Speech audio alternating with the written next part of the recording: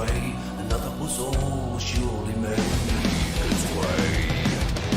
The mist of thick shivers on my skin. I tried to run, but the air was thin. Great cthulhu reached out for me. Hellish fear is devouring my heart as our ship slowly falling apart. Yeah, Cthulhu is rising like thousand serpents from the sea. Cthulhu is reaching out for me.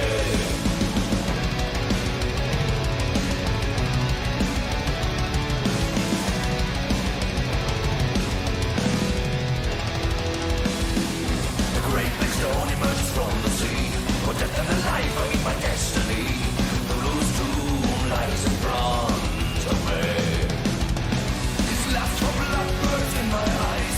An image of man behind the skies. From now on evil to rule my life. Hellish fear is devouring my heart as my world slowly falling apart. Yeah, Cthulhu is rising like thousand serpents from the sea. Cthulhu is reaching out for me. Cthulhu is rising like thousand serpents from the sea. Cthulhu is reaching out for me.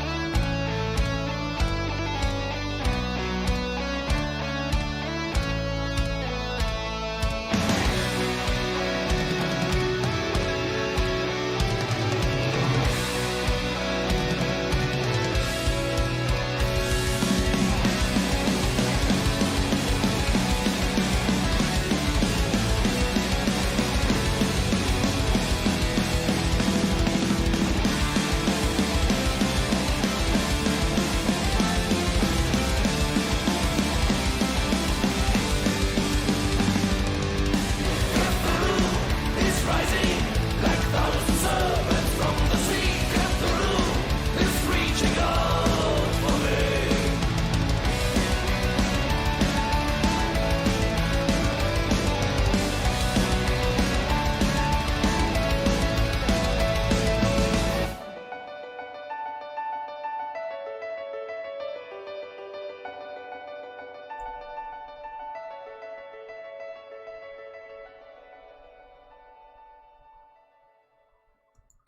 And ahoy once again, my friends, and welcome back to another Call of Cthulhu Friday. How are we going? We have AJ Stomps, Papa Agron, Kevin, Miss and Mr. Gaming, Smithy, and Chuck Sabaton. A big fat ahoy to you all. I hope you're doing fantastic on this evening, morning, afternoon, or night. Wherever you may be, I hope you're having a good one.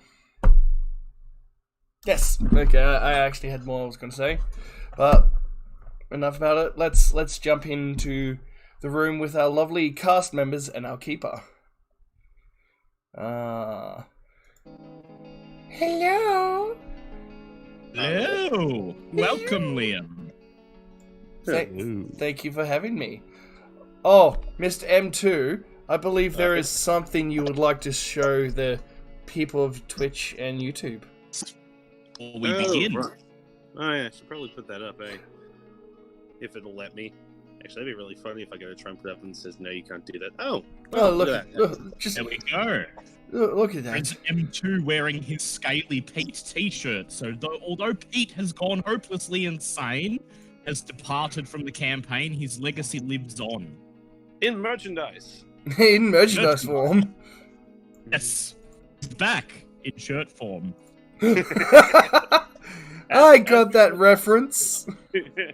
As we do with all great legends, we've decided to take his memory and completely plaster it on some cheap, tacky wear. Goodbye. Oh yeah, same thing with Big Dave as well. He is now a coffee mug. So a Big Dave one. There's a Big Dave coffee mug you could get for when he inevitably dies. Not. All right. I have. Oh God, what was that? I just heard a mass echo of myself. Don't worry. Microwave. Me. Sorry, apologies.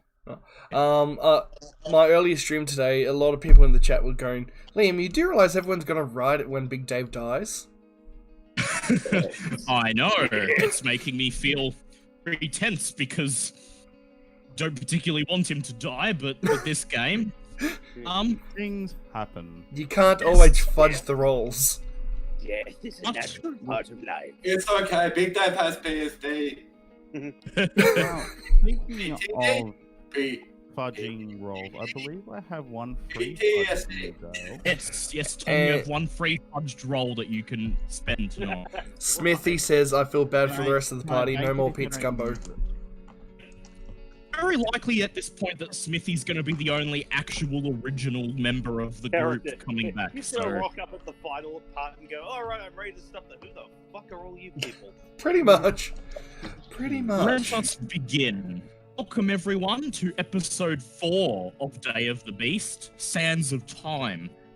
Recap of last week's episode. Group journeys to Transylvania, where they were investigating a lead suggesting that the mysterious Brotherhood was being headed up by Baron Hauptmann.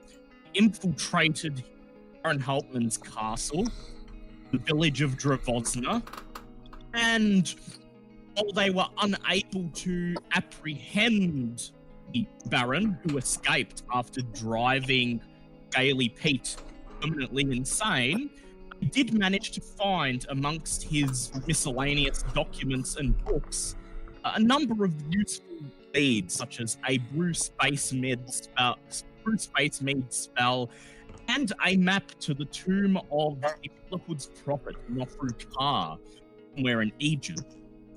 It has now been a month since then. It is May 1928, and you have spent time since last session doing some additional research and preparing for a journey to Egypt so that you may follow up on this latest lead. In the meantime, have acquired 2 new helping hands to join the team. First is Egyptologist. Alright, you're breaking up way too much. Sorry. You have acquired 2 new helping hands in your team. First one being renowned Egyptologist Waldo Mulberry, played by M2. Decided that as you were going to be spending some time in Egypt, having someone who's familiar with the location and all the myths surrounding it would be indispensable. And so, through some of your contacts, put in touch with Dr. Mulberry, who is the leading researcher in Egyptology and archaeology at Cairo University. Will be meeting up with you when you arrive in Egypt. Second person you have convinced or persuaded to join your team is Dr. Wainwright Musil. Alright, Dale, I'm gonna stop you right there. I'm hearing like every second word. Yeah. Oh, thank okay. you. I'm going to turn my sensitivity up. Hang on. That would be why, because... There we go. For some reason, Discord put the sensitivity way back up. So, okay. So, in addition to Dr. Osvaldo Mulberry, the leading Egyptologist and archaeology researcher at Cairo University, the team will also be joined by Wainwright Museldorf. Given that the professor perished, sadly, in episode 2, the team is lacking an academic insight. And so, through your local contacts, you were put in touch with a Providence, Rhode Island branch of Miskatonic University, where you have acquired the services of Dr. Wainwright Museldorf. He is described to you as a zoologist and a researcher of the natural world. So when you visited his office, it was decorated in a rather unhealthy amount of moose memorabilia. Alright, I can still hear you, but my god. It's really hard to understand you. Man, like Really? moves. Yeah. Yeah. I'm Like following. Alright, it's very distorted. Hold on, I'm just gonna grab my phone and try that. Give me a sec. How's everyone following the story so far? I know something about moose heads. So, I am Dr. Wainwright Museldorf. Oh, Museldorf. Museldorf. Yeah, I have no idea about you. I just know we got an Egyptologist in the group. Oh, yeah, Well, yeah, no, I'm not the Egyptologist. I am the zoologist. That's why I said I have no idea about you. yeah. I was But gonna Big say, Dave, zoologist, he deals with animals. He should be right up your alley.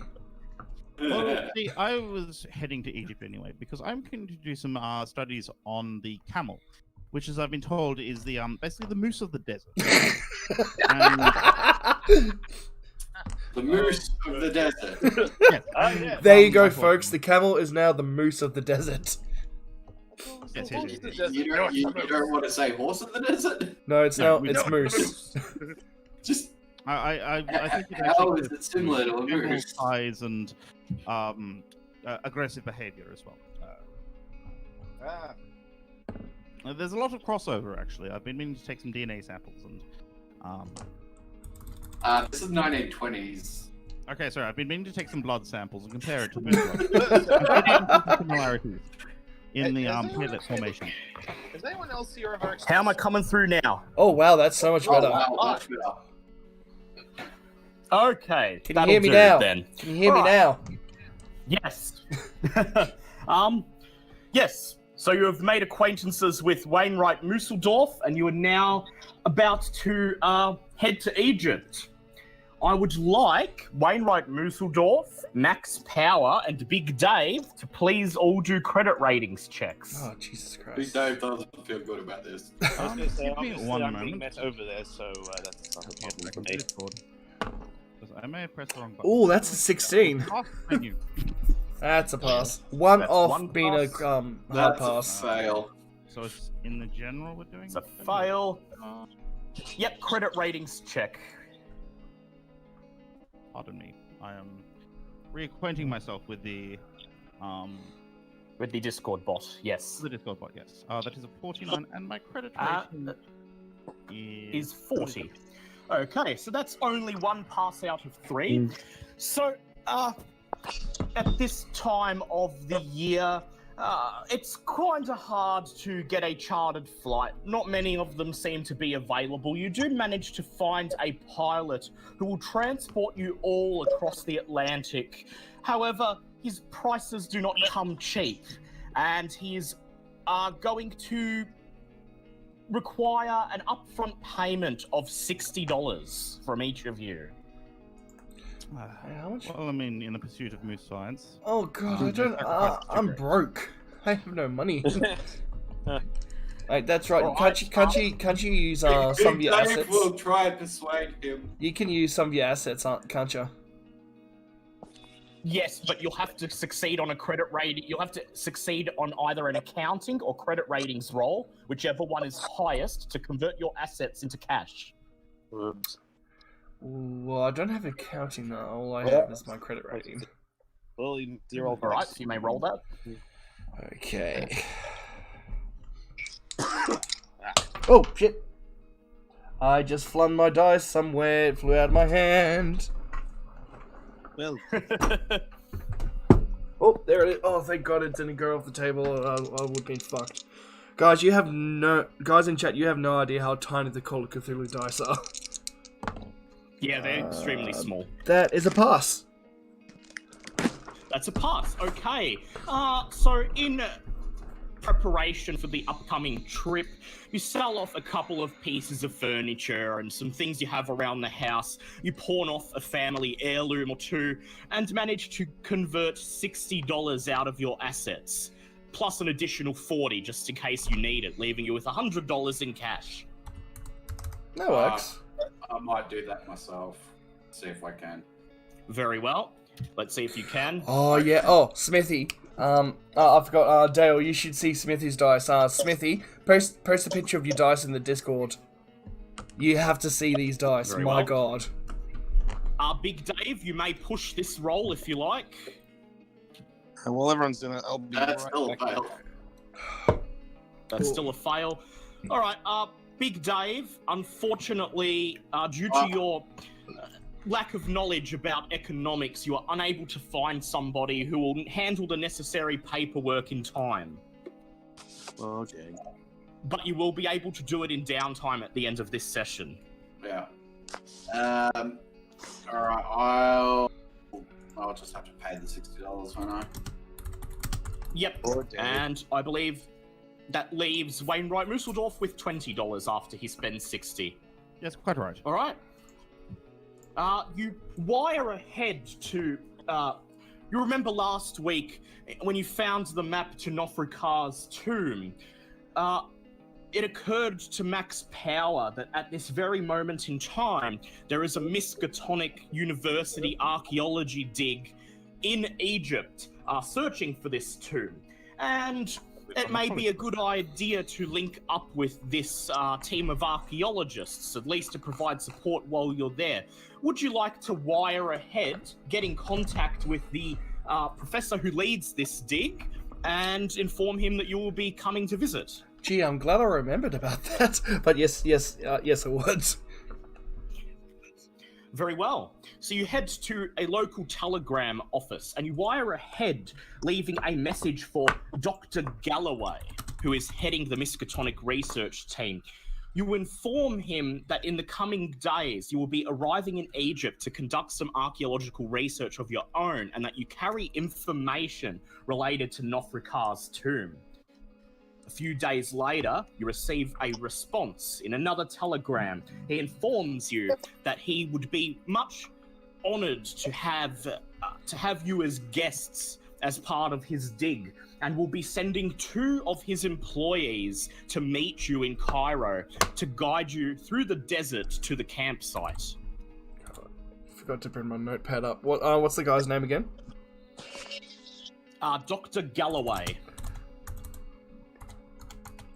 And with that, I can end the prologue music and go to the special music that I have selected just for this episode. Oh, boy. Arabian Nights! That was going to be the other, My Corona. Yes, no, Arabian Nights was the alternative name for today's title, just because.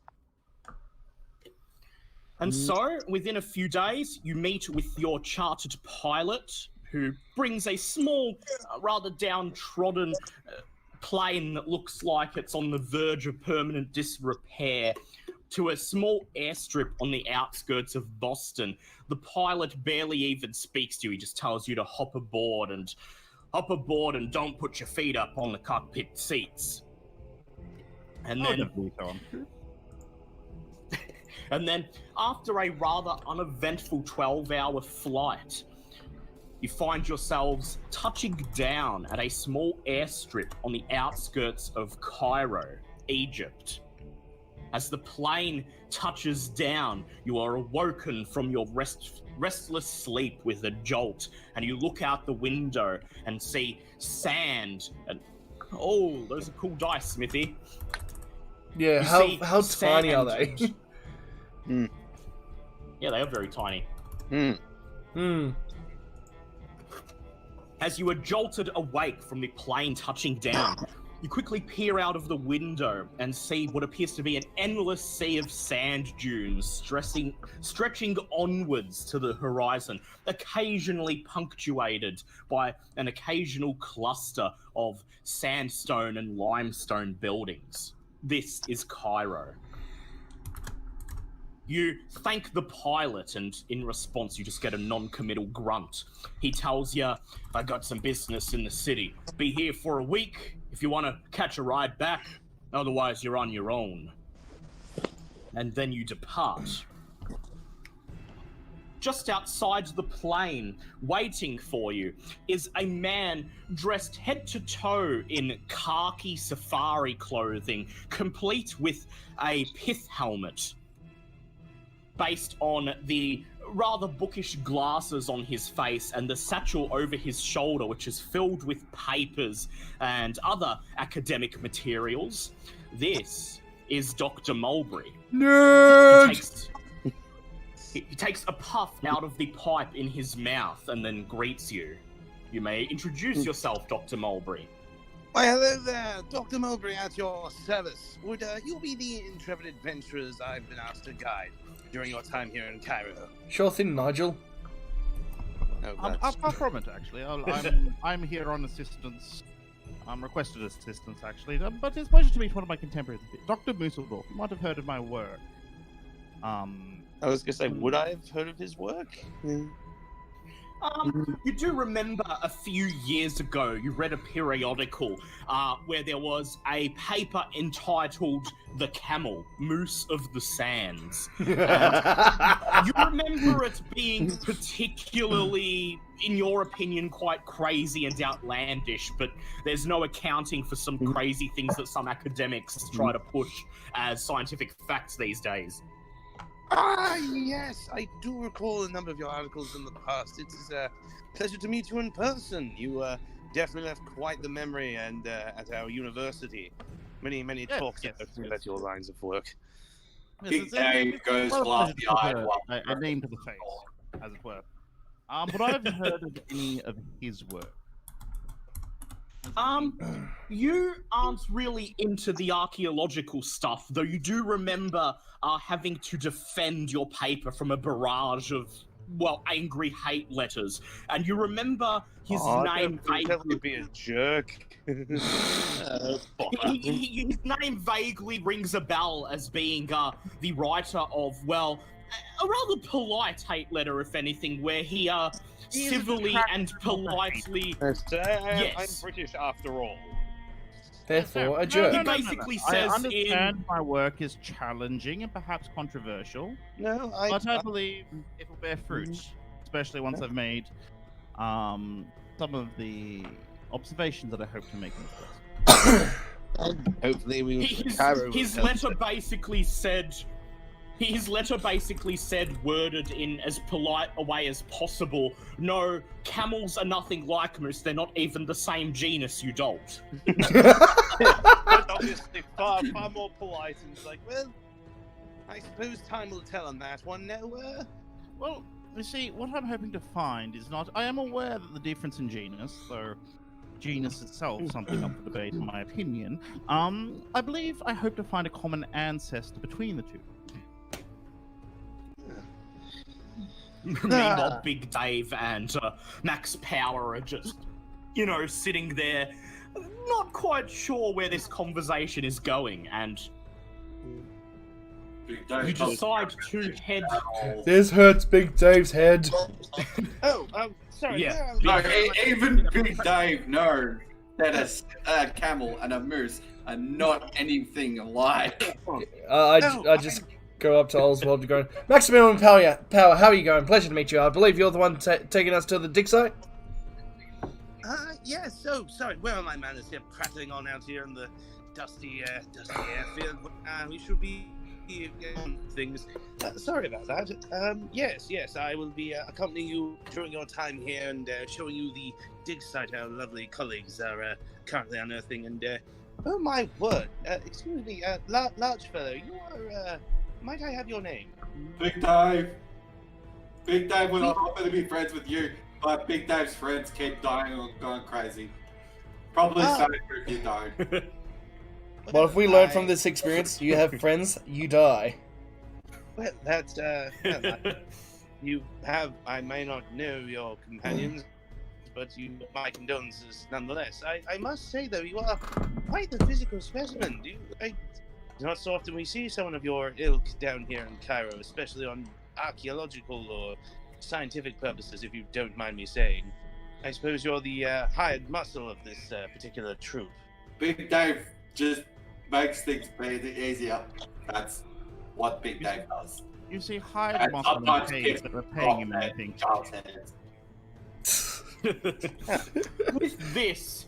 With this, after you've exchanged pleasantries, you decide to get out of the dusty air of the airfield and head into Cairo proper. Dr. Mulberry leads you through some busy streets, through crowds of beggars and people wearing brightly coloured robes going about their business, through a rather heavily packed marketplace and into a town square where you are hailed by a group.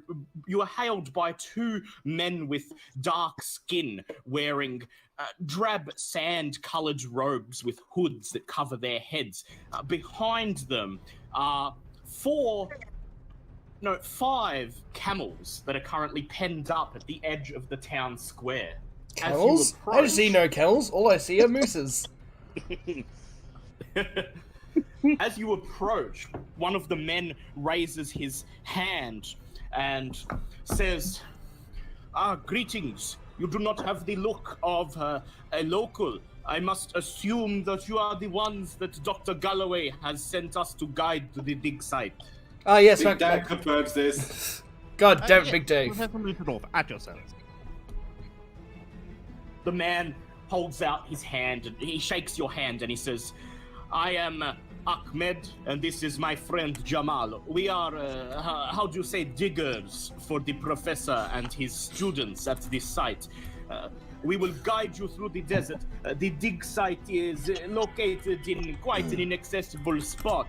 So I'm afraid the best way to get there will be a 4-day journey. By the majestic moose of the desert. He looks at you. He looks at you and he scrunches up his face as if he must be mishearing you, and then he seems to chalk it down to not being that fluent in English, and he says, yes, the camel. A 4-day journey on camelback through the desert. Now, we will leave, as it is already late afternoon, I believe we will leave first thing in the morning. If you have any business you wish to attend to in Cairo, you may go ahead. I suggest you purchase supplies for the journey ahead. And if any of you are new to this mode of travel, Jamal and I would be happy to teach you the basics of how to ride the camel. That might be an idea. I have much experience with moose, so instruction will perhaps not be required for me. I'm pretty sure as an archaeologist, I have some experience around camels. Yes, you have some experience around animals. You've got a little bit of ride skill, but Big Dave and Max, on the other hand... Big Dave has ridden things before. Well, as much as I would like to get some shopping done, because I want to get a piece of string, I guess I need to learn how to ride a camel. Wait. You can ask someone else to get another string. You can ask someone else to pick up supplies for you and give them some money, and... Well, a length of string would be not too much trouble. Excellent. Never could buy such goods. Yes, Big Dave used to ride horses when lumberjacking. Alright, well, I give, the professor my $100 an auction to get me supplies, water, a piece of string, something that I can drill a hole into a rock to. You would like a hand awl, piece of length of string, and some water. You've given me $100. I think closer to 20 would suffice. Yeah, you never know. You might get fleeced here. Yeah. Don't speak their language, so... That is true. String, water, something to drill into a rock to make a tiny hole. Hey, Dale. Yeah. If we don't have the ride skill... Yeah. Do we really have to take this lesson? If you don't have the ride skill, then you don't have to take the lesson, but it may come in handy. Yeah, I think I better stay for the lesson. Yeah, I'm more than very well. I'm more than happy to stay for. Alright, so just it's been a while. Very well. So basically, it's just our academics who are going to go shopping today at the moment. Big Dave says if you find medical supplies, buy it for me, please. Medical supplies added to the list.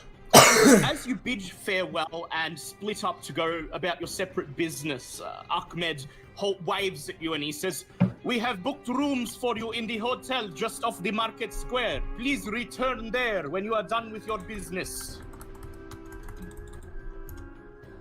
Okay, so first, the lesson.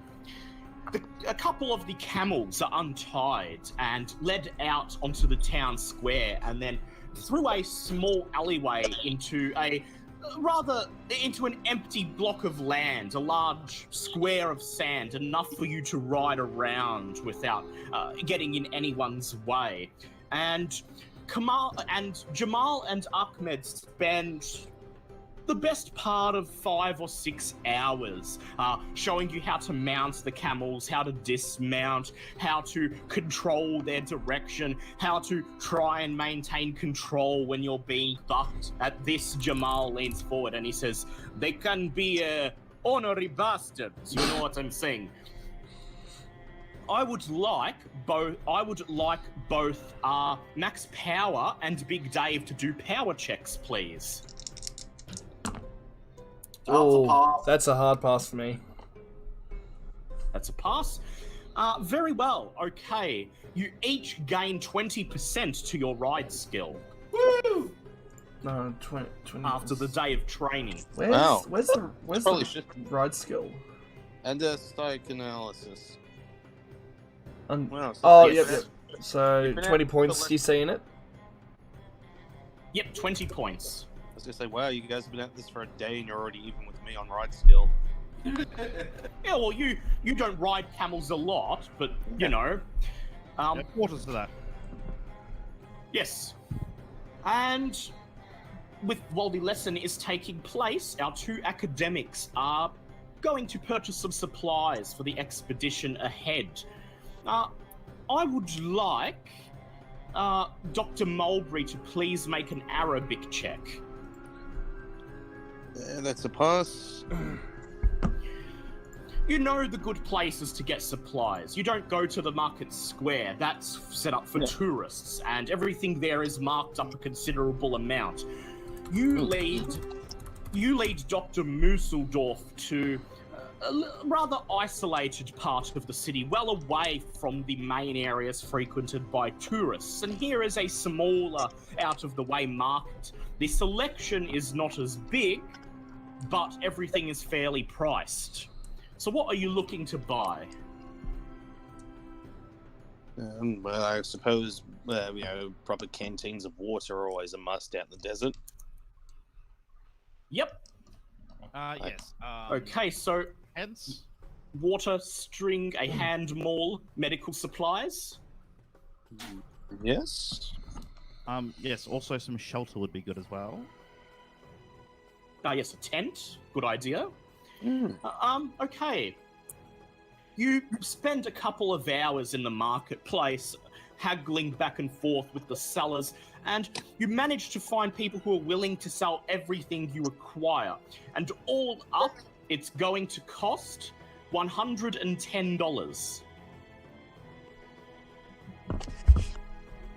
Okay, so Aren't you glad I gave you the $100?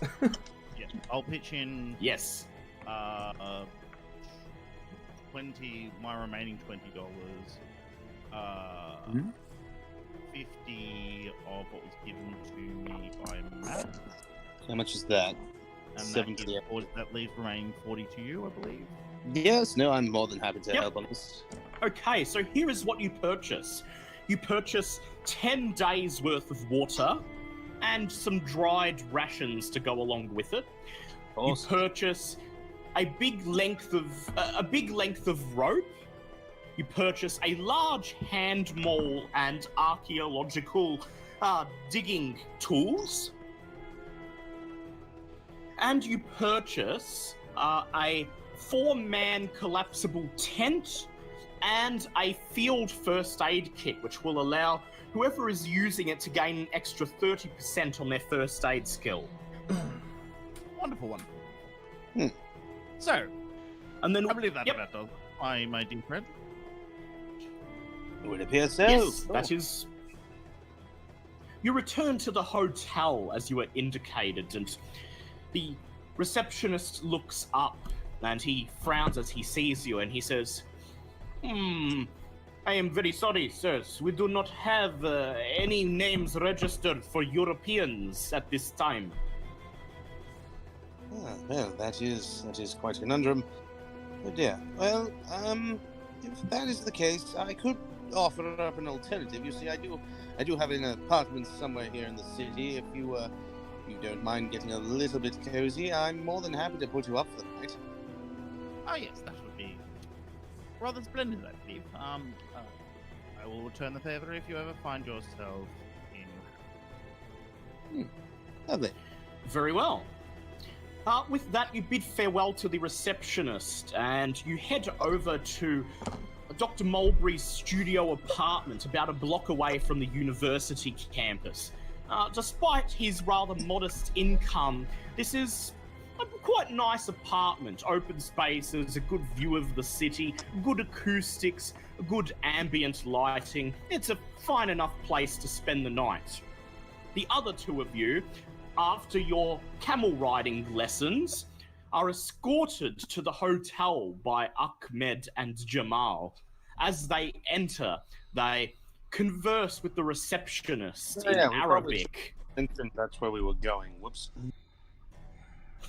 They converse with the receptionist in Arabic, and then the receptionist smiles, and he pulls a key off the rack, and he hands it to them.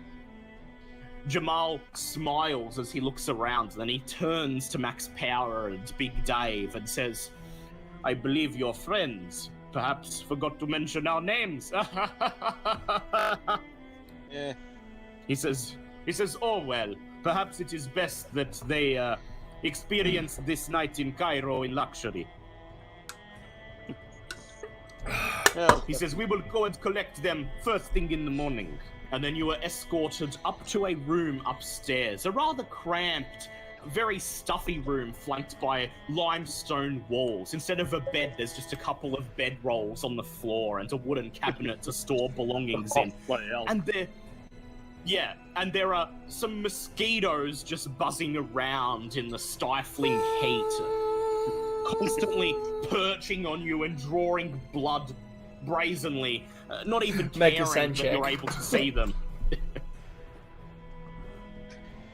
And so the next morning arrives after a rather... So we're all together? Actually, first I would like Max Power and Big Dave to do Constitution checks, please. Oh god. Oh god. Catch malaria. Oh shit. Can I push that?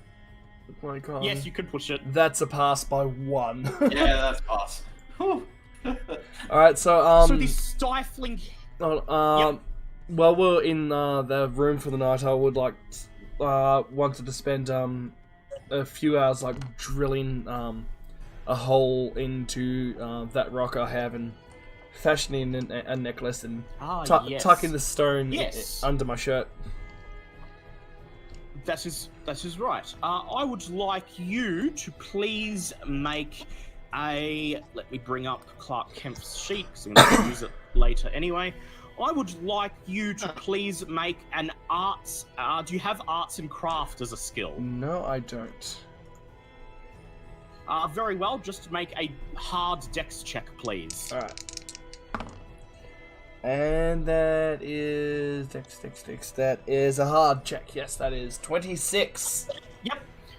You stay up for several hours, and you drill a small hole into the rock with the elder sign on it, and put a string through it, fashioning it into a kind of talisman you can wear around your neck. And then you decide to get some sleep. Despite the stifling heat preventing you from sleeping for several hours, exacerbated by the stone walls, you eventually manage to drift off and have a good night's sleep, even though you wake up in the morning drenched in sweat. Meanwhile, our two academics are sleeping in Dr. Mulberry's, laid out apartment, managed to spend their night in luxury and have a restful sleep without any concerns. Now, the next morning, yes, Dr. Lane. The conversation that I'm going to bore him with, I'm like, now, hoping to find some similarities between the platelets, which I've noticed between the caribou, also known as the reindeer, or what I've taken to calling it the European subarctic moose. And I'm hoping to find a similar platelet structure in the blood between the camel and the moose that I found between the moose and the camel, which may hopefully confirm my suspicions that there's a common ancestor, which I've been taken to call the Pangeans. Oh, well, that's quite interesting. Common ancestor. Yes, I actually, as per British, being raised and that sort of thing, I'm just basically just politely nodding and going along, going, yes. You see that Dr. Mulberry is quite clearly at a loss for words and just has no way to respond Very to politely you at nodding all. and going, yes, quite, while in my head going, What the bloody hell is he on about?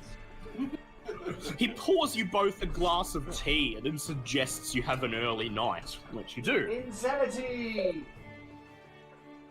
You meet in the morning in the town square where the camels were penned, and then you each take your spot upon the back of a camel, and you begin your 4-day journey across the desert, lit by the blazing hot heat of the early morning sun.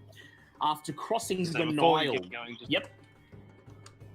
So before we get going, just me up in the morning, seeing the other two, drenched in sweat after having probably a very uncomfortable night going. Morning, dear chaps. I hope your night in Cairo found you well. Sorry about the splitting up. There was a bit of a mix-up. I honestly almost completely forgot about the booking might have been in our Arabian friends' names. So we had ourselves a quiet night back at my own place. Hopefully you found your rooms and slept all right. Oh, it was fucking peachy.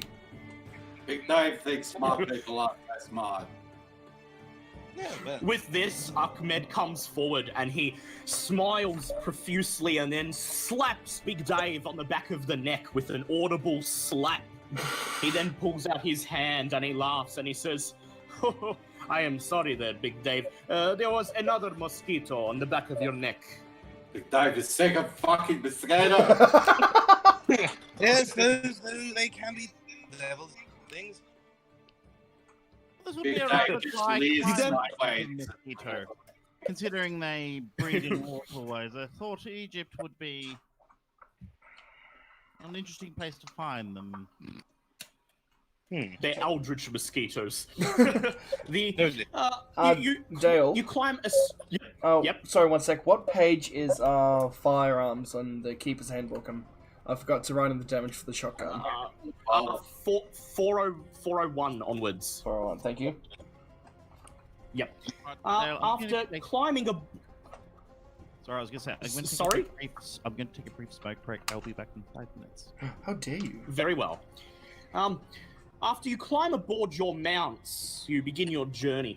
After crossing the Nile by bridge, you ride through the suburb of Giza, passing through the shadow of the Great Pyramids, and past the enigmatic Sphinx. You notice that the Sphinx, in particular, looks rather imposing in the morning light. Oh dear. And, Oh dear. Oh dear.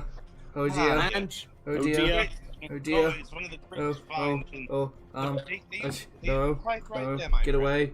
No, you need to get away. No, get away. Get away. Big No, Dave gives no, Max a slight slap on No. the face No. to get him out of it. no, no. Big Dave rolls his camel up beside Max and just slaps him on the face, which, Max, I'd like you to make a power check, please. I said slightly slapped him. Slightly. Tap. That is a... Oh yeah, that's a hard pass. You managed to come back to your senses. Whatever strange feeling overcame you is gone. But still, you can't help but feel that there is something ominous and foreboding about this legendary wonder of the world as you ride past. Thanks for that, big fella. Much appreciated. Big Dave understands. PTADD. It's a terrible thing. RESPECT. Don't know what mean to me. Shell shock back then. Yeah, That is sure. spicy deja vu. Big Dave is going to eventually it's refer spicy to it deja as vu. spicy deja vu from now on. Alright, sorry to interrupt again, Dale. As you... Just looking at the shotguns, is it just the normal 2d6 12 gauge shotgun? Yes, Okay, it is. yep. Actually, it'll say specifically sawn off somewhere. That's the one you're looking for. Oh, I picked up a sawn-off. I thought it was a regular shotgun. No, it's a sawn-off shotgun. As you reach, you soon, after a few hours, emerge into the outlying areas of Cairo. This area is dotted with numerous archaeological sites operated by different governments and universities from around the world. At one of the larger sites, you notice a group of Arabian workmen under the supervision of a pale white European-looking man in a rather immaculate-looking business suit, erecting a tall metal tower. Do you remark on this as you ride by? Yes, It's a shiny tower. I was gonna say, obviously, what I think this is rather odd, considering what I know about archaeology. Yes. Like that's This is not it's an oddly strange. one of one of your guides turns around and says, yes, you have noticed this site. We are aware that it is operated by the Chandler Foundation. And we do not know the purpose, but the corporation, the Chandler Foundation, have purchased this parcel of land several months ago and are working on this ongoing project here. I would like... Yep. Go ahead, M2. I was gonna say, just I suppose it's their business what they're doing. I've just never quite seen in all of my years any sign of archaeology that requires such a contraption. But I suppose they're dig sites.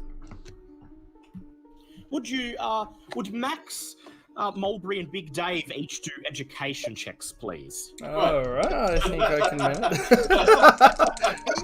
Education. Oh, that's an extreme pass. That's Wait, actually, that is a normal pass. Yep. So both Max and Mulberry and Musseldorf as well recognize the name Chandler Foundation. It's a charitable organization, from what you've heard, mostly dedicated to the preservation of the ancient world and antiquities. Their biggest sponsor is a multinational corporation called New World Industries. Who apparently are at the forefront of scientific and technological innovation. Do you wish to... Yep. Go ahead. Yeah, you go. I was just going to ask, do you wish to get off your mounts and inquire with the actual workmen at the site, or would you just like to continue on? I mean, there's no real reason for us to go and interrupt them while they're working, is there? As everyone else but there is a foreman in a business suit who's watching over them, and he seems to be talking to. As you ride past, there is, every now and then a civilian from another part of the city comes up and speaks to him, and he graciously talks to them for a few seconds before turning them away. So, you guess, given the nature of this construction, he probably gets a lot of people asking questions. Oh, well, I suppose it wouldn't be too bad if I go and ask him one or two more. Yep. So you all ride your camels up and you park them on the edge of the site and quickly chain them up. The two guides stay on the backs of their mounts and wait for you as you approach the man in the business suit. He turns around and you see a blonde-haired, Nordic-looking man smiling at you through a bushy moustache. He's wearing a name badge on the front that reads Ragnar Greenberg, Chandler Foundation. He smiles at you and waves, and he says, Europeans, English? Do you speak English? Yes, of course. I'm actually from England myself. And Big Dave says not He well. says, Big Dave doesn't speak English well. He looks at you and he says, well, you don't seem like locals at the very least. Guess you were just riding by and you probably saw this thing we're putting up and it struck you as a bit odd, am I right? Well, sorry, allow me to personally introduce myself first of all. Oswaldo Mulgrew. I actually work here in Cairo as a bit of an archaeologist of myself, bit of an old hand at it. But yes, I couldn't quite help but notice the oddity that is this town. Now, I know it's Chandler Foundation is quite large in what it does, and I couldn't help but, even with all my years of experience, notice the difference in approach here. So, curiosity and all that, I thought I'd stick my neck in and just ask a few questions, if that's all right with you. I believe what the good doctor is trying He shakes your... Big Dave's eyes are just rolling into the back of his From head. our understanding, the art of archaeology involves extracting things from the ground rather than putting things in. The man laughs. He almost guffaws right in your face, and he says, "Yeah, well, I guess when you're talking about archaeology, then yeah, it doesn't make much sense." He says, "That'd be because this ain't an archaeology site, pal." And then he points at the large tower and he says, "This is what do you call it? A mooring point for airships. Flying through the air, big balloon." Oh, I see. A zeppelin. Some sort of tourist thing. He says, "Well, it's for private use of the Chandler Foundation, being funded by New World Industries for a specific purpose, but I'm afraid I'm not quite at liberty to divulge that." So a form of corporate tourism, then. Obviously, corporate use. He smiles and shrugs. He says, "Yeah, you could say that. Leader of the foundation, Mr. Edward Chandler. He's a real charitable guy." Or perhaps my eyes light up. Perhaps he could do me a favor there. It'd be useful to have academic such as myself on side. If he could find a way of airporting in a North Canadian moose buck, please. I have some science I wish to conduct in relation to the interbreeding of cattle and moose. Oh dear. He laughs and he says, "Look, I'll see what I can do, pal, but things still a couple months off being operational." I hand him a card. He puts it in his pocket and he says, "I'll pass it on to the old boss, Edward. See what he can do for you." Yes, if he could. And then as you turn your backs to leave, you hear him laugh and say, "Oh, I'm sure this will be of great interest to the great Edward." I would like Max Power and Big Dave to please make intelligence checks. I was going to say, it's a real shame that I don't have a character that's well versed in everything that's happened so far, because goddamn. Oh my god. You said intelligence, yes? Big Dave actually passes this. Yep. Big Dave passed. You actually said intelligence? Yes. That is Big 80 Dave on the dot.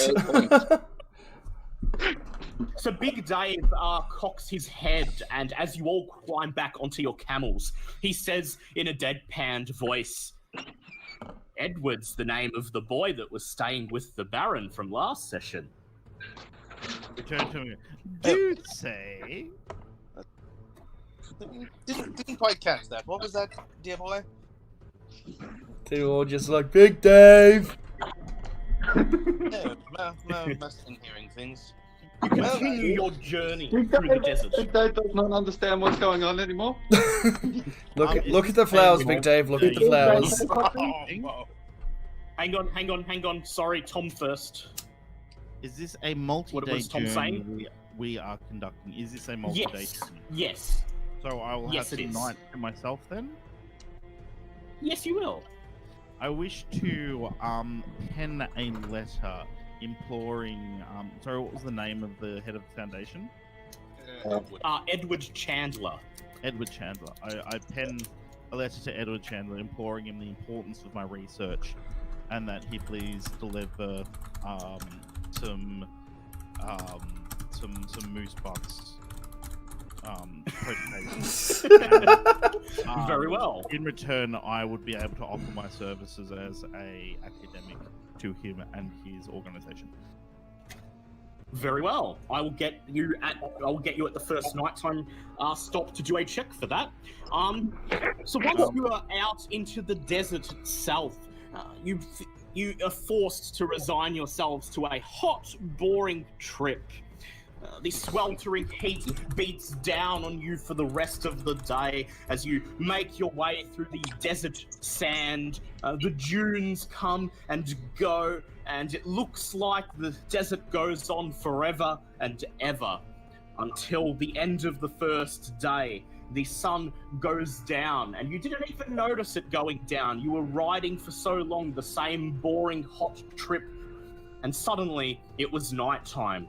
Your guides lead you a bit further into the desert, and then they find a spot at the base of a sand dune next to some tall rocks. One of them raises his hand and says, "Very well, this is where we camp for tonight." You climb off your camels and park them up near the stones, and then your guides pitch a tent for themselves while Museldorf grabs the bag off the back of his camel, unzips it, and begins to pitch the four-man tent in the shadow of the sand dune. Okay, Museldorf, I would like you to do an own language check, please. Yes. Also, as part of my evening's activities... Nope, that was not what I'm trying to do.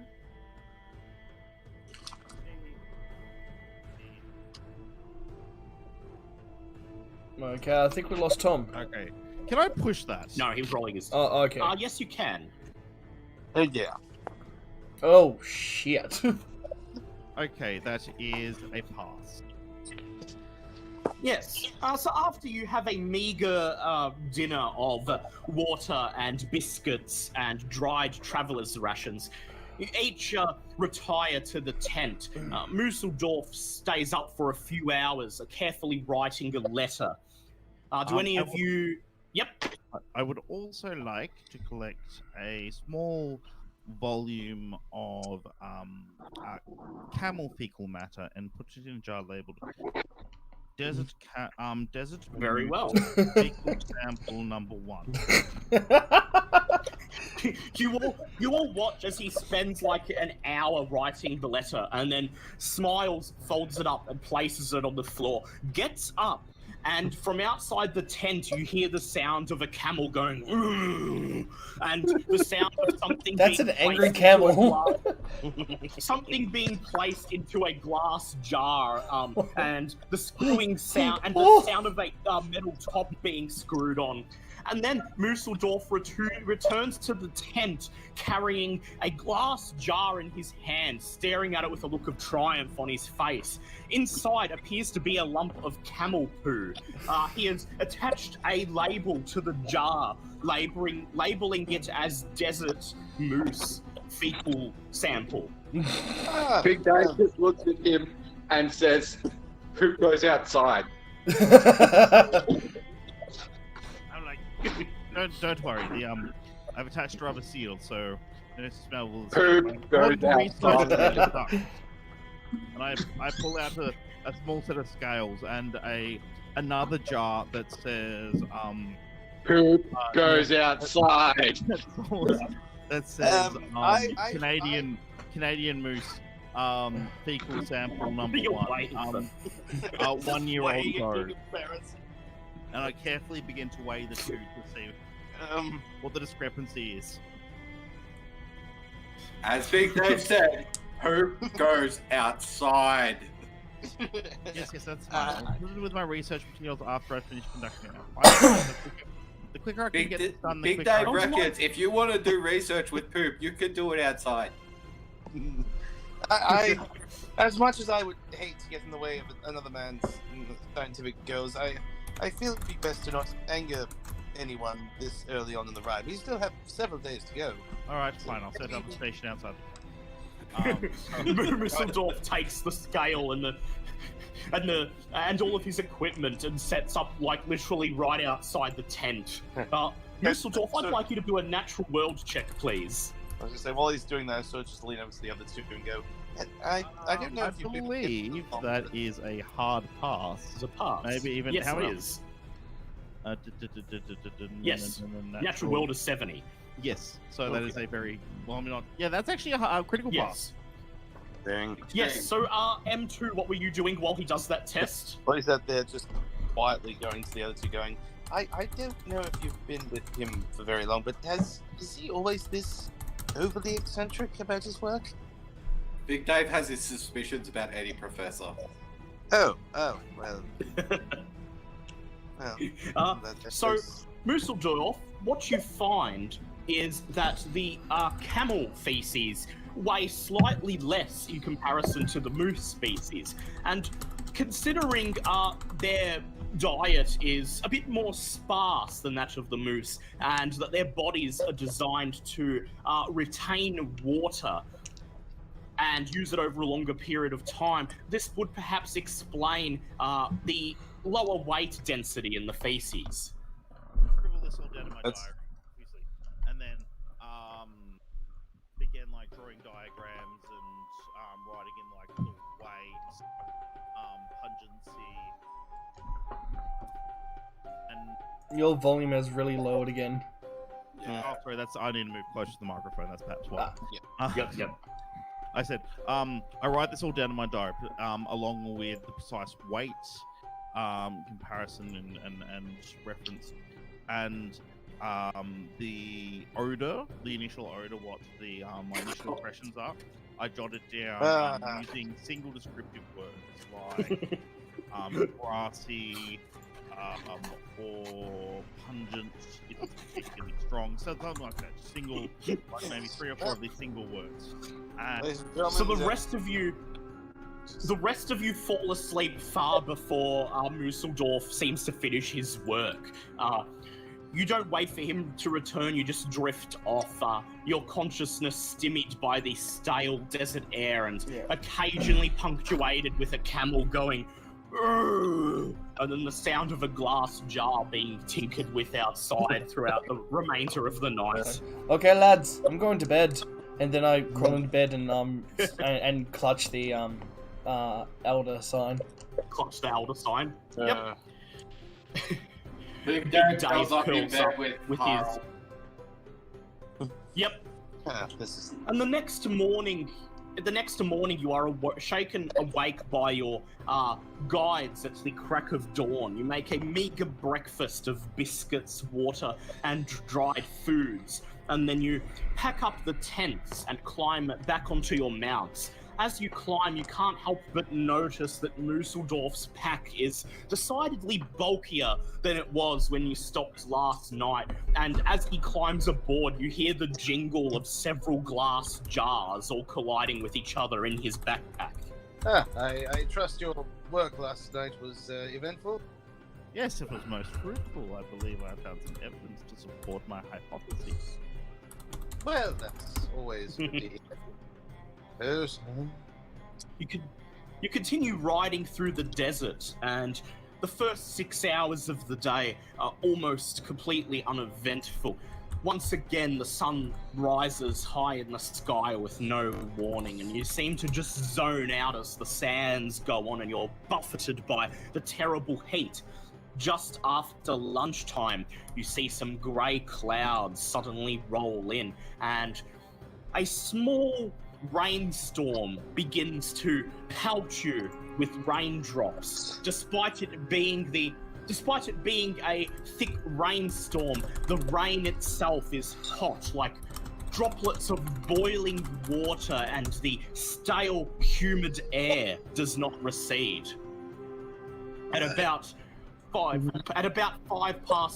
p.m, there is a loud thunder crack in the clouds, and in the distance, a bolt of lightning strikes somewhere in the desert sands. Your camels immediately rear up in shock. I would like everyone to make a ride check. Well, I'm gonna fall off. That's a fail. Hey, that's a 15. Fail. That is a pass. 15.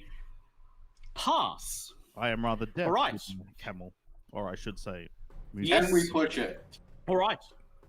Yes, you can push it. It's a normal roll. Oh my god, yes! Big Dave is awesome at riding this camel. Well, this is quite embarrassing. And how I'm did- not going to push it. I'm just going How to did say- How did max power go? Oh, I said I passed. Yep. As the camels rear and panic after the thunder and lightning, most of you manage to remember the camel riding lessons and bring them back under control. At least until you hear Dr. Mulberry shout, "Oh!" flung off his camel's back. Son of a bitch! I would No, I like wouldn't Mulberry say to make. I would like Mulberry to make a luck check, please. Oh dear. This is what Well, you it's collect a good thing. get for Luckily collecting for me, I'm poo. not the one- Hey, I'm not the one collecting poo, sir. And for your matter, I happen to be an extremely lucky boy, so that's a pass. Lucky boy. Very well. You're flung off your camel and you tumble through the air until the side of your body collides with a large overhanging rock. You feel pain jut up your rib as you crumple down into the sands, aching in pain. You take 3 points of damage. Oof. 1d6. Oh, Jesus. Oh. So 1d3 then, if I'm listening. Yes. Yeah, well, that's You take 2. 3 Well, points of damage. oh, 3 points. You climb up and brush the sand off your clothes. It appears that you're all right. No bones are broken, though you may have slightly dislocated something in your ribs. You can take a few moments to stretch until you feel something pop back into place. And then, as the rest of the group try hard to stifle their laughs, you climb back on your camel. I was gonna say, no worries, nothing too bruised, maybe except for my Are you pride. quite alright, my compatriot? Did you want Big Dave to look at that for you? Just starts looking at the camel. It's quite alright. It's been quite some time since I've ridden a camel. Nothing hurt there but my pride. No worries. The way I calm my camel is I lean forward and I just like pull a small brass whistle out that Makes a moose call. yeah, makes a moose call. You blow it and you make a moose call, and your camel just stops thrashing and it stands there with a puzzled look on its face. I was gonna say it's not actually calm down, it's just confused. And now the majestic mating call of the yak. Oh wow, it sounds like And a then giant giraffe up there. Once you're back safely on board your camels, you continue to ride through the desert, calming them and forcing them to push through the rainstorm. The rainstorm persists through the rest of the day, and as the sun once again goes down behind the horizon and night falls once again, there are still pitters and patters of lukewarm rain falling down upon you. You stop in the middle of a large plateau of sand. Your guides place wooden poles into the sand and tie up all the camels, and then you get to work making camp for the night. Is there anything anyone would like to do this night? Well, before we go to sleep, Big Dave would like to help out the Professor Mulberry if he wants it.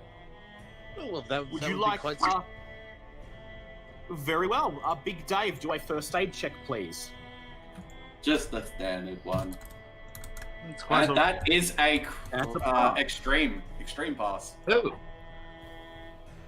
As you set up the tents and eat your dinner, you then retire, and before you go to sleep, Big Dave pulls up Mulberry's shirt and places his hand on the rib and just slowly strokes it, and you determine that one of the ribs is slightly dislocated, and so you perform some basic first aid that essentially amounts to punching him very hard in the rib and then applying a bandage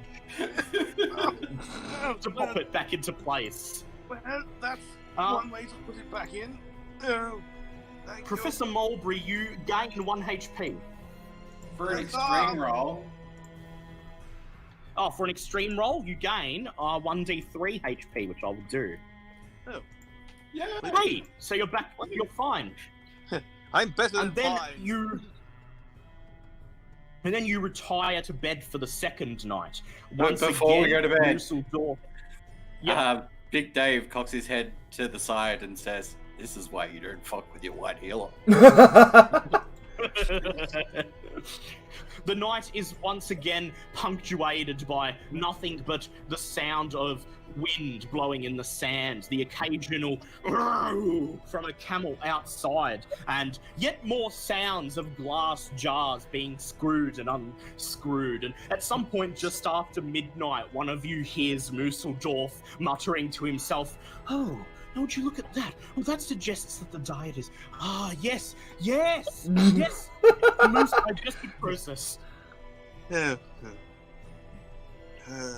The next morning you awaken and come out of your tents and find that all evidence of the storm yesterday is gone. None of the sand is wet and muddy. The boiling sun is already high in the sky and has already erased any traces of the downpour from yesterday. Without a word, you all enjoy your meager meal and then climb your camels. Something I would like to add is that not all Yes. jars are labeled fecal sample.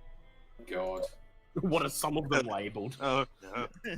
I will leave it to your imaginations. Snack. Oh, yeah. Let me guess. As- Red Rocket. Oh, no. As you climb aboard your camels, you notice that once again Musseldorf's pack is slightly larger than before, and you notice one of the jars almost falls out. He quickly reaches over and grabs it and shoves it back into his pack, and you notice it seems to be half full of some gooey white substance. You don't have enough time to read the label before he stows Oh it back my in his god! I'm just going to look at that interesting dune over there and pretend like this never happened. Look at this distinguished gentleman. Yeah, it's quite distinguished. Yeah, no, I was going to say, just casually mutter under my breath, going, I started to think the scientific academic community was right about this one. And you ride on through the desert for the next 2 hours. The same sand dunes, the same heat, yet again with no promise that it will come to an end today. And then around 10 in the morning, you hear a rather disturbing animal cry, like a caw. Yeah. How close would it be to the moon? And you look up in the sky and see a pack of vultures, 6 or 7 of them, just flying overhead, beginning to circle you. I'm not dead yet. I was going to say, as much as I'd like to say this is a fascinating moment, unfortunately, vultures in the desert usually only circle those they believe are going to die soon. So hopefully everyone's feeling hale and hearty, or else we may just end up their breakfast. You ride on I think for I'll a be bit alright. further, and you ride on for a bit further, the vultures continuing to circle you the entire way. And then after about 20 minutes, one of them comes down slightly closer and circles around your group, almost within throwing distance. And this spooks your camels. They all immediately buck up, fear in their eyes and spittle in their mouths. I'd like you to all make rider checks once again. Oh, come on. Oh, for God's sake. That's a 10! Woo! Pass. Fairly Oh. effective. But can I push? Actually, no, I will not push. Yes, you will not push it. Very Oh, well. please, come I on, would pass. I would like Musseldorf to make a luck check, please. That is a failure. Oh no. No. Very well. And You now all managed to get Dusseldorf your- is covered in shit, piss, and cum. Oh, no. Yeah. You managed to bring your mooses under control, and once again Musseldorf reaches into his pocket and pulls out a whistle, and he blows it. But strangely, this seems to spook his moose even more, who immediately bucks, sending him flying through Wait, the no, air. that was not meant. That was meant to be the mother's call, not the mating call. I do have a new favorite You here. You fly through the air and with a loud thump crash into a sand dune, the sand breaking most of your fall. You take 1 point of damage and appear to have caused no permanent disruption to your body's function. However, as you fall, you hear the sound of several glass jars breaking.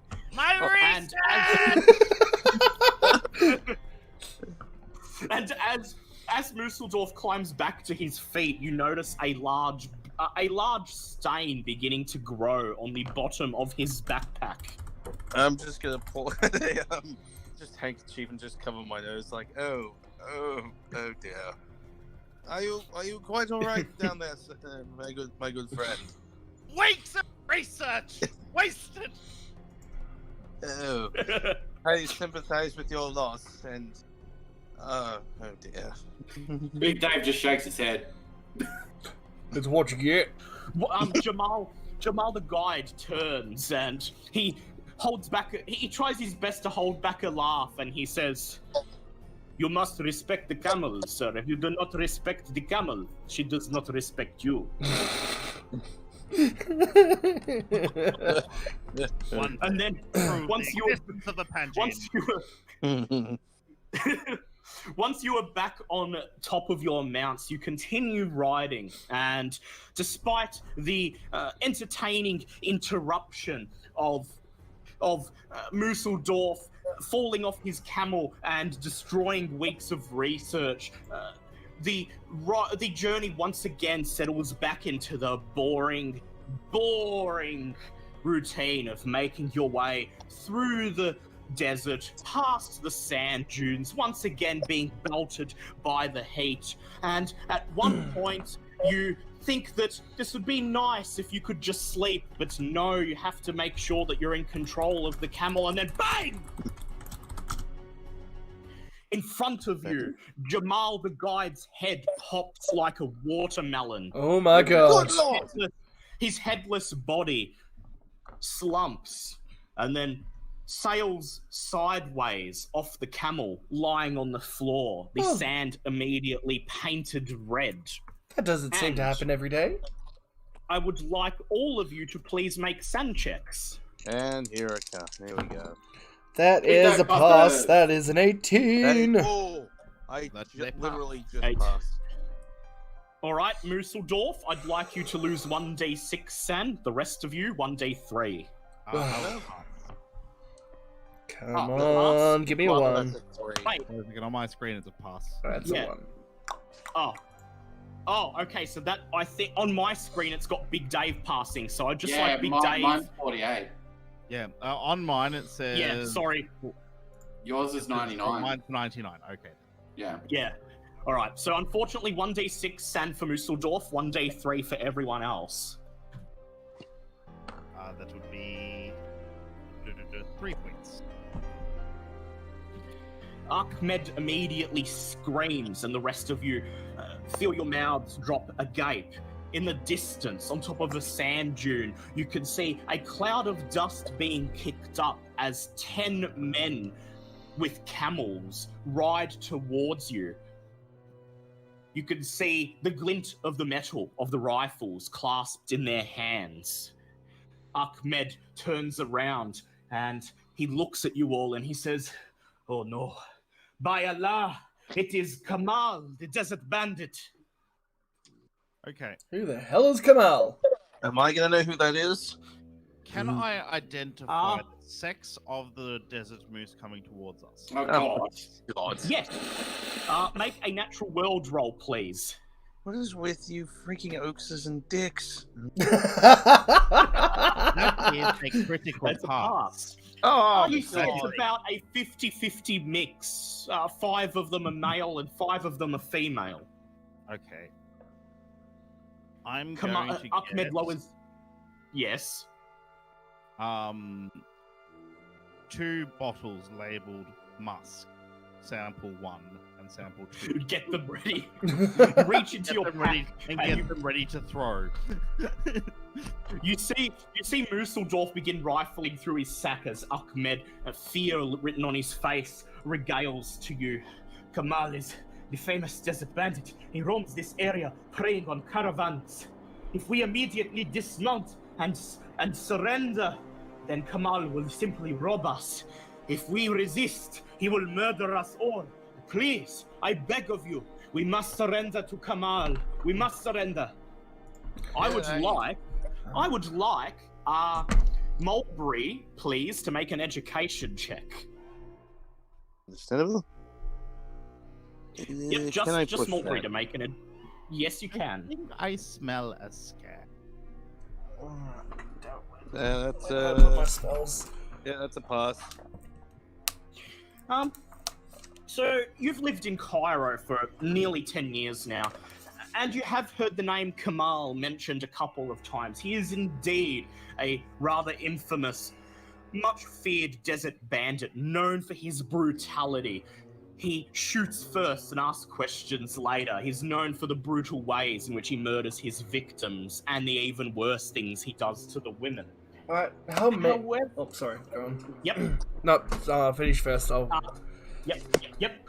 However, you also know that Kamal has a reputation for only robbing Arabian travelers, apparently fearing that to interfere with Europeans would bring too much grief down upon him from the government.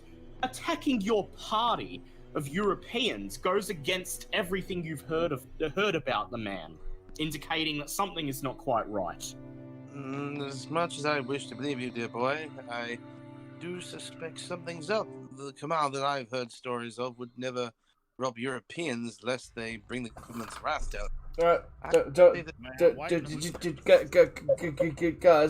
don't worry about this. I got this. I would like to cast Flesh Ward on myself. Very well. Perform the Flesh Ward casting, please. Crap, what is it again? Cost 1d4 sen.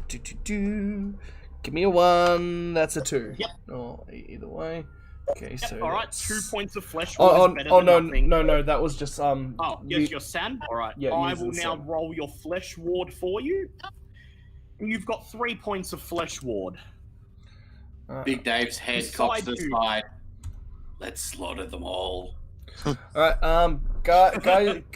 guys, just stay here. And I would ride to the. Wait, how many of them are there as well? 10. 10. There seems to be about 10, and they're riding in your direction. They're all holding rifles and will probably fire if you make any sudden movements. Okay. As much as although I know this most likely is not the work of this Kamal character, I dare say we find ourselves heavily outgunned. I don't know about you, but it seems that surrender would probably still be our best option. Or fleeing. I don't think they're going to give us a chance of fleeing on this one. Don't worry. I have Yes, a well, plan. Mulberry, yes, he has the moose musk. You watch and wait and simply wait and see what happens as the bandits get closer and closer. As they come into clear view, you notice that all of them are holding what appear to be military-grade rifles of the like used in the Great War, all of them trained upon your party. The man in the very middle of the group. The man in the very middle of the group, presumably Kamal due to his long beard and extravagantly coloured clothing, rides slightly forward and he cocks his gun and barks something at your group in Arabic. I would like Mulberry to please make an Arabic check. Yep, that's just a pass. He barks in no uncertain terms. Surrender now, or you will die. It seems he's only given us 2 options, and neither of them are quite pleasant. Seems that As soon as he barks the orders, your guide Ahmed dismounts from his camel, runs to Kamal's feet, and begins groveling. Almost his words interspersed with tears. Kamal looks down at him and simply scoffs, and then he looks back at you, and he barks the same order again. Okay, well, I don't think we have much options on this one. No, I You don't. may attempt to Better fight come them, up you with a could try plan because to... Big Dave's gonna do something. What was that? I said you better come up with a plan, otherwise Big Dave is going to do something. Well, I did have a plan, but I didn't know there was 10 guys. Yeah. Oh, Big Dave's going You have head on. What was that, Dale? You have You know. essentially, the way I see it, you have essentially these options. You may surrender, you may try to talk your way through, you may try to shoot your way through, which I would not recommend, or you may try Musseldorf's eccentric plan. Well, I'm out of ideas because I didn't realize there was 10 men before I cast Musseldorf Flesh does Ward. have a plan. Flesh Ward will still be handy in a second. Oh, yeah. So what would you guys like to do? Make sure you're firm on your choice, because this could potentially get you killed. And Yes. I Yeah. do want to go with Plan Musseldorf. So you haven't explained what exactly Plan Musseldorf is. All I know is it All involves. right, who of you is the best shot? Dave, All right, I will pitch something Yeah, above them. if you give it to Dave, he can throw it. Yes, Dave, I hand him 2 jars. Throw these, and then on my count, you with a rifle fire. Well, wait, what, Dave, well, Matt, what's your, firearms? throw. Oh, throw, okay, never mind. No, he wants Dave to throw the musk and then someone else to fire at them. Okay, well, my No, shoot the musk above them. yeah, that's what we're just saying. Oh, shoot the musk. They yes. rain. Yeah. So the musk rains down upon the I was gonna say, who has the best firearms? I have 65. Yeah, I only have 50. Alright, looks like Max Power's gonna do it. Okay, so first, Musseldorf, I'd like you to make a natural world check, please. Oh dear. That is a hard pass. You rifle through your bag, go through all of your surviving specimens, and you pick out a couple of jars of musk that you believe are from the subspecies of moose most closely related to the camel. And then you hand them to Dave. Dave, are you going to throw them? Or do Actually, you think that this is a bad idea? I wish Yep. to mix them together into a concoction. Which I Yes, very well. You do that, you pour it all into one jar, and then you hand the jar to Dave, while everyone else simply looks on with puzzled and confused looks on their faces. Dave, what do you do Dave? now? I need you to pitch above them. Big Dave will do so. Because Big otherwise Dave? Big Dave was going to bury a hatchet into the leader's head, so... Very well, Big Dave, make a throw check, please, and that's a Yeah, that's pass. Big Dave immediately lowers his arm and then, with lightning speed, hurls the jar into the air. I would like Big Dave to make a luck check, please. Oh no. That's a fail. Oh, Points. Can As I you make spend- the sudden movement. Can I Yep. spend luck on his behalf? You No. can't spend Unfortunately. luck on a luck check. Because it is my. But don't worry, this may still be fine. As he makes the sudden movement to hurl the jar into the air, one of the bandits cocks his gun and fires in Big Dave's direction, but he misses. A small cloud of sand spurts up into the air about half a meter away from Dave's camel. Now, Max Power, you must make a hard firearms check. come on.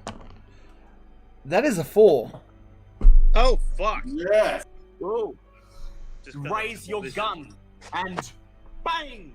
you shoot at the jar of musk. I would now like you to make a luck check, please.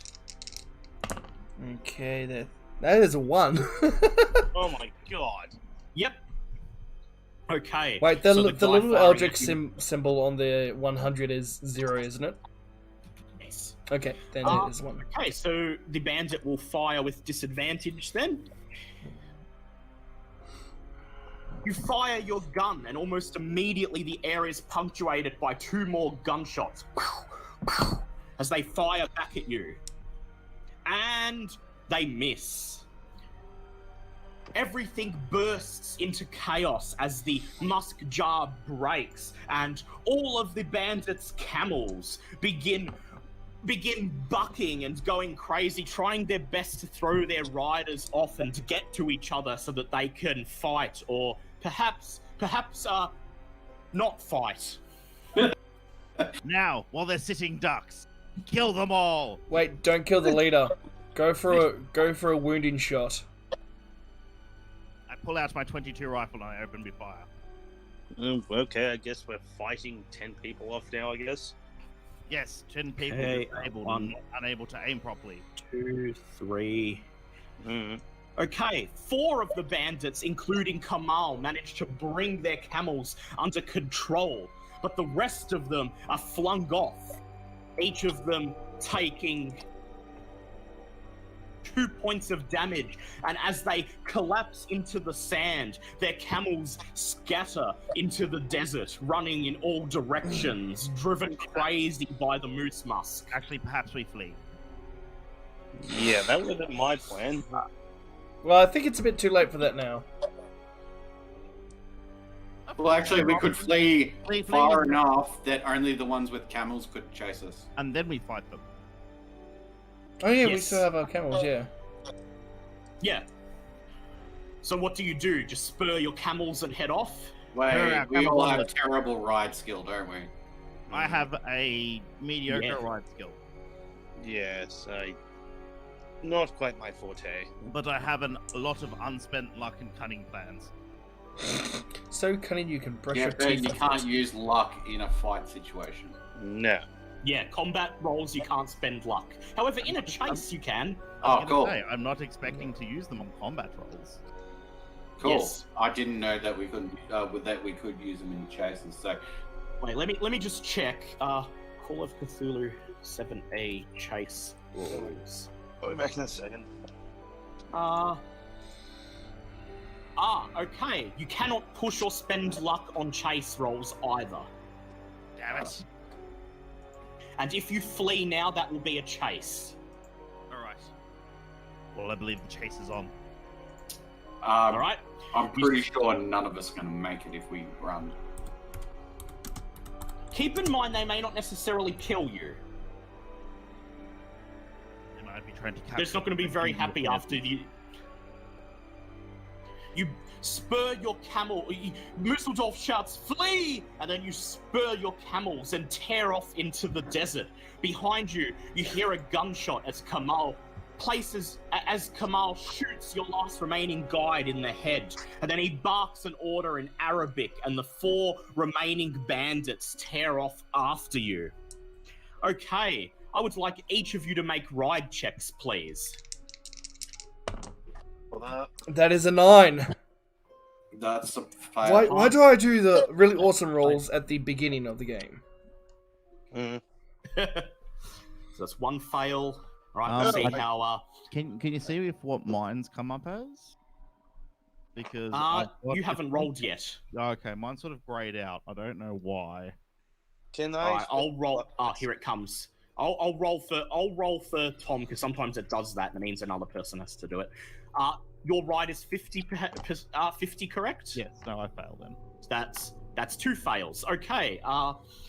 Mulberry, your ride check, please. Can I spend 2 luck points, or does that not count now that we're in It's a chase. It's a chase. You can't spend luck. So I'm the only one who passed. Well, they're all dead. Nice Yep. knowing you. And as Max's camel spurs forward, there are gunshots as the bandits fire their guns, and behind you, you hear the squeals of your 3 friends' camels as they each take a bullet. They immediately roll into the sands and pitch their owners off.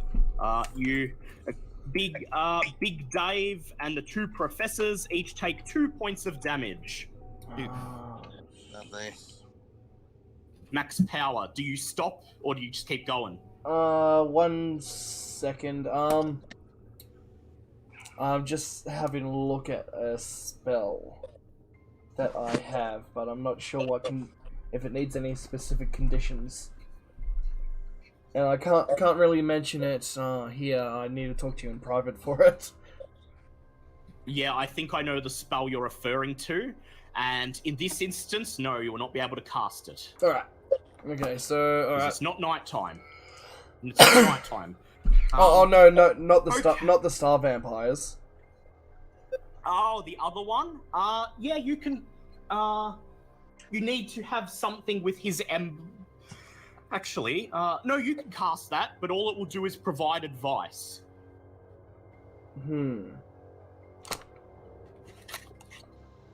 He's not guaranteed to actually intervene. Or should I risk doing this or stop? It seems at this point, surrender might be the sensible option. Oh, Big Dave's fighting. Also, how far away are the bandits? They're closing on your companions very fast, but they're too close for you to be able to rescue more than one of your companions, but they're still far enough away that if you wanted to keep going, they probably wouldn't be able to catch you. But are they in 5 or 10 yards? Probably not. They're about maybe 15 to 20 yards away. Alright, so that leaves the shotgun ineffective. Oh, you can still fire it. You'll just have the close range damage if you hit them. Close range damage, so the 4d6. Yeah. 4d6 is the 4d6 is, yeah, you'll have the long range damage. Yeah, that's where I was getting confused. Yeah. Oh, 2d6? Okay, yeah. the book said 1d6. Oh, yeah, because it's a sawn off. Yeah. Yeah. So it'll only be 1d6 at this range. Alright. Which is enough to, if you hit them, it'll get them to at least fall off their camel. Also, where the professors are the ones with the supplies. If you run off now, you're alone in the desert. No, I'm not running off. I'm weighing up my options of what to do. No, I'm just helping you make that decision. You know what? I'm gonna ride back and try for a headshot on the leader. All right, go ahead.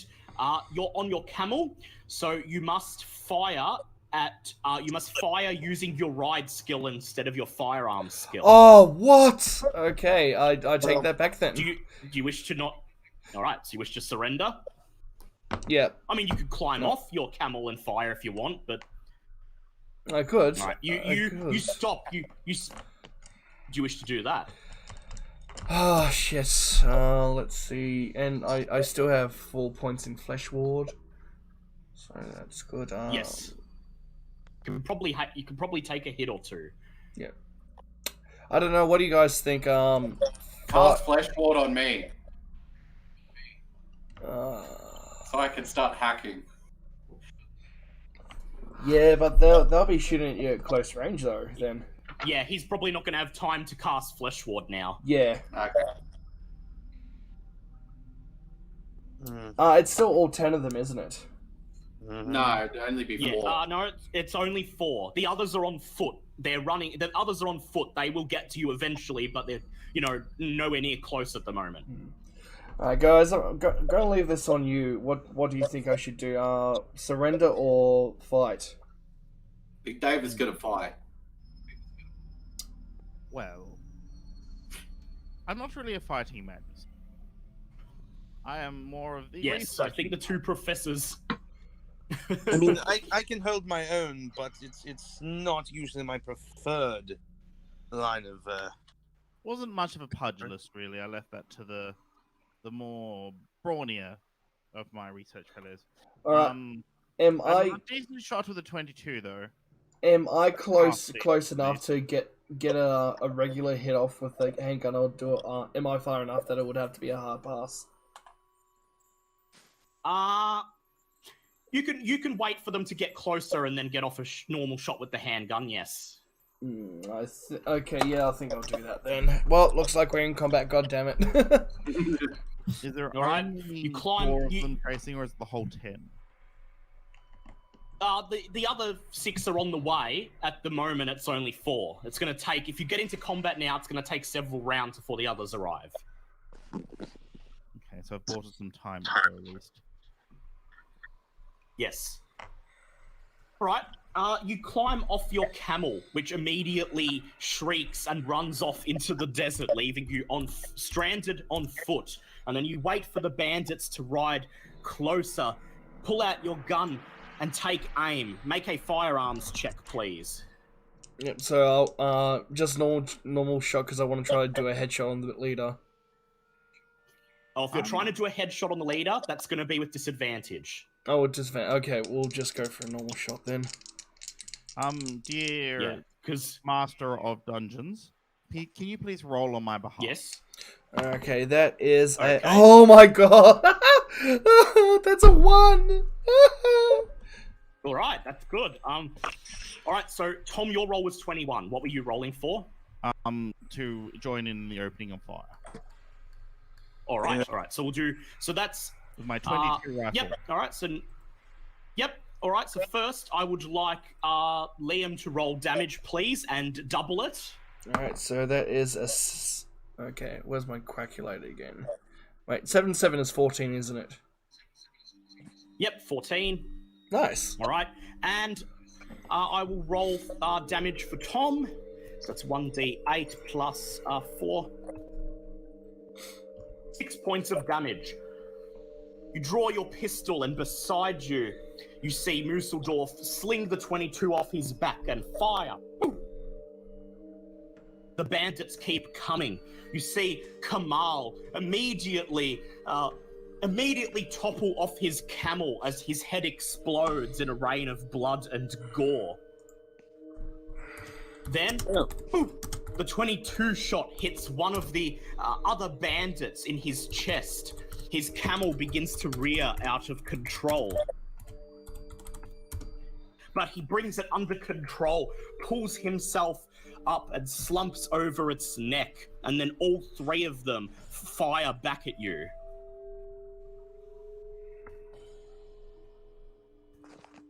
Oof. Okay. Oh dear. And you're in the desert, so there'd be conceivably nothing you can dodge behind, so that's going to be 2 hits altogether. Okay.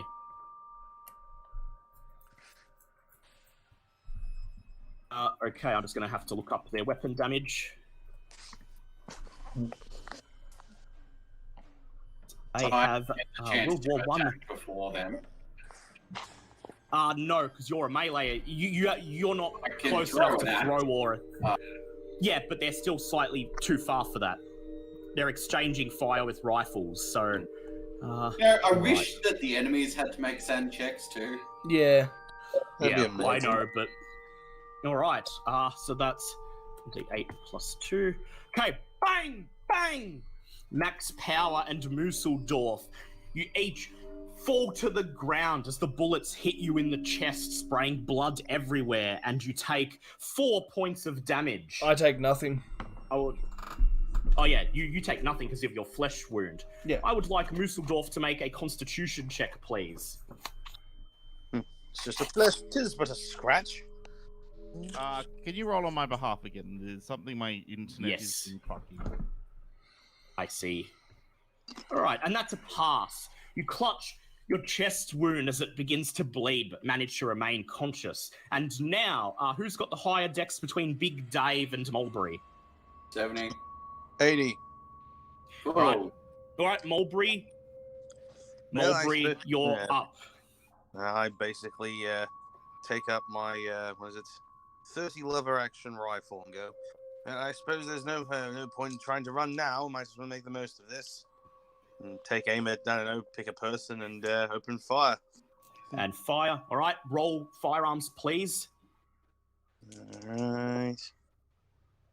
Can I push that? It's a combat roll, so unfortunately not. Bugger. Well, then I miss. All right, you fire, bang, and you miss. Your bullet pounding uselessly into the sand, sending up a small dust cloud. Okay, Big Dave, you're up. Am I within throwing distance now that they've closed the distance? Yep, now you can make a throwing check. Cool. That's a pass. All right, roll damage for your throwing hatchet, please. Oh, wait, hold on. 1d6 plus 1 plus 1d. Wait, that's not right. That's 1d 1,000. My God. The man literally. 1d. I was gonna say, I didn't realize. 1 plus. I didn't realize you were Oh, firing. God damn it. I'll get there eventually. 1d6 plus 1. Hang on. I'll see if I can get it. 1d6 plus 1d6. Yeah, there we go. 9 damage. Plus 1. It's got a plus 1, yes. So 10 damage. You hurl your hatchet at one of the incoming men, and you watch as its blade buries itself in his neck. Blood immediately begins gashing out, and he tumbles off his camel, leaving 2 men, one of them still wounded from Musseldorf's gunshot. But he always was a bloodsucker. They both raise their guns and pop off a couple rounds in your direction. One of them hits and one of them misses.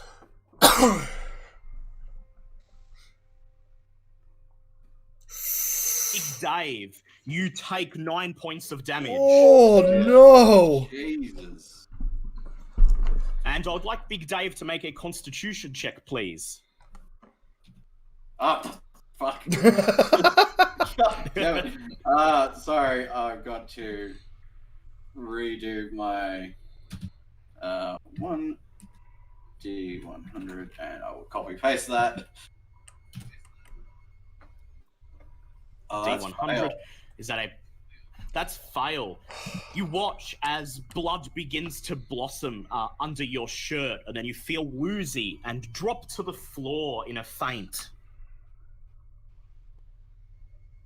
That's a major wound, and now you are unconscious. Okay, Liam, what is your dex? My dex is 55. 55, okay, and Musseldorf's is 60, so he gets to go first. We'll just wait for him to pop back in. God damn, screwed us over, Dusseldorf. See, here's the thing. If you had just surrendered, they would have taken your stuff and left you, and you would have been fine. But, yeah, that's okay. That's okay. You're still gonna live. Okay, Musseldorf, you're up next. Okay, Big Dave has taken a bullet in the chest and fainted. All right, can I get a just brief recap? Because my net dropped there for about 3 or 4 minutes. Yep. Okay, they've been engaging in a gunfire with the 2 remaining bandits. One of them fired and hit Big Dave in the chest for 9 points of damage, and he's passed out. Sure. And it's now your turn. One of them wounded from the one I shot before. Yes, one. And yes, killed one. you could. I would like Yes, to fire. I would like to fire with my 22. I will see if I can roll for that now. Okay. That is a 60. Yes, and you can. That is a 61. I'm 11 off. There's 61. nothing I can do. No, unfortunately, because it's a combat roll. Okay, Max Power, you're up. Well, I guess I just, Yes, Victoria, what is it? I'm not talking to you. Shoot at the other one and try to go for a kill. Alright, roll your firearms, please. Okay, that is a 15, which is... Ooh, that's a hard pass. Yes, hard. roll firearms, please, and double it.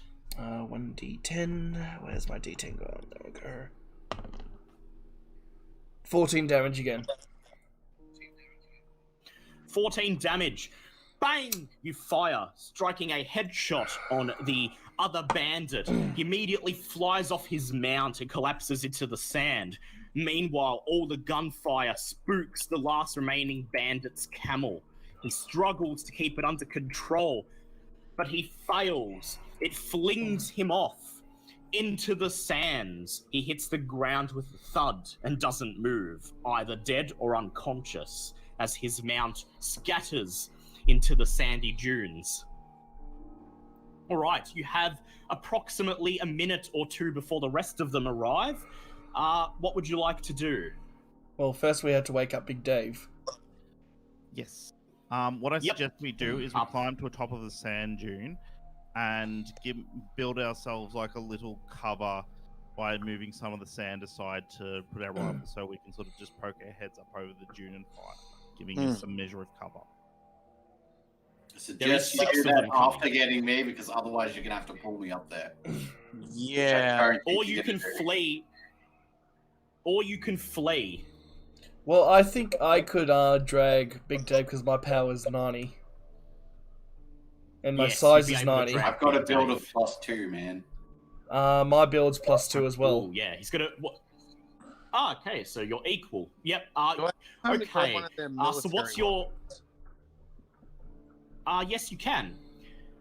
Big Dave, what is your size? 80.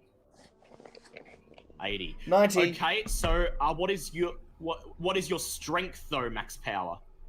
Strength is 75. Yeah, unfortunately you won't be able to lift him. Someone do enough first aid on me that I wake up. Someone... Do we have that kit? Yes. Yes, there's 2 kits on me. It's in your pack. I have the first aid skill. I would like to use that to give myself +30 to healing as much as I can. Very well. Make the check, please. 5 over. Can I burn? You can push this because it's not combat, or you can spend luck on it if you like. I will push it. Yep. That is in that All one. right.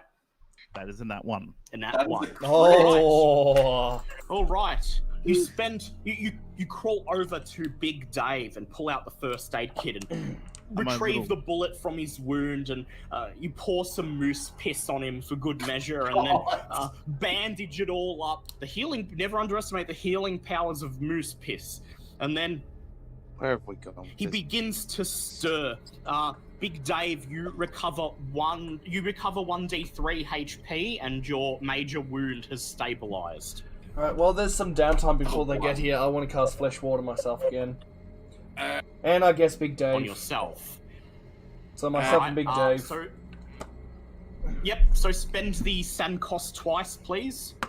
That's a 1, and that's a 2, so 3. Alright, I roll. So that would be 2d6. 2d6. So it's 1d6 for all of you, but you still spend the sand twice. You're casting on 2 people, and that is 1 point of flesh ward you get. Oh, that shit. God damn. I would like to execute my plan of climbing to the top of a sand dune and sort of. Yeah. At this, Musseldorf, as soon as he hears Big Dave groaning, he just grabs his rifle and runs towards the nearest sand dune. Which of you has the lowest luck? What about 60? 66. 66. I would like Musseldorf to do a luck check, please. That is a pass. That is a pass. Okay. You hear bang as a gun is fired, and you see 6 men walking towards you from a nearby sand dune. One of them has just fired his rifle into the air as a warning. Suppose we all better run up do you continue? Do you keep running to the top of the dune, Musseldorf? How close am I to cresting it? About 5 feet. but you've just been given a warning shot. Well, it'll take him a couple of seconds to re-aim. I doubt that would be. What's everybody else doing at this point? They're just there in the dune, bringing Big Dave around. Yeah. All right, I'll go back down and rejoin my companions. Actually, no, I'll just freeze for the moment. Yeah, you just freeze on the spot and wait. You turn around and watch as the 6 men approach. They keep their arms pointed at you, but do not fire. As they approach, they see the corpses of their compatriots on the ground. One of them sees the corpse of Kamal, and then he loudly spits, sending a hock of saliva onto Kamal's corpse. He begins to clap, holding his rifle under his arm. I would like Mulberry to make an Arabic check, please. Okay. Oh yeah, that's a pass. He says, well done, you killed the bastard, and now I am the leader. As a token of goodwill, if you surrender now, I give you my word that you will not be harmed. Pretty much just said the others going, well, turns out he wasn't, this Kamal fellow wasn't quite as popular with his own men as we first thought. It seems if we choose to surrender now, they will cease hostilities with the rest of us and will hopefully only rob us lightly. What's your persuade like? Let's see. Persuade. Ew, 20. 20. Damn it. Does he speak English? Can I ask? I mean, he knows that you're white, and he's shouted at you in Arabic, so... I would assume not, my good man. God damn it! I can't. I'd attempt to persuade him to just let us walk our own way. I'm gonna try Spanish. Yep. Yeah, you can try Spanish. I try it. You let him get closer, and what do you say in Spanish? Lávate las manos! Make a Spanish check, please. Surely I don't need to make a Spanish check to say, do you speak Spanish? Oh, yeah, just to shout. Yeah, okay. You shout out, habla español. The man looks at you, and he raises his gun. And then in severely broken English, he says, if you wish to talk this through, you must talk in my tongue or nothing. Forgive my colleague. He didn't understand the severity of this situation. Obviously, speaking this in Arabic. Okay, so how bad is your persuade? 20. You can make a charm check if you like, but you must first pass an Arabic check before the charm check if you wish to do that. My charm's also only at 40. Better than your persuade. But he has given you the option to surrender and not be harmed. So, you don't need to charm him unless you're trying to get him to let you go. Yeah. Well, with all your stuff. Yeah, we kind of want to keep our stuff. Can you at least attempt to charm? Look, I can give it a go. Well, first, we do the language check. Stuff. Alright, well, I can Alright, first... Language check. Alright, first I'd like you to make an Arabic check, please. Yep, that's a hard pass. Very well. You may now make a charm check with advantage because you got a hard pass on your Arabic check. Nice. Oh yeah, that's 27. So that's a pass. All right. What do you say to this fine fellow? Now, if you don't mind, my good man, we have very little to offer you, if anything, and I suppose your recent promotion to leader of this lovely corroboree here, maybe you could see it in your heart to let us off, if only this once. You let us go, you take your remaining fellows, and we let this whole thing just pass on by. he looks at you as if considering your offer, and then he says, "Yes, I am leader, but I am still under the command of Katif, and Katif has paid us to dispose of the Europeans in the desert." Archie, go away. That's it. That's He then- going. It would seem they have actually been paid to deal with us personally. He appears to think for a moment, and then he says, "Well, I was not told to bring back proof of your death. And so, perhaps maybe you grease our palms, and we leave you in the desert." Wait, are these guys superstitious people? You don't know. Look, if they're They might asking be. for a bribe instead of like just robbing all of our No. What I'm thinking is, because there's bound to be a rock or something around. I make that rock into an Eldritch sign and enchant it. Into an elder sign? Yeah. I mean, That elder takes signs like an don't hour work to on do that. people. Yeah. It takes an hour to do. Permanent power loss, and elder signs don't work on people.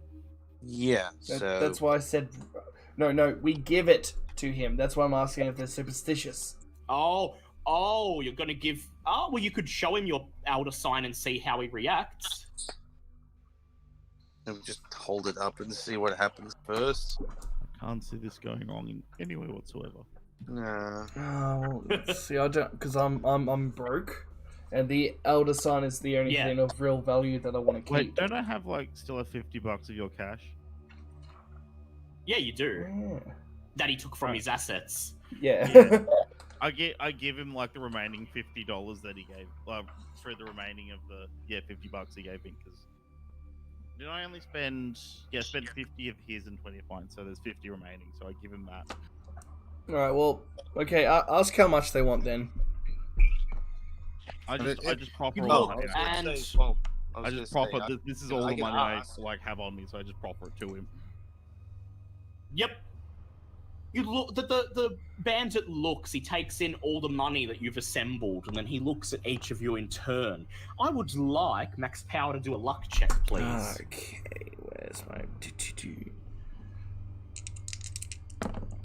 That is a pass. As his eyes reach you, they linger on the elder sign on your neck, and then his mouth twists into a smile, and then he says, give me that stone. I was about to say, Yep. I didn't end up taking out the stone. It's still underneath my shirt. Oh, okay, yep, alright, yep. In that case, he says, well, you have considerably less money than we thought you would have for Europeans on a journey to find treasure. Isn't that right? I'm afraid you will have to offer something to sweeten the deal. Well, I also have some funds of my own, if I may interject. Big Dave still has a little bit of money. So I happily offer up. Let's see if it's. I'll offer him another $50 on top of that. Big Dave will also offer 50. I would like you all to make credit rating checks, please. Oh, Jesus. come on. Oh dear. I have a. That's a 1. That's far. Fail. I have an That's one. envelope. That's one fail. An envelope labeled Ooh, it's a pass. Yay. photographic evidence. Canadian moose mating. Yeah, no, they're not going to be know interested right in now. that. They can't read. They're not Big New Dave Zealand. failed, and Big Dave is fondling Bob very profusely right now. So that's 2 passes and 2 fails. Does bandit it steps count better forward because and- it's extreme pass? Yeah, and I got a hard pass. No, I was just looking for passes and fails. Okay. He steps forward and he says, if you give us all of the cash you have with you, then maybe we will consider letting you go. Otherwise, if there is anything you can offer us that perhaps our boss, Katif, would find useful. And then he winks at you and knowingly says, I think you know the kinds of things we are talking about. Oh dear. It would seem that we either... hoping to leave this expedition in my anal virginity intact, but perhaps the way of a lower. So either you all reset your cash to 0, or offer something that their boss would be interested in.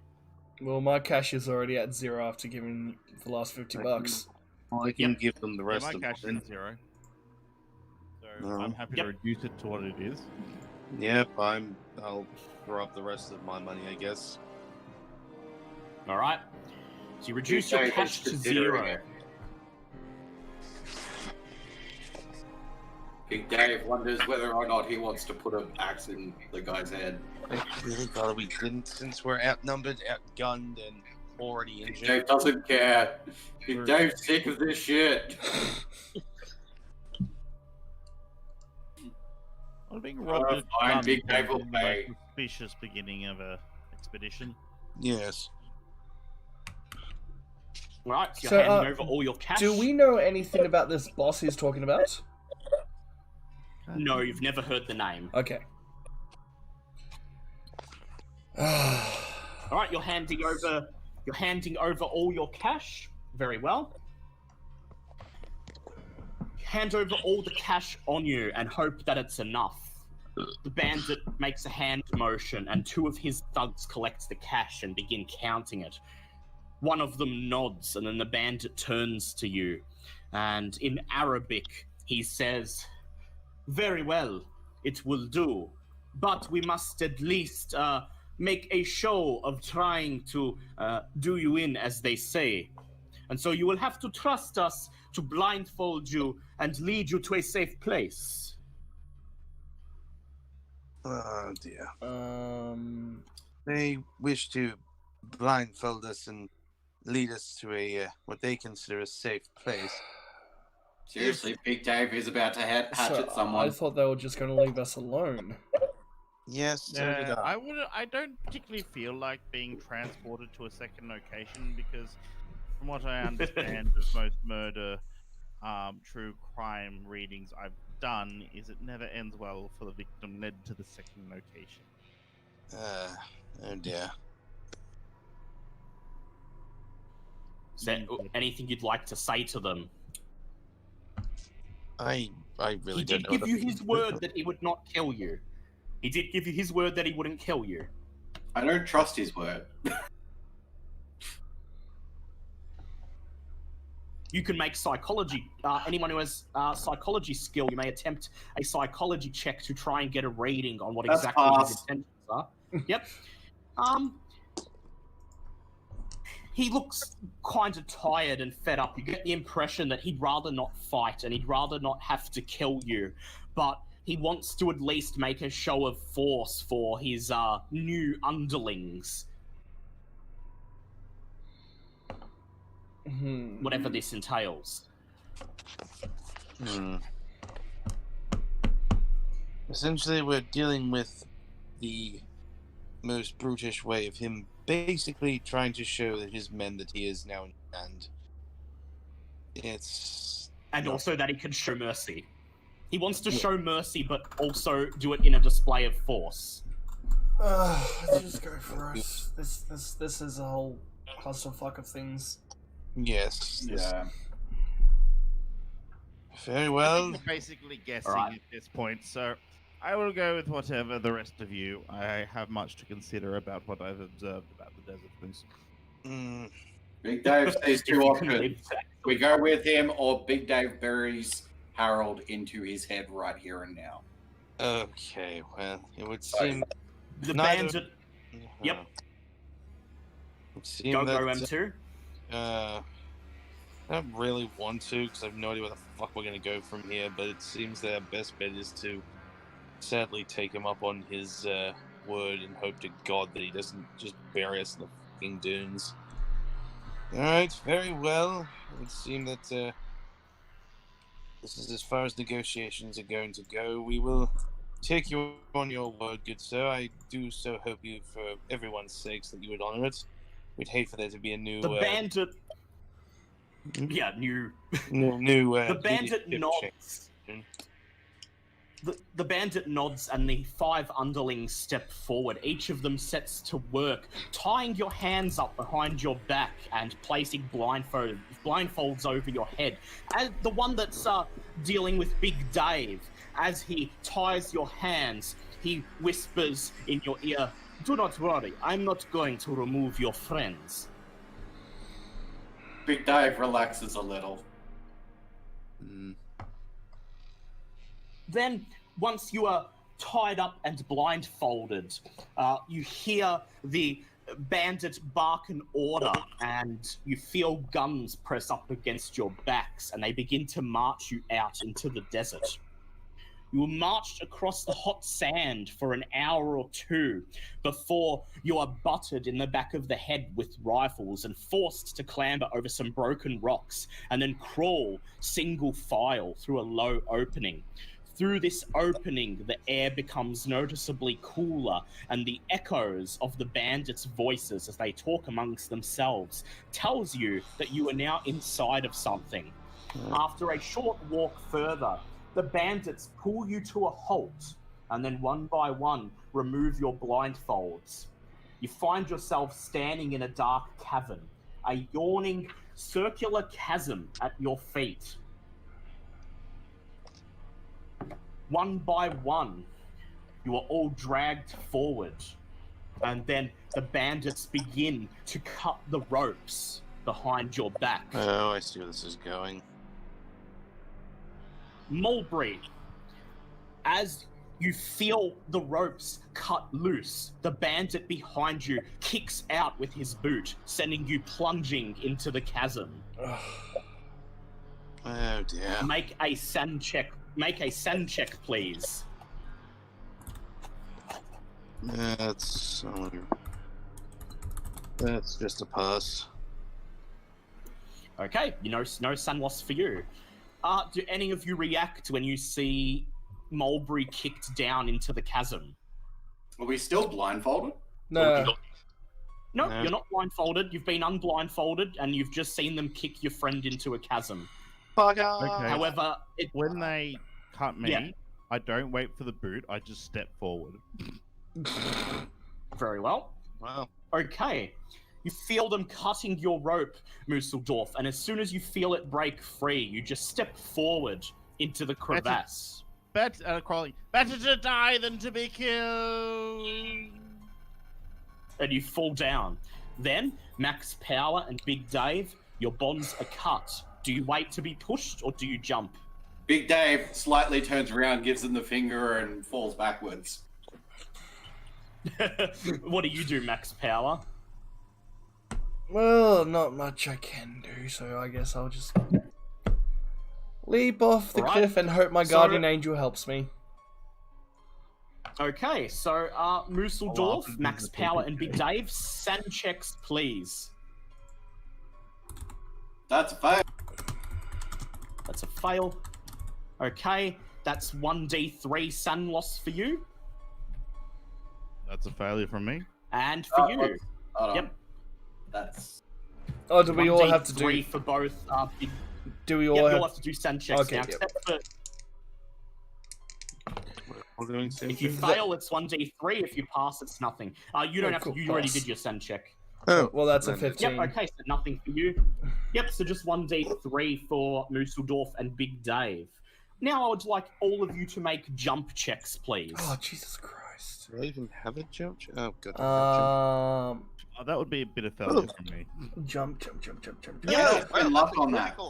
That's a critical. Clearly, I've had Yep, my you can chance spend luck. falling down. I'll spend luck on that. Yes, Where's you're jump fine. located? It is underneath intimidate. Well, I'm going. Oh yeah. 20%. Okay. Jesus Christ. Come on. Can I push that? Yes, you can push it. Oh, thank fuck. Okay. Come on.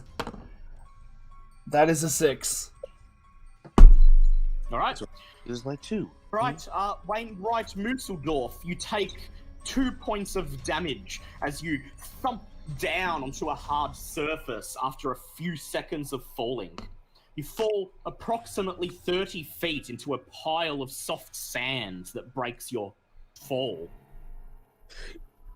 Then you wait a few moments as your eyes adjust to the darkness, and soon you are able to see, by the dim light trickling in from above, a roughly circular cavern about 40 feet in diameter and shaped like an inverted funnel.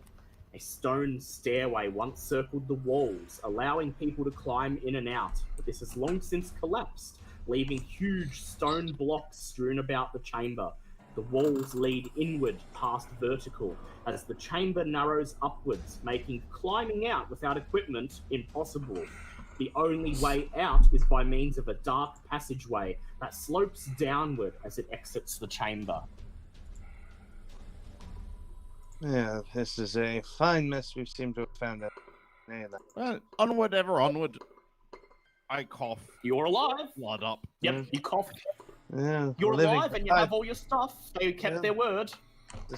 Big Dave is gonna heal himself. I require. All right, Big Dave. Yep, pass. All right, Big Dave, you gain 1 HP. Can someone do some healing on me, please? I can attempt to, but I don't have Max, it. How bad off are you? Because I'm pretty bad. I have not a lot of life remaining in my body. That is a 10, so that's... I'm under half. And that... Yep, and that's a hard pass from Liam. So, Musseldorf, you gain 1d3 HP. Oh, wonderful. It's going to be 1, isn't it? It's probably going to be 1. No, it's 2. Happy 2. move. That's better than nothing. So what health are you at? So onwards... I'm at 5. Oh, okay, yeah, that's really bad. bad. You should be okay, though. The danger seems to be over for now, so onwards and downwards. The passageway runs for the strange passageway runs for about 2 miles through total darkness until it eventually opens upon a dimly lit chamber. As you see the light ahead of you in the tunnel, I'd like you to all make listen checks, please. Do I have listen? I think Pass. I do. Pass. Oh, I do too. Pass. Excellent. Okay, that is a 10. That is an extreme pass. 10, 2 passes. Yep. I probably have ringing in my ears falling, so you can push this if you don't. Nope. That is fairly. All right. Would you like to push it or spend luck? As much as that'd be nice, I'm not wasting and burning up like half my luck just to try and make the pass. I will just accept the failure. All right. Well, half the party still passed. So, as you continue forward, you begin to hear the sound of strange, monotonous piping, like somebody blowing on a bamboo flute. Odd, discordant music coming from somewhere deeper in the tunnel. Do you continue forward? I'd like to pull out my necklace. All right. Pull out your elder sign and you just display it. You continue forward and the tunnel opens into a large circular chamber lit by torches thrust into small holes in the walls. Across the chamber, nearly 100 feet away, a man dressed in the style of ancient Egyptian priesthood kneels in supplication before another man.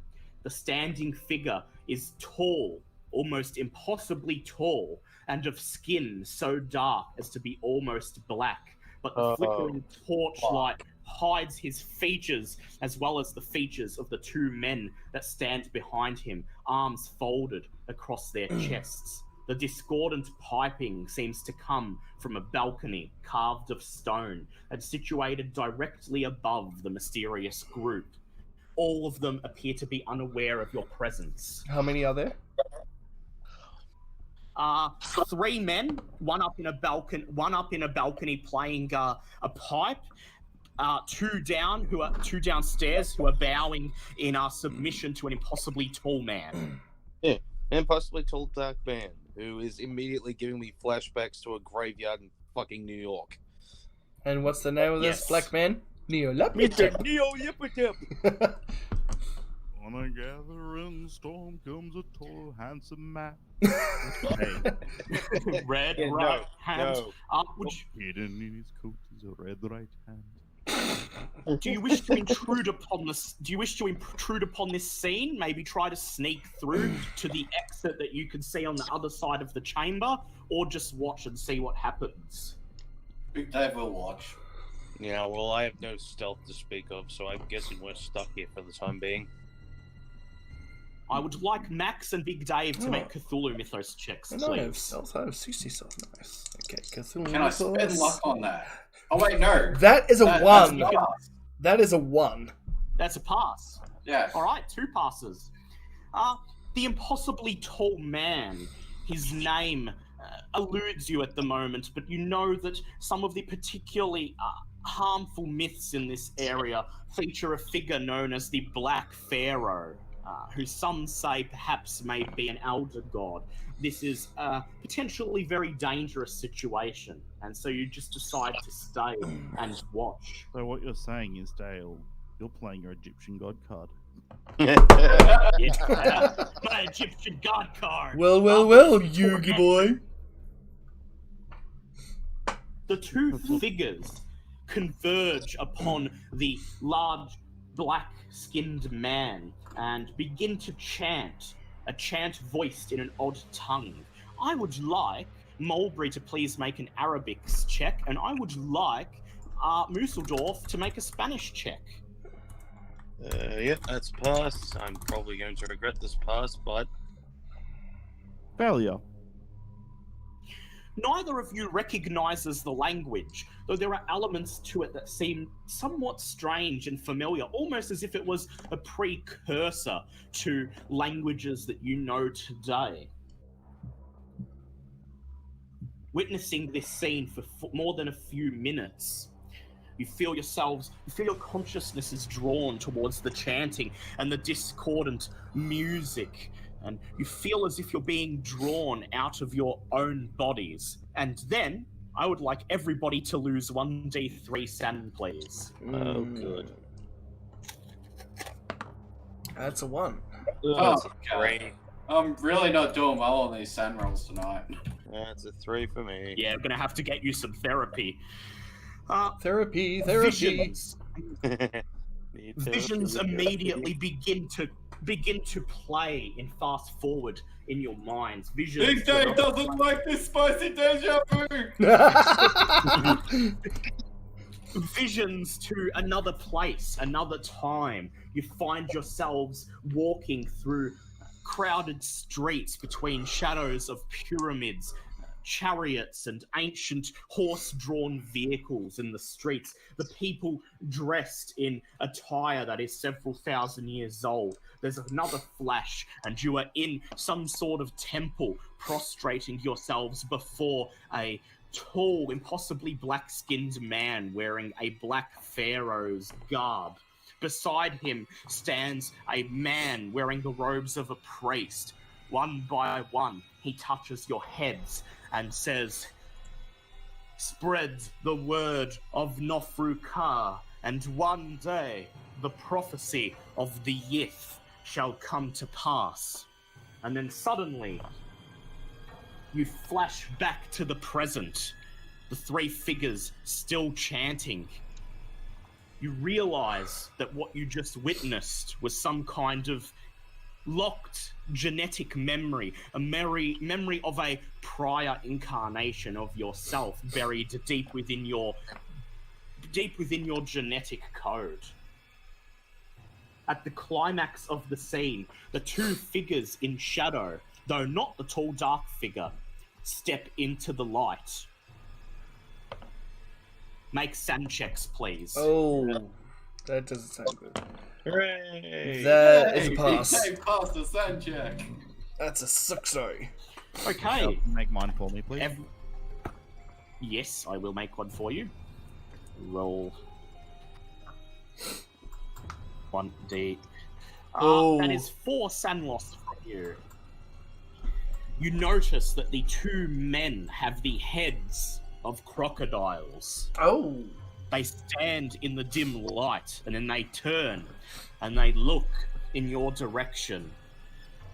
At this point, the torches suddenly extinguish as the vision melts away, and the chamber is plunged into the darkness.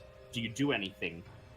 Is there anything we can do at this point? Well, I've got my Eldritch sign out, so that's a plus. Yeah, you've got your Elder sign, so do you usher for everyone to just stand behind you? Yes, that might be the best course of I'm action. not going to ignore that. I'm still... I stand behind the man with the funny sign. With the funny sign. Okay. Seems to know something about this. I'm a man of After a science, few not seconds- witchcraft.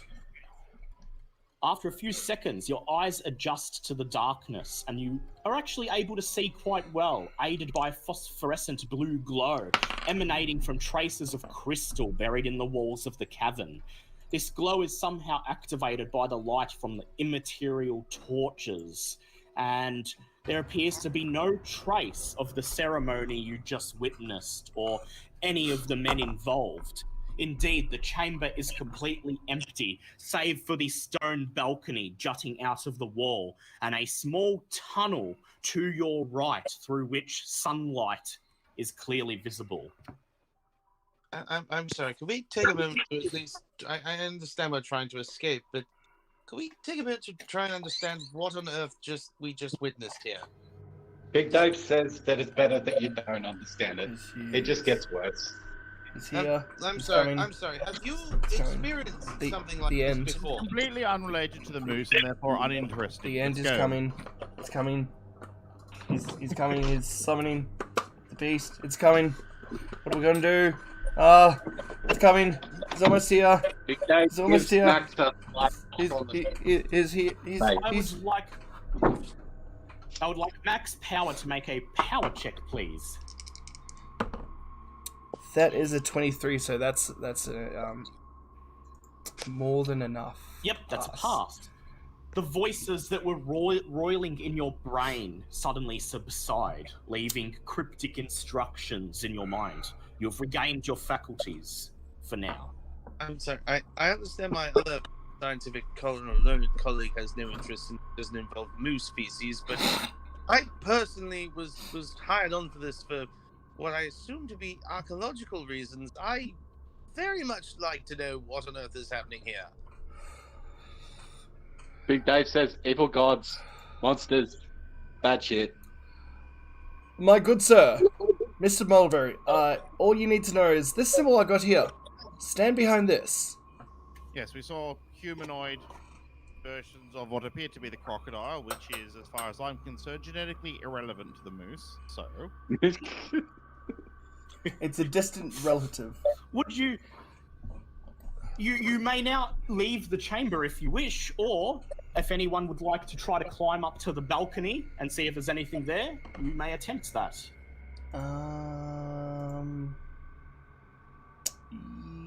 I do have a 16 climb.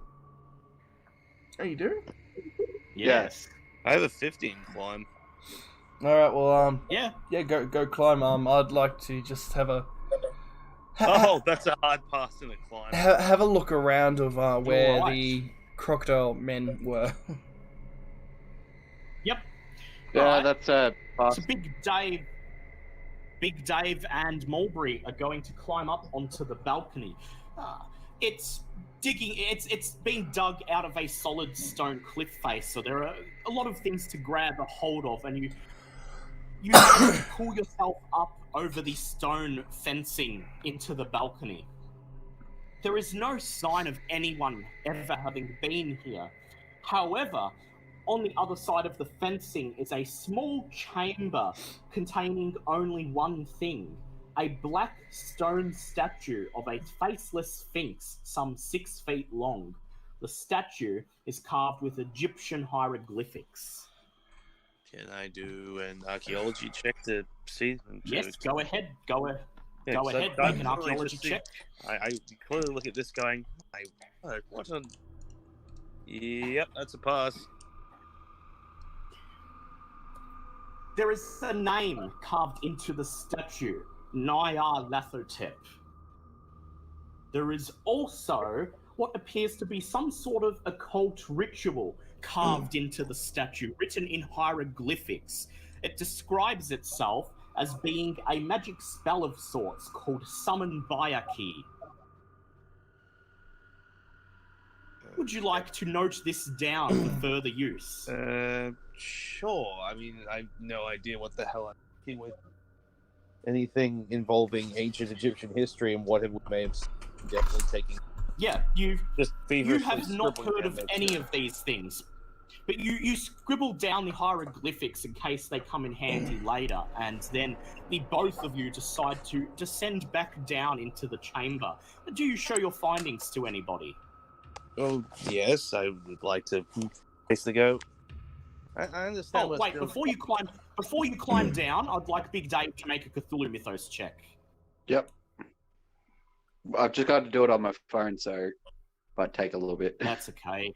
What was the name of the spell That's thing okay. I read? Summon by a key. Yep, fail. Yeah, all the Big Dave looks at you and he just tells you it's something to do with the bad gods, and then you climb down back into the chamber.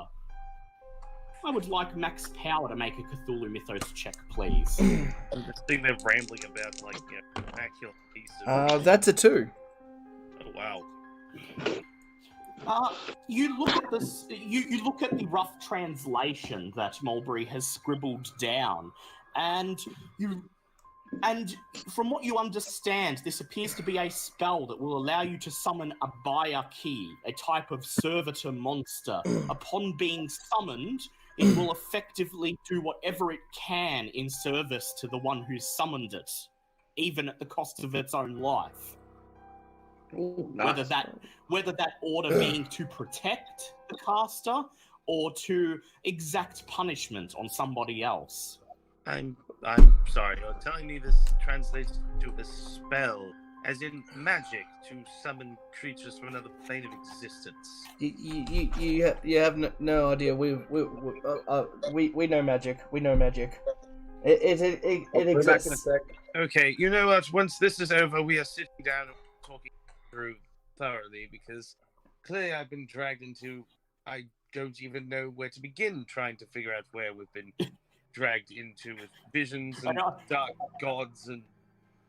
I think when Dr. Musseldorf hears what the spell supposedly does, his mind just immediately goes to, I wonder how closely these interdimensional creatures are related to Moose.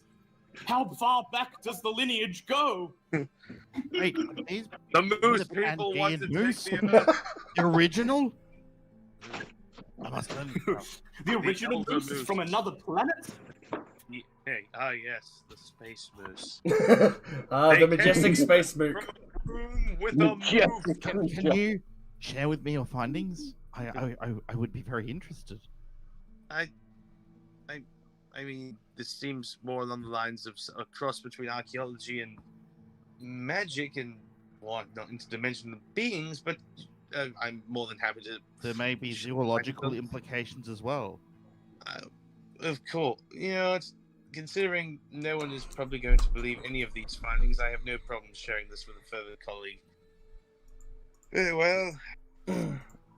Perfect. You all grab a hold of yourselves, shake off the strange feelings that have been awoken in you after what just happened, and you begin to travel down the other tunnel. You travel for about 300 yards until you find yourselves coming through a narrow, sand-choked opening on the side of the sand dune. As soon as you exit and feel the late afternoon sun beaming down upon you, a sudden sandstorm begins to roll in, covering up the opening in the dune and ensuring that suddenly you are quite lost. Oh, shit. Will I actually know anything about Nyarlathotep with archaeology, or I'm guessing that's... All you know is that Nyarlathotep is the name given to some obscure god that was occasionally worshipped by fringe groups in ancient Egypt. Yeah, clearly that's going to be something don't- I'm putting away for further study. Yeah. Now that Okay. you're lost in the desert and you have to walk your way to Galloway's camp, I would like Hold on. I Musseldorf to do a. Yep. I would like Yes, to Liam. start praying to myself and summon my guardian angel for guidance. Yep. Well, not summoning, more talking Your to him. guardian angel. Yeah, your guardian angel whispers in your ear and says, "Good, good. You are on the right path. Keep going. But which, Don't let it fall into the wrong hands." which way are we meant to go, Angel? Have faith in yourselves and trust that you will find the destination, if a few of you perish, as long as you arrive alive. Yes, my angel. I would like Musseldorf to make a tracking check, and I would like Mulberry to make a survival check, please.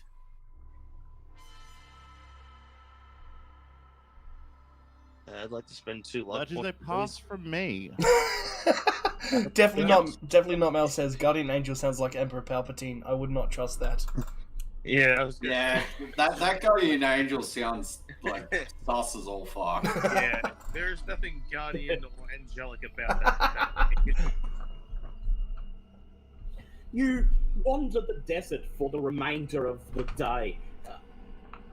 Musseldorf locates what appear to be animal tracks that have long been disturbed by the sand, but you manage to follow them for as long as you can. And While then, we're following the tracks, I pull my diary out and go back to one of the appendices I've made at the back, and that have various types and ages of moose tracks, and I compare the two as we go.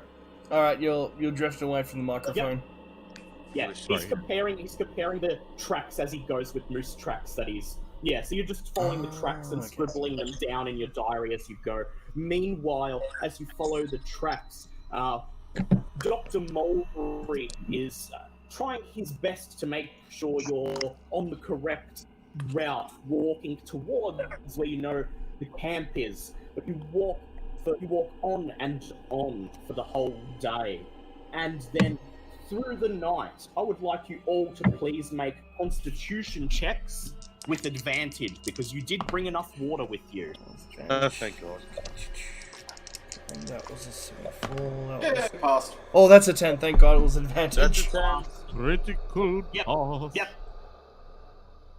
Very well. Everyone passed because you brought enough water with you. The morning What is up with your audio, man? He's glitching. Yep. Neo Labatap glitching. Yeah. Yeah. I said, okay, because you brought enough water, you passed your con check, and the next morning you continue your fruitless search. I would once again ask Mulberry. All right, you're to going make robotic a survival again. check. You're going the way of Oh, M1. fucking hell, internet. Sorry. Hang on, I'm just going to disconnect and Yep. Are we going to die out here? No, sir. I believe we're Actually, not. voice in my Yeah. head, but out loud it's from the lines of, "No worries, just a few more dunes. I'm sure we'll find it eventually." I have no idea what the hell I'm doing anymore. I would ask Mulberry to please make another survival check, this time with advantage, because Musseldorf passed his tracking check the previous day. Oh, excellent. And my dear Mulberry, we are going to survive. The angel said it so. Oh, did we gain health from sleeping? Yes, you got your 1 point of health. Cool. I was going to say, I rolled a 70 and an 18, so I'll take that 18 happily. Very well, that was good. You continue to walk for hours through the dry desert, occasionally taking a sip of water. Just after midday, you first become aware of something odd. A strange wailing sound that begins to drift towards you from the other side of a large dune. Guns out. Something something otherworldly. Guns out, everyone, or Gun out. Oh, I've got mine out. Guns out. you pull out your Ready guns for and then battle. Yeah, I still got my And then battered- elder sign Yep. showing. you pull out your guns, and then battered and exhausted from the desert heat, you begin to climb the sand dune. I would like Mulberry to please make an anthropology check. Apology. Okay. Have that, but not well. Can I spend 2 more luck points? Yes, you can. Then I will spend that and make that a pass then. As you climb the dune, the odd wailing begins to sound familiar, more recognizable to you, and you begin to realize it is nothing but a Muslim prayer being carried and distorted on the wind. It seems that we You're may close find to some civilization. time. Oh, thank the heavens. Yep. Seems our trials are possibly over at last. Looking down into a narrow valley, you see a crowd of 30 to 40 Arabians kneeling in prayer to the east. A short distance away, near a small cluster of tents, a group of 3 men in khaki are conversing with a tall, bearded Arabian man. The immediate area is studded with a half-dozen small exploratory digs, but the men have found nothing useful. Near the men, on the edge of the camp, is a half-track vehicle with Miskatonic University printed on the side. You have found Dr. Galloway's camp. Oh, huzzah. Do you immediately descend down into the camp? No, I thought. No, first I straighten out my shirt, Yes. tuck in my lapels, and straighten up my hat, and then I charge forward. Yes, no, I suppose I just do likewise. Always good to make a good first impression, even after such an ordeal. You brush as much of the sand, dirt, and blood off you as you can manage, and then you begin to climb down the dune into the camp below. You walk past the Arabian diggers, still deep in prayer, and approach the 3 men in khaki and the mysterious bearded man. This appears to be Dr. Galloway and his students, judging by their ages and the fact that all 3 of them are white. As you approach, all 4 men look at you, and their mouths open in a mixture of surprise and relief. I would Dr. like Galloway, you each... I presume.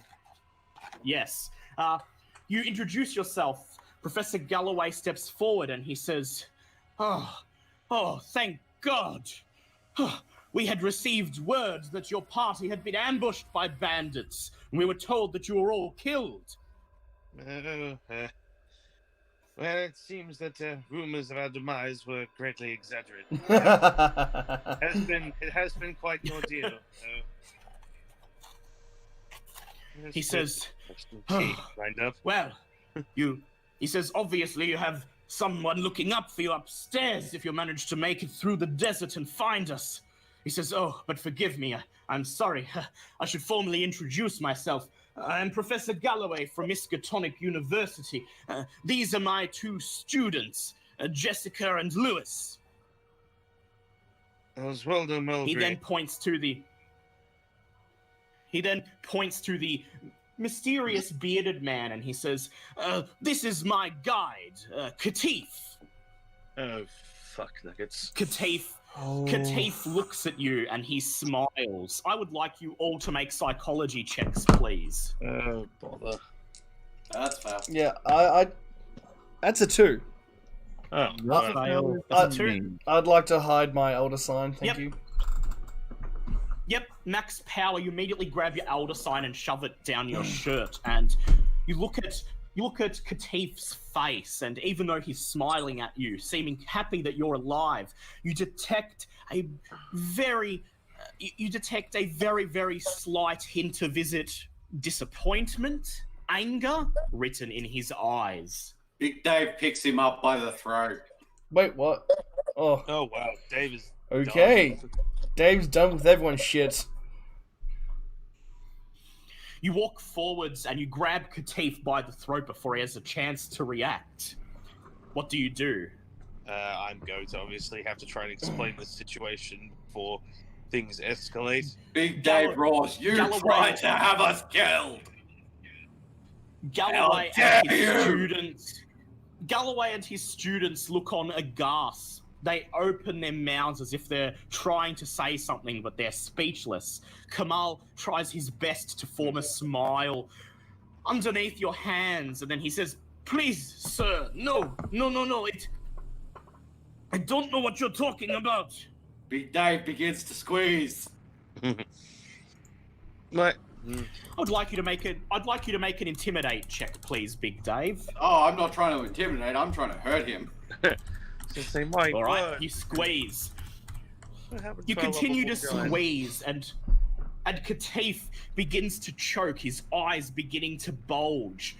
Eventually, Galloway shouts, "Please, stop this!" And then there is a crack of a rifle. Bang! As a bullet strikes the ground right in front of you, kicking sand up into your face. And then you see, stepping out of one of the tents, a rather old-looking man with a peg leg on his left, holding the biggest rifle you've ever seen, and stroking a grey moustache under his pith helmet. He shouts, "Put him down, or I'll fire!" Big Dave words puts, Matilda written on the side of puts the the rifle. man between me and him. And continues to squeeze. I'll step forward with hands raised. I'm going, now, I assure you we can explain the situation if we all just put the guns down. My large fellow. I would like, hey Dale. I would like everyone except Big. I've got to message you something. Sorry, Tom. I was going to message you something. Yep. Some information. Yeah, go ahead. Just give me a moment. I would like everyone except Big Dave to do a spot hidden check as well, please. Alright, that is a what's my spot hidden at? That's a pass. Fail. Oh, yeah, I didn't. You notice. You notice the word Matilda carved into the barrel of the long gun. Oh dear God. Yeah, I know, Tom. Yes. He cocks the gun and he says, "Put him down, and then you shall explain yourself, or I will fire, and I shoot to kill." My large fellow, I believe we should probably heed this warning. At least lower him off until his feet are back on the ground. Is he unconscious yet? His movement has stopped. Okay. I let him drop His to the struggling has ground. grown weak. You let his limp body fall to the ground. And then I He doesn't kick him in the appear to ribs. be- Oh Jesus. Jesus, mate. You kick him and you hear a loud crack, and he immediately jerks back to consciousness and begins coughing and spluttering. The man with the peg leg and the large rifle steps forwards, and keeping his rifle cocked, he says, "Who the bloody hell are you? Explain yourselves immediately." Professor Galloway steps forward, holds out his hand, and he says, "It's okay, Ernest. They're friends." And then he turns to you and he says, "This is my, it's the sponsor of our expedition, Ernest von Schaff. He was a big game hunter and adventurer in the day, but he's a crack shot with that gun of his. So if you're going to explain yourselves, you'd best do it now." But if you just give me a moment of your time, first of all, my name is Oswaldo Mowbray. I'm a bit of an archaeologist in these parts. You will have to forgive our large friend and his rather aggressive way of getting the message across, but the men who accosted us while we were traveling on our way here and essentially leaving us for dead in the desert were under the orders of the man who now sits writhing in agony at your feet. We feel that there aren't that many. What's his name? Katif. Katif. Yes. Galloway nods, and then he steps towards the writhing man and leans over, and he says, "Katif, is this true?" Are you in league with those blasted desert bandits? Katif splutters and coughs, and he says, "No, Professor. They must be idiots. I'm not the only man in world named Katif." Oh, holy shit. I just remembered. I put points into Intimidate. So, I'm going to look him dead in the eye and say, tell the fucking truth, or I break the other ribs. What happened to our friendly Make- little giant? Make an Intimidate check, please, Big Dave. Can I have that at an advantage because of what I've already done? Yes. Jesus you can. Christ, Dave. Well, that's it's a hard pass. Yeah, hard pass. Hard pass. I miss Scaly Pete. Katif's eyes waver, and then he looks up and he says, Okay, yes, I am Katif. I pay money to the bandits to throw you into that hole.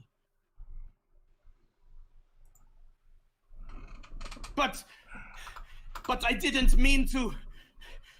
It was not my intention to have you killed. Are you sure? Because I can assure you that we lost both our guides, and if it wasn't for some quick wit on our own part, we would have certainly lost our own lives out there in the desert. So, Some ingenuity and insight into the species of the desert. yes, not now. Katif still doesn't climb to his feet. He says, Okay, yes, I admit it.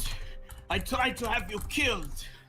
I didn't want you to come to the camp because you have the map that shows the location of Nofrukar's tomb, and it is dangerous. I didn't want to endanger the professor. The professor Wait, frowns. you have the map to this man's tomb and you never mentioned it? Oh yeah, I do too. What were you planning on telling The me professor. then? The professor immediately frowns and he says, What? When you said over the wire that you had information about the tomb, I didn't realize. What? That can't be right. You have a map showing where the tomb is?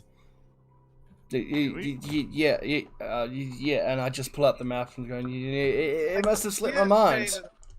I dare say I was not nearly as informed on this particular expedition as I was led to believe. I dare say I have many a question for you once it's over. Galloway takes the map and he briefly looks at it and he says, Well, this would suggest that we've been digging too far to the south. We wouldn't have found this place in a million years. And Katif laughs while wincing in pain and says, Yes, that is the idea. And what exactly... The professor asks... Yep, go ahead. I was going to say, for starters, and what exactly is so dangerous about this tomb that you would dare risk in murdering innocent people's lives simply to keep it hidden? Would I actually know anything about this particular... You know that this tomb is very sought after, and no one's been able to find it. But it's not as if Nofrukar was a famous pharaoh or anything. It's just he's mainly famous because his tomb was so hard to find. It's not particularly known for any particularly great treasure or anything. Katif says, "Well, it is cursed. It is cursed. I just wanted to protect them from what lies within."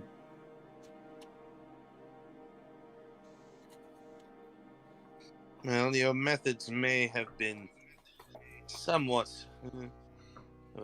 life-saving sort, but that doesn't explain why you tried to have us all killed off. Well, I mean, it does, but I'm not particularly thrilled about it. He says, I've told you everything. I just don't want it to be uncovered. Well, and this... What's on the inside? He says, nothing you should ever know about. Nothing but misery and darkness. With this earnest would this have anything to do with the... I would like to see if this works. I would like to speak to him in Yith. Alright, make a Yith check, please. Yeah, just like not full on have a conversation, like a few phrases. Yeah, but just say something in Yith. Yeah. Make a Yith check, please. That is a 5. Oh. He looks at you, transfixed, as you begin to spasm your body and let out a strange mixture of squeals and clicking sounds, bending your limbs in bizarre distortions. He looks up at you and he says, How that the Brotherhood's language? So he does know yes. I'm terribly sorry. What on earth? Archie, go away. Shit's getting serious.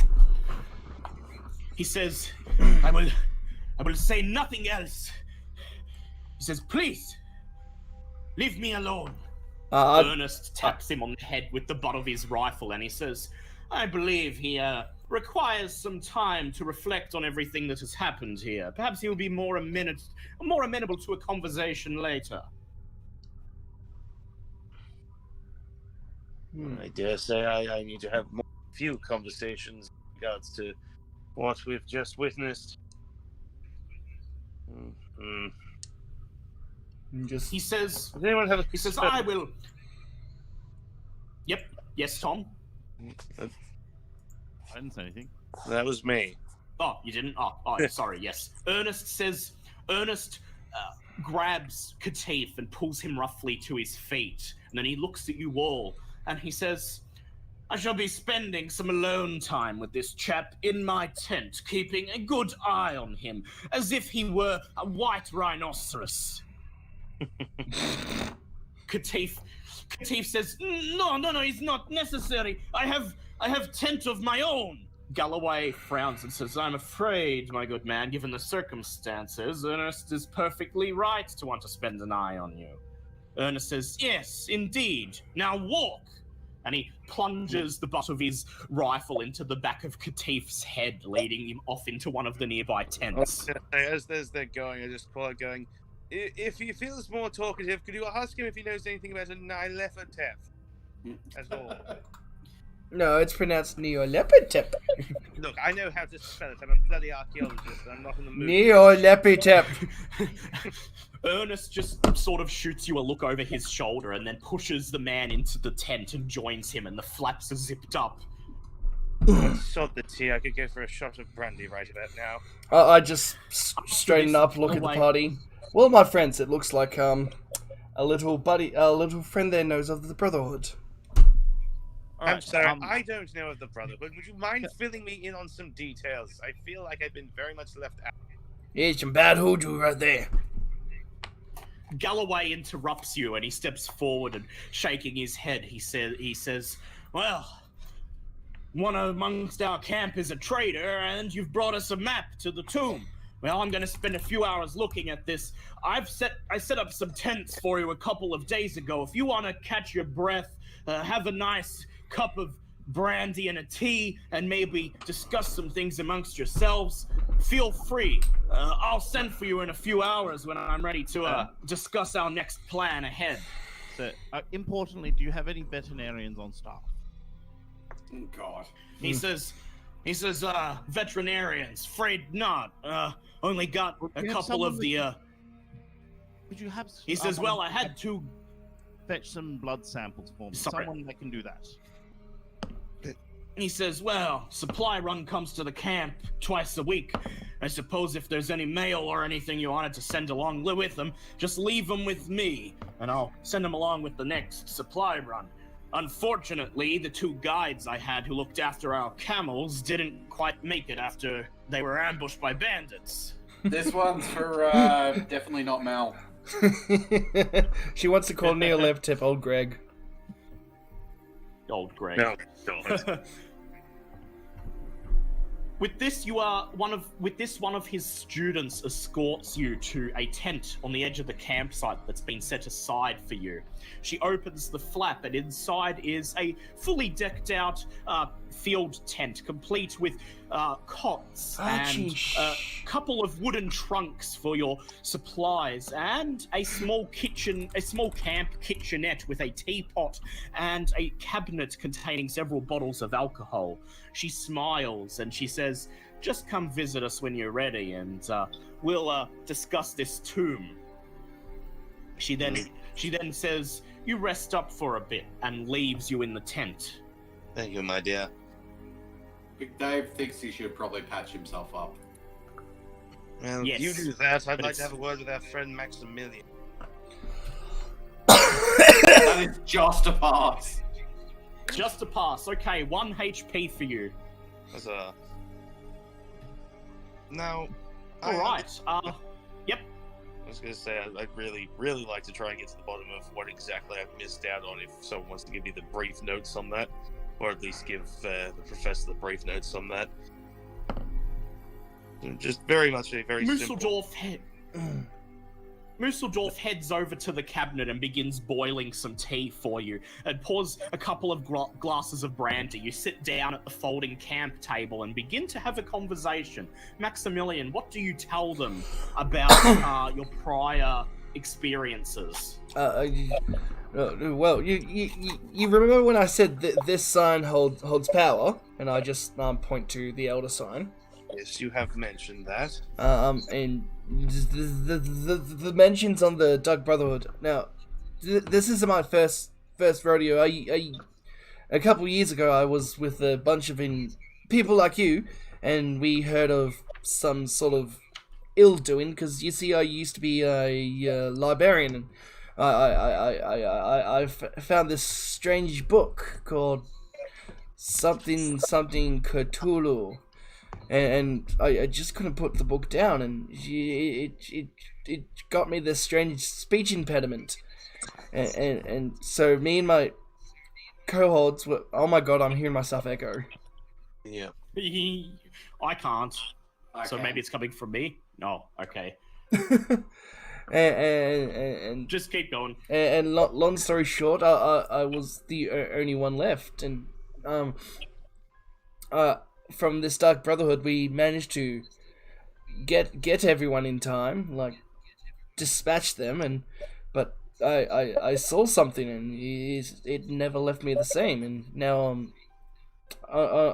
I have to get rid of this Dark Brotherhood because I'm being told they're trying to summon this Dark Lord. Do either of you have a reaction to that? Obviously, I'm trying to wrap my head around this. So obviously, a lot has happened over the last few days. Is Big Dave's in the tent with us as well? Big Dave wanders over and starts regaling the two professors with his exploits against the several kinds of beasties that he's fought, Are there including any wormmen and moose in the description? space vampires. Is there anything that just matches a description of a moose? Or any Not of the exactly. moose associates, like the camel or the deer or the reindeer? I'm sorry, we're talking They about... They do briefly mention at one point that they went to Transylvania and one of their compatriots sacrificed a reindeer. But that's the closest it gets. I'm at this point, I'm basically looking at him just bewildered going, we're talking about supernatural beings and gods from other dimensions, creatures that the likes of which have literally driven men insane. And how the bloody hell are you comparing them to a stinking moon? Of everything we've just heard, how is that the first thing This you might prove my research to be true. There might be a progenitor moose. This is and far, moose. well and truly beyond what I was hired for on this particular excursion. You hired me for archaeological expertise. Everything we've seen just now flies straight in the face of everything I've been told. I'm almost starting to think that maybe this tomb was hidden for a reason. Dave looks at the professor, cocks his head to the side, and says, "If we don't stop these things, we're all dead." Dale, do I still have the books from last time that I pocketed? Yes, you still got them. You've still got them. I'd just like to straighten myself up, pull out one of the diaries and going, "Here you are, my old buddy. Give this a bit of a read and tell me if I'm lying or not."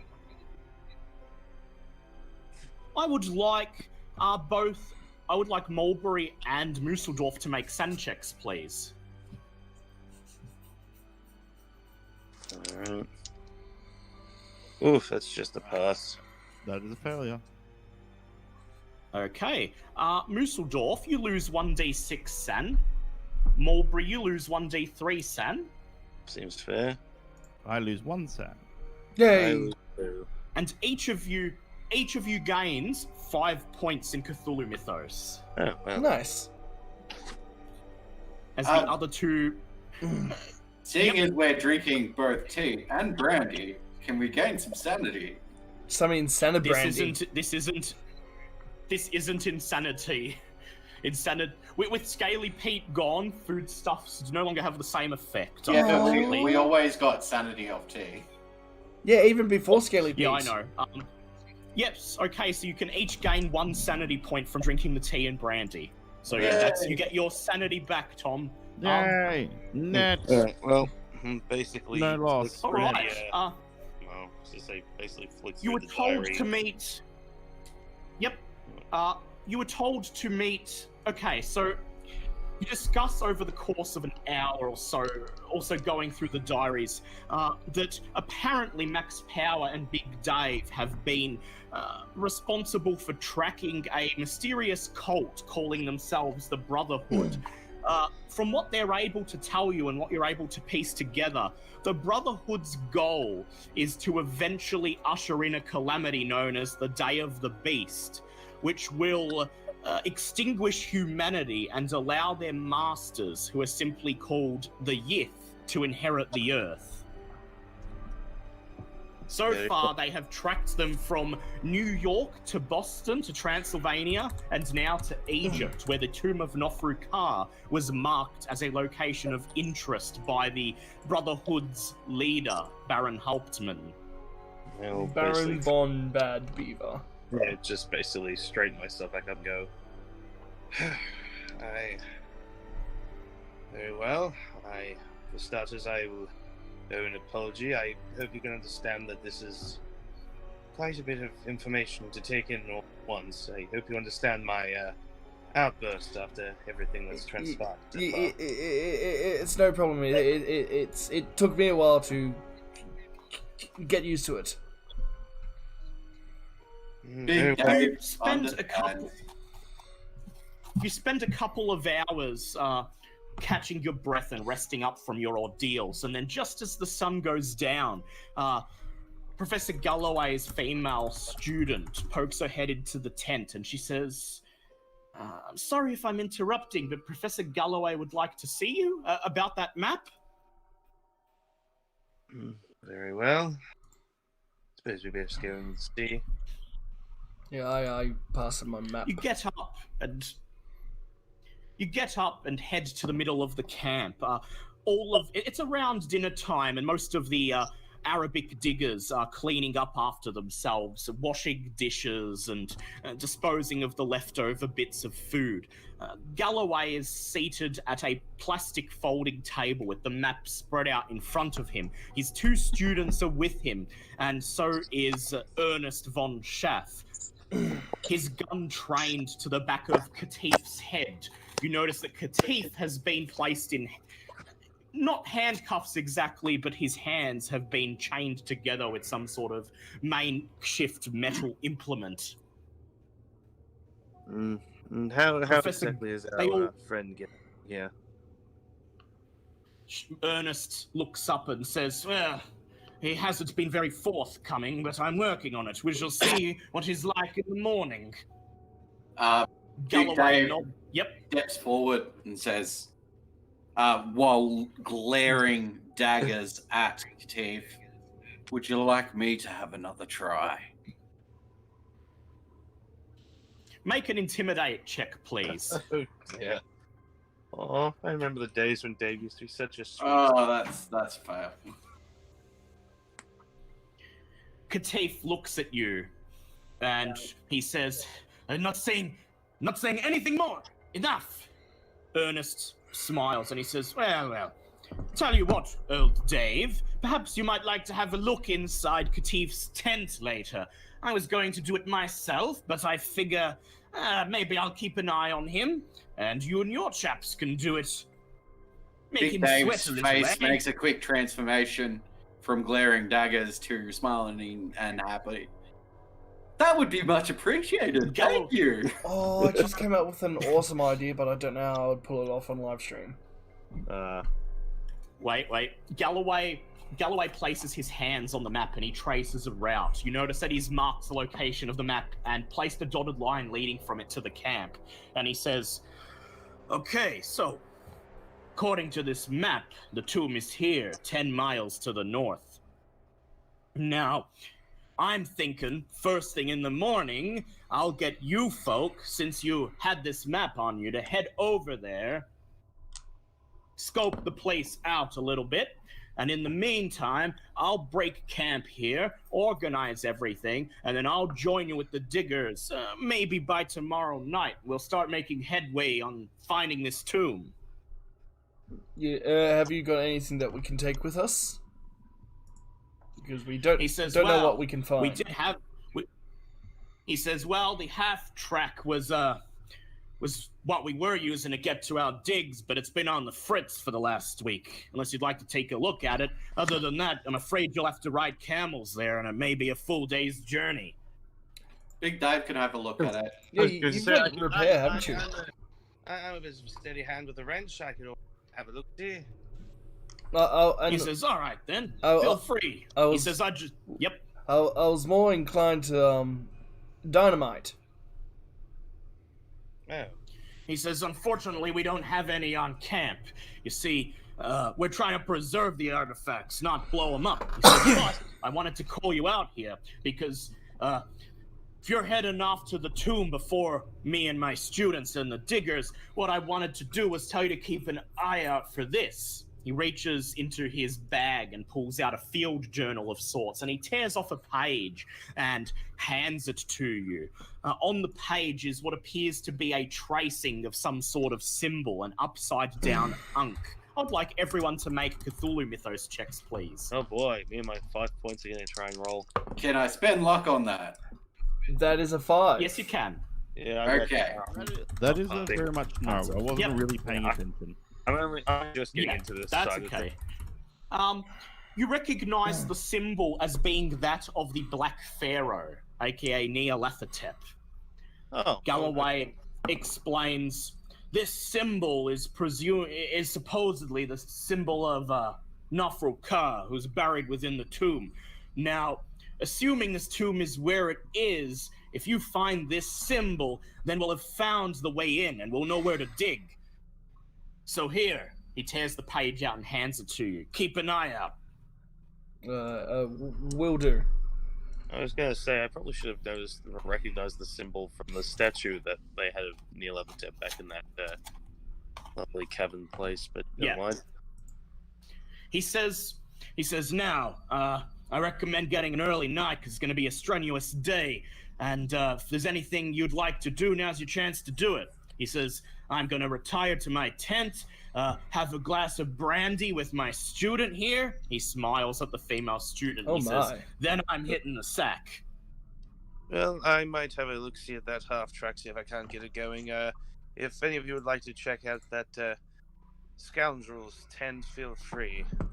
Yes, I think I will. All right. So what's your mechanical at? Mine's at I 50. will set up a tent. I didn't hear you over. Write in my diary. So yep, very well. My mechanical repair's at 50. 50. Mine's 45. So yeah, you'd be better off doing it. All right.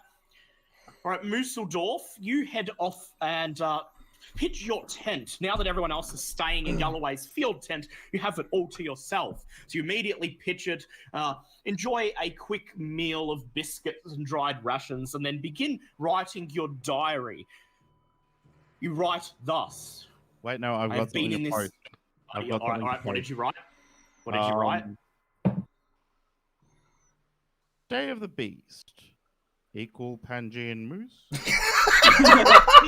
What's your outer world route to Canadian Moose? Questions for later, no doubt. Colleagues continue to blather on about unrelated and inconsequential matters regarding some tomb or another. Nefertiti was mentioned or something, I don't know.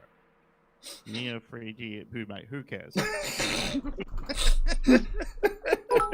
Whoa, hello. I wonder if he'd be more interested. Hold on one sec. If it was a moose-headed god. Guys, one sec. Albert, thank you so very much for the 100-bit cheers. Thank you, buddy. Okay, if Mooseldorf is still alive in episode 8, I am going to make the beast have a moose head. Oh dear God! Yes! He has come from the room with the moose! Has made moose loose about the hoose. It's the spruce. Meanwhile, Mulberry heads over and has a look at the half track. It's a rather expensive vehicle. It could seat up to 6 people and some equipment and should make short work of the desert and get you to the tomb within a couple of hours. Miskatonic University obviously paid out a big amount of money for this. As far as you know, things like this are usually only available to the military or the government. You pop the hood and take a look at the engine. It appears to have suffered some damage from overheating and a couple of knocks from the sand dunes. I would like you to make a mechanical repair check, please. Alrighty, let's see what we've got here. Ooh, that's a pass. Takes you about 2 hours, but you eventually manage to disconnect all of the parts that have been damaged by overheating, replace them with spares, and jury-rig a part of the engine together. You then climb into the half-track and turn the key in the ignition, and the engine roars to life. You are satisfied it is working again. Excellent. Meanwhile, Big Dave and Max make their way over to Katif's tent on the very edge of the campsite. The tent is unremarkable, nothing to distinguish it from any of the others, aside from the name Katif written in Arabic on a piece of paper affixed to the outside flap. Yeah, of course. You enter the tent. Yep. I would like you both to make spot hidden checks, please. That is a 3. That is a pass. Very well. You find in Katif's tent 2 things of note. You find under his bed a small wooden lockbox, which is miraculously unlocked. Inside is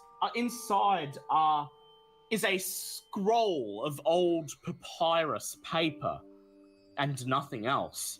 And in the small bedside table next to his cot, you find an envelope containing a letter written in Arabic. It bears the postmark of Klausenberg, Romania. Oh. Alright, pocket that to show. So I assume first the you want to professor. examine... Yep. I assume first thing you want to do is examine the scroll? Oh yeah, of course. Of course. You examine the scroll and you unfurl it. It appears to have some archaic variant of German written on it. I would like you to make a German check, please. Do I know German? Yeah, you do. Oh yeah, I do too. Yeah, that's right. My bad. Sorry. That's yes, that's a pass. The scroll details in vague terms the existence of a guardian of sorts in the tomb of Nofru Ka. It simply states, you must present the elder sign, or the guardians shall attack, and they take no mercy. Underneath this is an inscription of what you identify as an elder sign and instructions on how to create one, which are of no use to you because you already know how. But following these simple instructions, someone would be able to learn how to make an elder sign of their own. Oh, that's good to know. I relay the information back to Big Dave. Yep, and it now makes sense to you why Katif was said to be looking for, why he would have had an interest in your elder sign. Excellent. Excellent. The only other thing of note in the room is the envelope containing a letter written in Arabic, and also Big Dave. Underneath the folding kitchen table, you see a metal footlocker. You go to open it, but it appears to be locked. Big Dave doesn't care. He tries to open it anyway. Yep. All right. Make a strength check, please, Big Dave. Big Big Dave, is done Dave. with the work shit. Extreme passes and rips open the footlocker. God. Shredding You the rip metal. open the footlocker. You rip open the footlocker, and inside appears to be an Egyptian artifact, is how the professor would put it. Some kind of curved blade. It looks to be in immaculate condition, well taken care of, and you could probably use it as a weapon. Excellent. I will name you Do you now- Freddy. Yep. Wait, what? Freddy. What did he pick up? Sorry. A curved ancient blade of some description. Oh. Its name is Freddy. Would you like to now? Yes. Would you now like to return to Dr. Mulberry and confer with your findings? Sure. What's the damage on Freddy? Freddy's damage is. Let me see. Let's see. 1d6 plus 1 plus damage bonus. Harold's still better, but So I don't. Freddy will Only slightly. Yep. It is also a fast weapon, meaning that once per session, you may use Freddy to strike first. Oh, quick attack. Yes. Okay, you confer with Dr. Mulberry. First of all, Dr. Mulberry, I'd like you to make an archaeology check. Oh yeah, I'd take one look at that dagger. My eyes would light up like goddamn Christmas. Yeah. Yep, that's a pass. Pretty much just get like a small. As soon as you see it, your eyes. Yeah, as soon as you see it, your eyes light up. It appears to be a genuine ancient Egyptian kopesh. Where on earth? An ancient Seriously, just curved have sword. this sitting in a footlocker. His name's now Freddy. You call it whatever you wish, sir. This is incredible. It's completely intact. How on earth was this just sitting in a footlocker? Don't know. I would now. Yeah, there's Musseldorf's diary in the chat there. So anyone wants to read that. My God. I would like Mulberry to make an Arabic check, please, to read the letter. Ooh, I'm gonna have to push that. Clearly, I'm just more excited looking at the knife. Oh, that's better. That's a pass. They hand you the letter written in Arabic, postmarked from Klausenberg, Klausenberg, Romania, and you unfurl it and you provide a translation as you read it out. It reads, Katif, a matter of urgency. Several foreigners recently appeared in Dravozna, possibly bearing information regarding our plans. They now suspect my involvement. I have reason to believe that they have come across information that will lead them to the site of the tomb. They should be dealt with severely if they try to intervene. I will leave the handling of the matter up to you, but at all costs you must steal or destroy the scrolls found in the tomb, should they be discovered. Hail Yog Sothoth, Baron Hauptmann.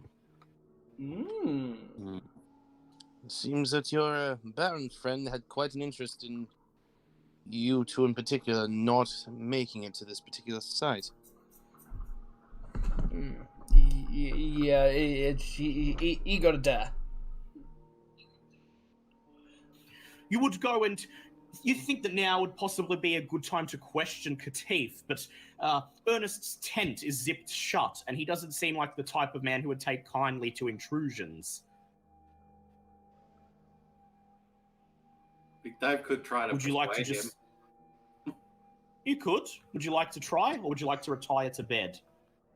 Big Dave will politely ask if we can speak to him again. I'd like you to make a hard charm check, please. Oof.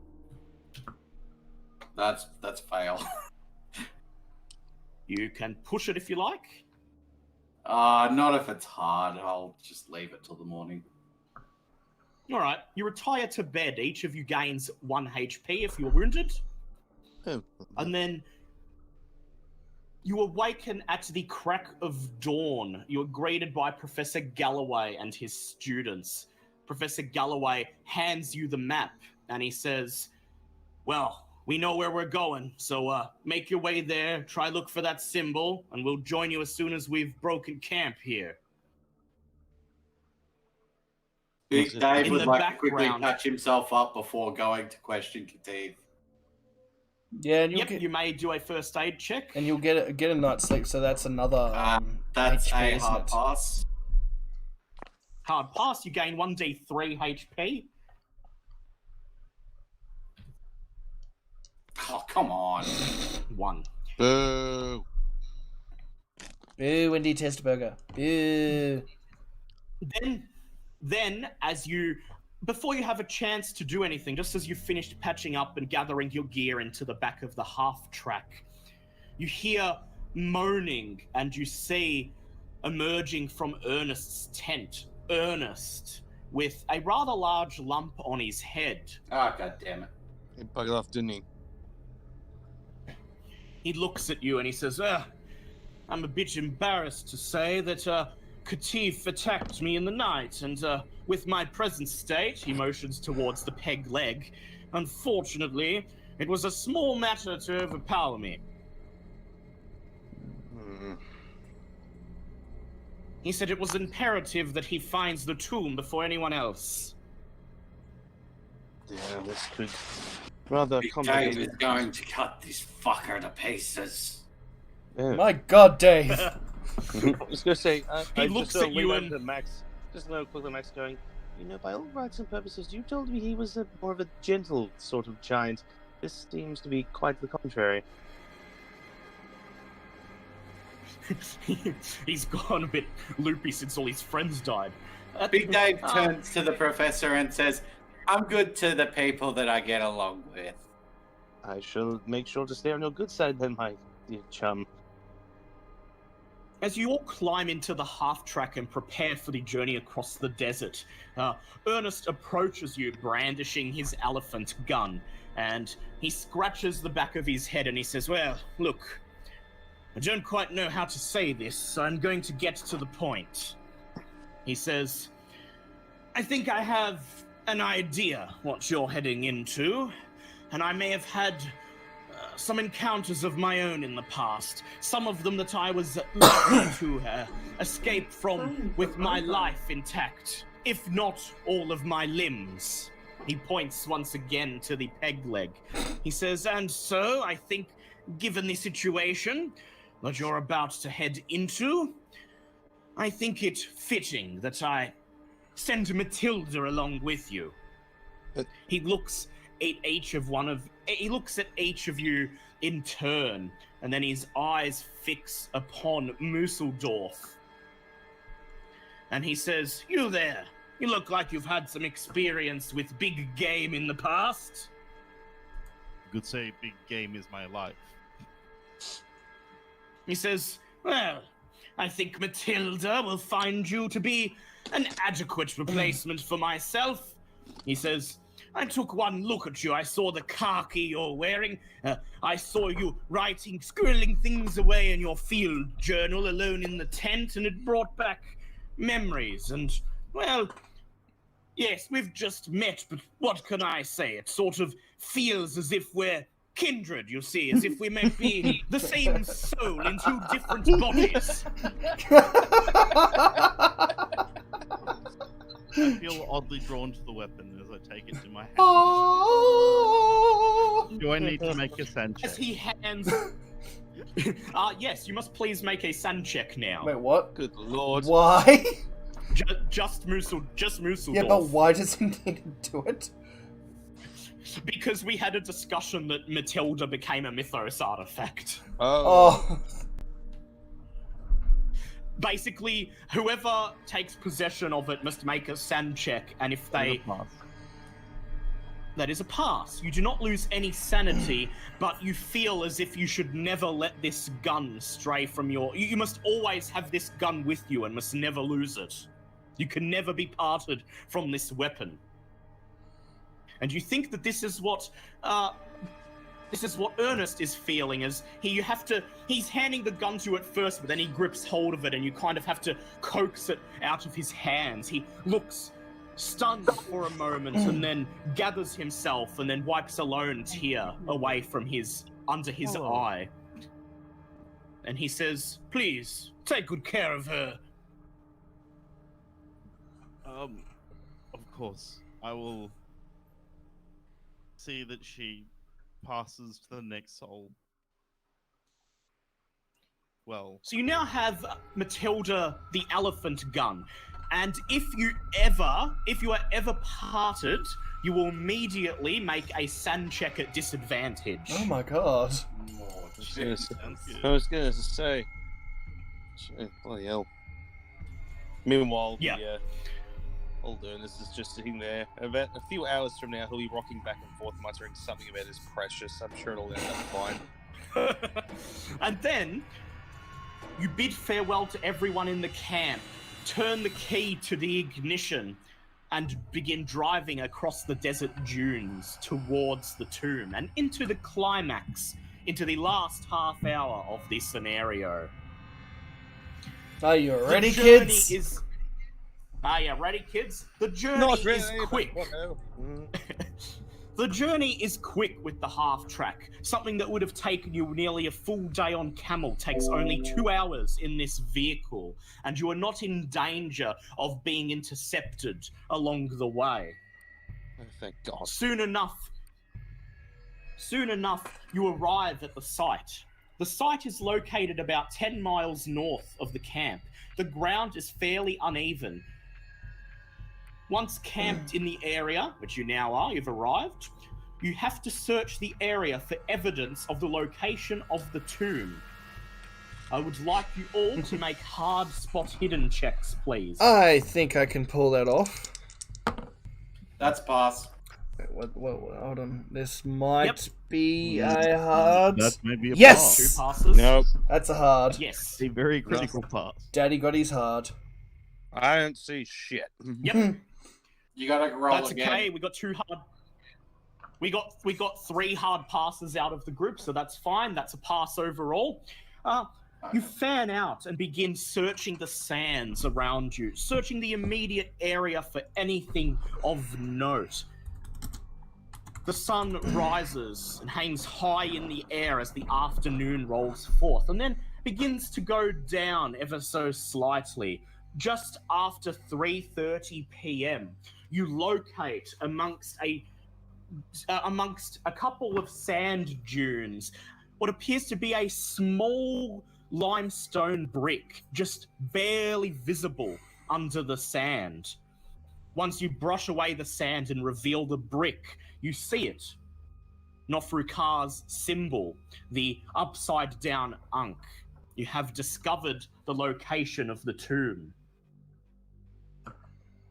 Well, would you like to begin? Would you like to begin digging, or would you like to wait for everyone else to arrive? They will arrive early in the morning. If no one else is here, it's I don't know. Would it be best if we maybe wait? we should sleep so we can the ones of us that still are missing health can recover just that one more bit of health. I was gonna say the only possible downside to that would be is obviously what's his face could possibly be inside and doing God only wants to know what by this point. But that's the thing. If there's another entrance, wouldn't it have shown up on the map? That is also true. Yes. And this doesn't appear to have been disturbed, but you can never tell for sure. And might I point out that Dr. Mulberry, being an Egyptologist at a university, is extremely giddy and will probably want to start digging immediately. That is also true. I was trying to be subtle about this, but if we're going to be looking beneath the underneath, seriously, my God, this could be the possibly biggest find in recent history. I put my hand on his shoulder, and I'm like, "Don't worry, I understand the research boner well. Yes, the return of the research boner. No reason, And boner. you did bring digging. You did bring digging equipment with you, so How far off I full would health are like. you? Yeah, how's everyone's health looking? I'm full. Well, I mean, not looking Got great. two But doesn't thirds. start off great either, so you know. We shall see. And Big All Dave, right, don't then. forget you have a I'm a point of researcher, flesh not a ward as well. fighter. Yes.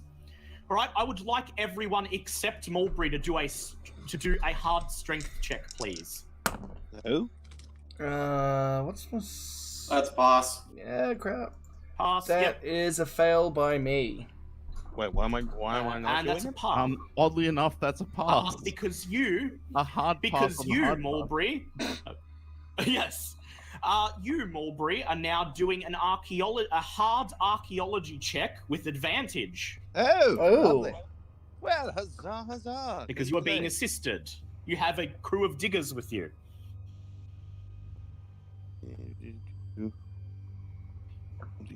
I am spurred forth by Sully the forth. the common recognition of the research boner. I respect it. I will work my hardest Yep, they'll to just relieve right the by. research boner in this man's heart. Yep. It's just gonna All right. straight I by. just realized the last two rolls that I've done, I've mixed up disadvantage and hard. Oh, Whoops. Yep. I know. I thought that's what you were doing. Okay. So that's a pass for Mulberry, and so you hand out Imagine tools that- to everyone. I just Yep. imagine like the three of you guys digging a harder way, and I'm just sort of sitting there going, no, a little more to the left. No, come on, put your backs into it. how many times do we have to You teach you this immediately lesson, hand old out- man? You immediately hand out digging tools to the group, and digging commences in earnest. Within 6 or 7 hours, just as the first wisps of dusk begin to descend, you have cleared enough of the sand to reveal an entrance to the tomb. Stone steps leading down have been cleared, and you can see large stone doors at the bottom, ready to be pulled open.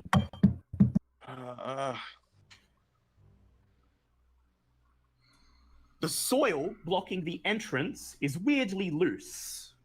I would like, at this point, Musseldorf to do a geology check, please. I didn't realize geology Is was a someone thing. drinking alcohol without me? That is a It's pass. Yeah, I've been Yeah, drinking Tom. all night. It's a pass. I All right. was drinking.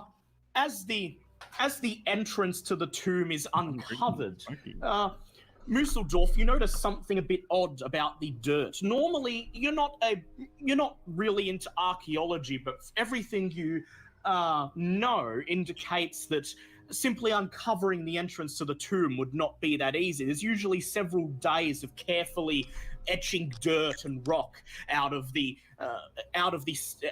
bricks in order to be able to gain access to it, and all of this dirt was very oddly loose, perhaps indicating that I'm perhaps thinking suspicion someone's beaten us here.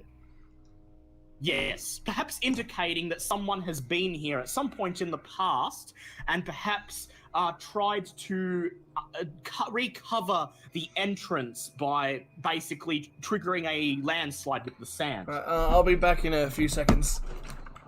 Yep. Then, as if that wasn't enough, you notice as you make your way down the stairs that the clay seal on the door has been broken, a sure sign of tomb robbers. Oh, I was going to say, will I notice this as well, or?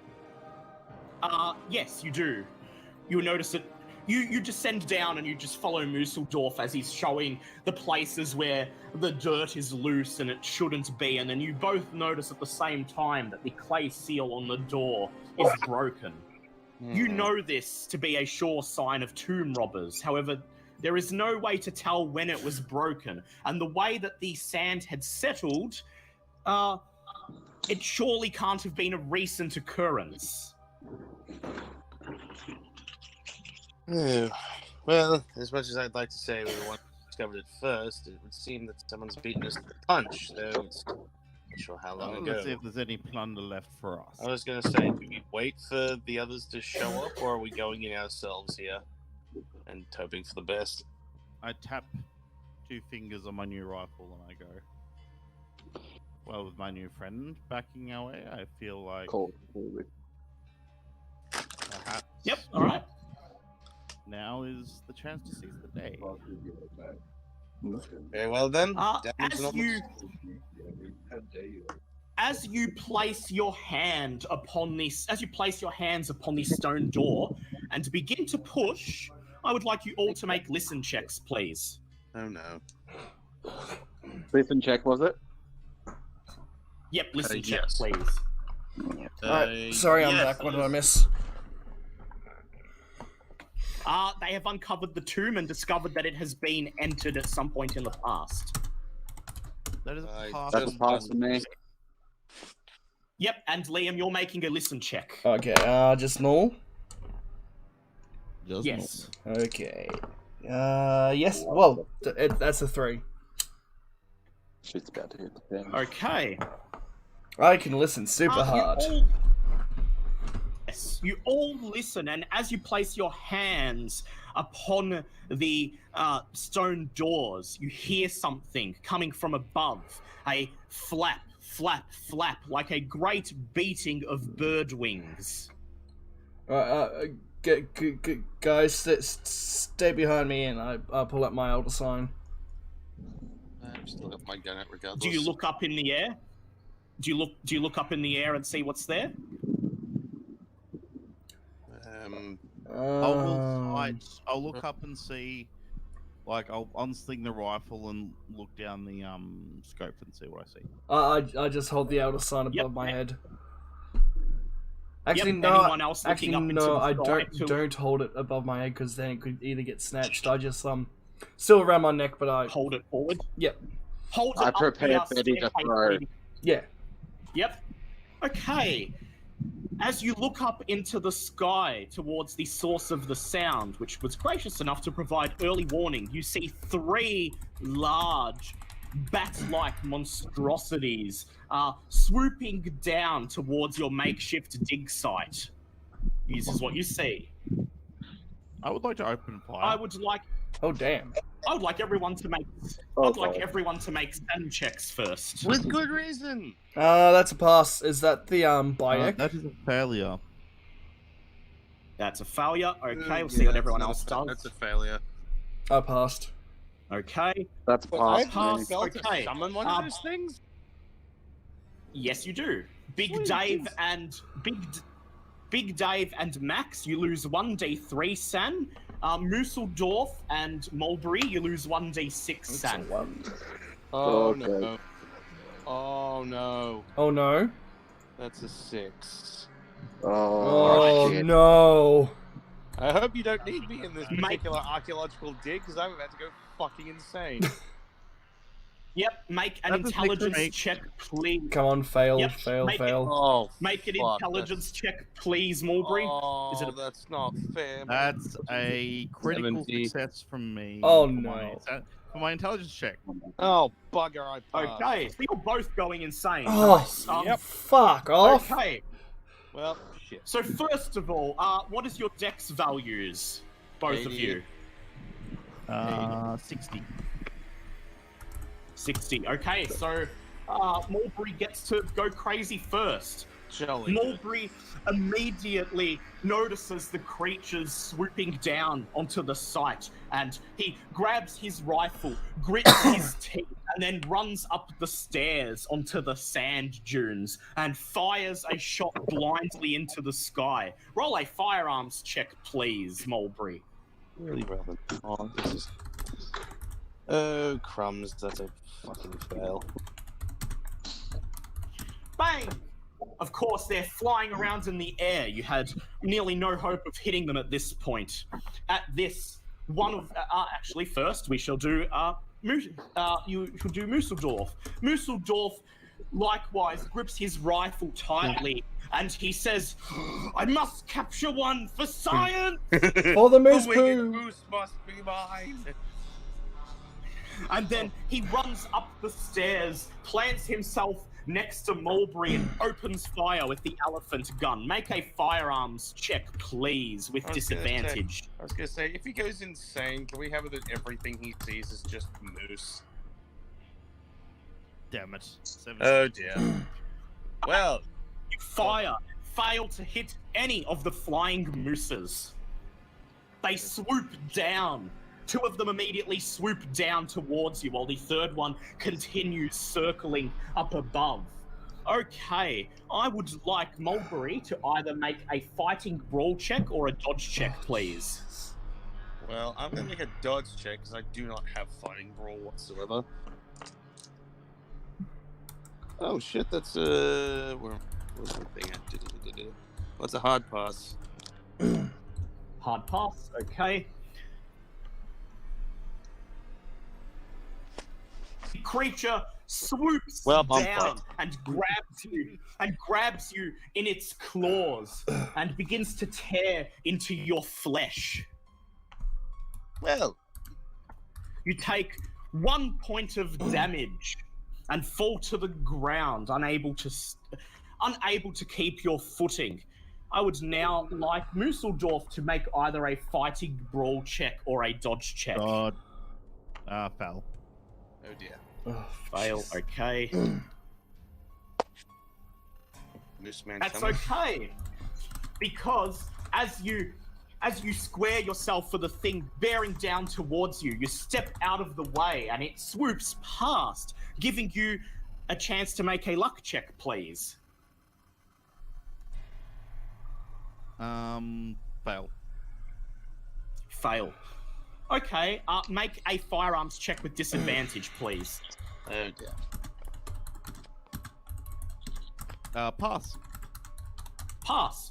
As you step out of the way and the creature swerves around you, you have a perfect opportunity to fire, so you take the shot. Bang!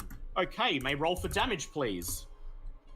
I'm just looking up the elephant gun damage again. Elephant gun is 3d6 plus 4. Ooh, damn. Oh my god.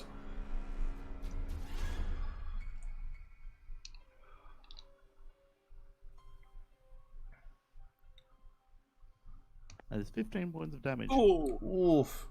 You fire your gun and you watch as the bullet pounds into that creature's face. It lets out an ear-splitting shriek. And then swoops down, coming to a thudding stop in the sand, kicking up a cloud of dirt. It twitches once and then ceases to move. Okay, Big Dave, what do you do? It's time for Betty to bring the hurt. I throw Betty. All right, make a throw check, please. That's a pass. Okay. Roll for damage, please.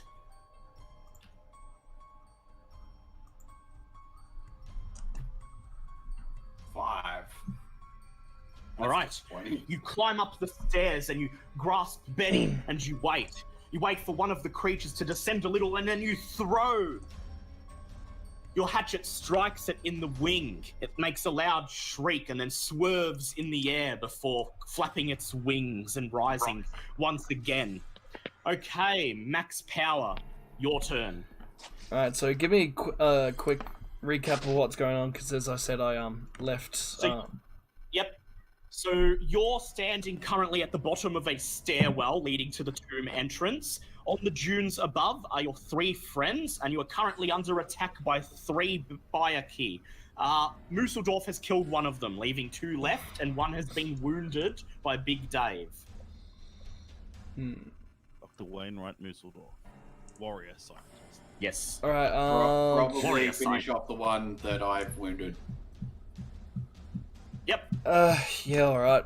Yeah, I was going to test this out of sign, but that would probably be a better thing. Yep. Alright, so let's go. I'm just going to use my my revolver. That is a 3. But you roll with disadvantage, please, because they're flying around in the air. Oh yeah, shit. That is a... That's still a pass. Thank God for high firearm. That is a 50. Bang! brandishing your elder sign in one hand and your revolver in the other, you ascend the stairs about halfway. Take aim and shoot at one of the flying monstrosities. Roll your damage, please. Crap, what was it? Yeah, you just 1d10. What's my 10? That's an 8. 8. Bang! The creature shrieks as your bullet strikes what you assume to be its chest. It's already wounded from Big Dave. It struggles to stay in the air and then just drops like a stone onto the sand dunes, dying. The third one bears down upon you almost immediately. Make a luck check, please. Me, okay. That is a pass. That is a pass. Okay. He swoops down towards you and you hold out your elder sign. The creature immediately recoils and swerves to the right, barreling towards Dr. Mulberry. Oh instead. no! Dr. Mulberry, make a dodge check, please. Yeah. Wait, where do I care right now? I'm completely being loopy. Oh, shitballs, that's a 98. 98, okay. Roll 1d100. I'm just gonna assume he's going to win. The creature barrels down towards you and then it reaches out its claws, digging them into your shoulder and lifts you up into the air. Rule Britannia, marmalade and jam. As it flies, it dicks its neck down and plunges its teeth into the side of your neck. Well, shit. You take 5 points of damage. No, Make I take 6. I don't have any jacket or anything on me. Okay. You take 6. Make a Constitution check, please. Where's my con? Well, that's a Constitution. It's a hard pass. Nice. All right, you manage to stay conscious and you wrench the teeth and talons out of your body, dropping down onto the sand with a thud. You're just barely able to stay on your feet. Make a luck check, please, as the creature bears down towards you once again. Oh, that's an 11. Nice. Pass. You close your eyes and wait for the inevitable as the creature flaps its wings and tears down towards you. And then you hear... the hunt is joined! And you hear a gunshot. Bang! Oh my god! Okay, 1 second, sorry. Save my boy Pete. Hashtag Pete Lives Matter. Okay, Prog, thank you for the $5 donation with the message, save my boy Pete, hashtag Pete Lives Matter. Well, we wish we could save Pete. We wish we could. You wait for the talons to clasp onto you and end your life, but then there's a gunshot and you open your eyes just in time to see blood spurt from the side of the creature. Standing on a sand dune just up ahead is Ernest von Schaff, holding a 31 rifle liberated from the campsite. Beside him stands Professor Galloway, holding a similar rifle, and behind them, their eyes and faces transfixed in terror, the students and diggers. They have arrived just in time. The creature shrieks, and it begins flying towards the group. Both Galloway fires his rifle. The creature dodges and misses. It barrels towards Ernest von Schaff. And I shall now do a luck check for him.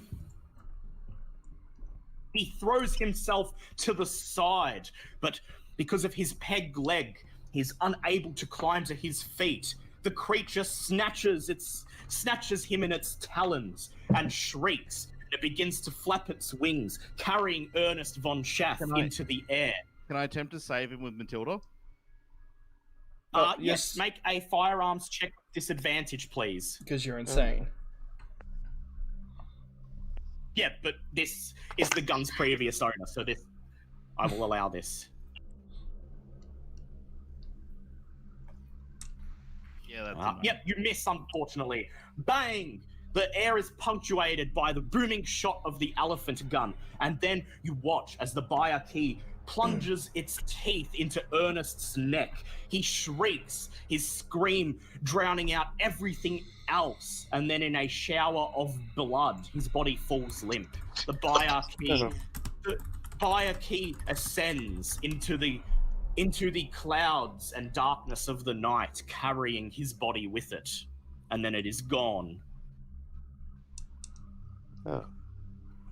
Galloway steps forward. He ushers his students to join him, and they all slowly walk towards you. He looks in the direction where the buyer key went, and he says, What the hell was that?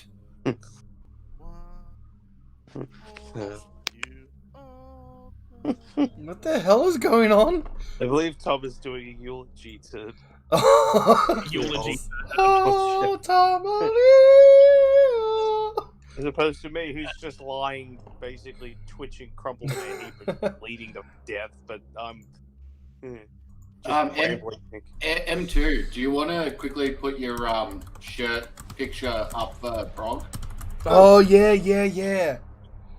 Absolutely. Alright, here you go, Prog. We made shirts. As being displayed by our lovely unpaid model right here. AKA you. Yes. Yeah, AKA me. As Galloway and his entourage descend into the moonlit dig site, I would like Musseldorf and Mulberry to make power checks, please. Oh. What the hell even... Oh, wow, that's a 3. Shit. 3. Right, you feel, with the danger gone, you feel your senses returning to you. Musseldorf, is that a pass for Musseldorf or a fail? I believe that is actually... that is... you can spend luck or... You can spend luck or push it if you'd like. No, I'll spend 9 points of luck. Yep. You feel the urge to kill, the urge to capture one of these creatures for science, receding, being replaced with an overwhelming sense of sadness. You didn't know this man, but for some reason, his death at the hands of these creatures reduces you to a wretch. You fall to your knees and begin to weep. As opposed to me, he's lying there going, hooray! Hooray!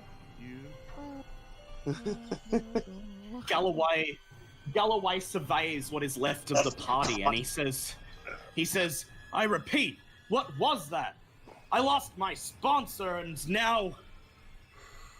He looks down at the staircase, and he says, but you found the tomb. Yes. My God. My God.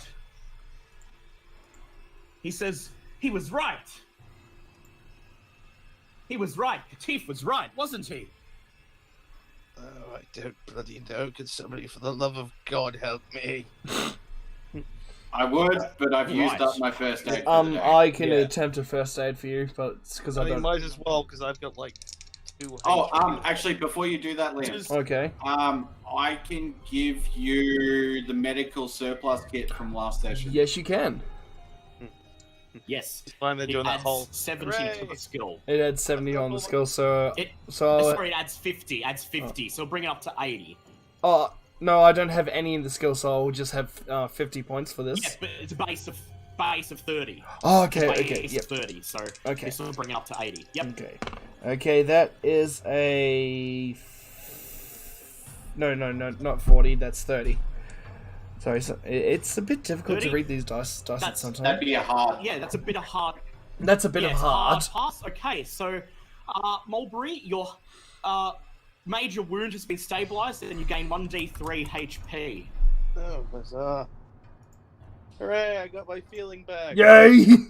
And Dale, you might need to reset your voice again. Okay, just... To a grand whopping 5 HP.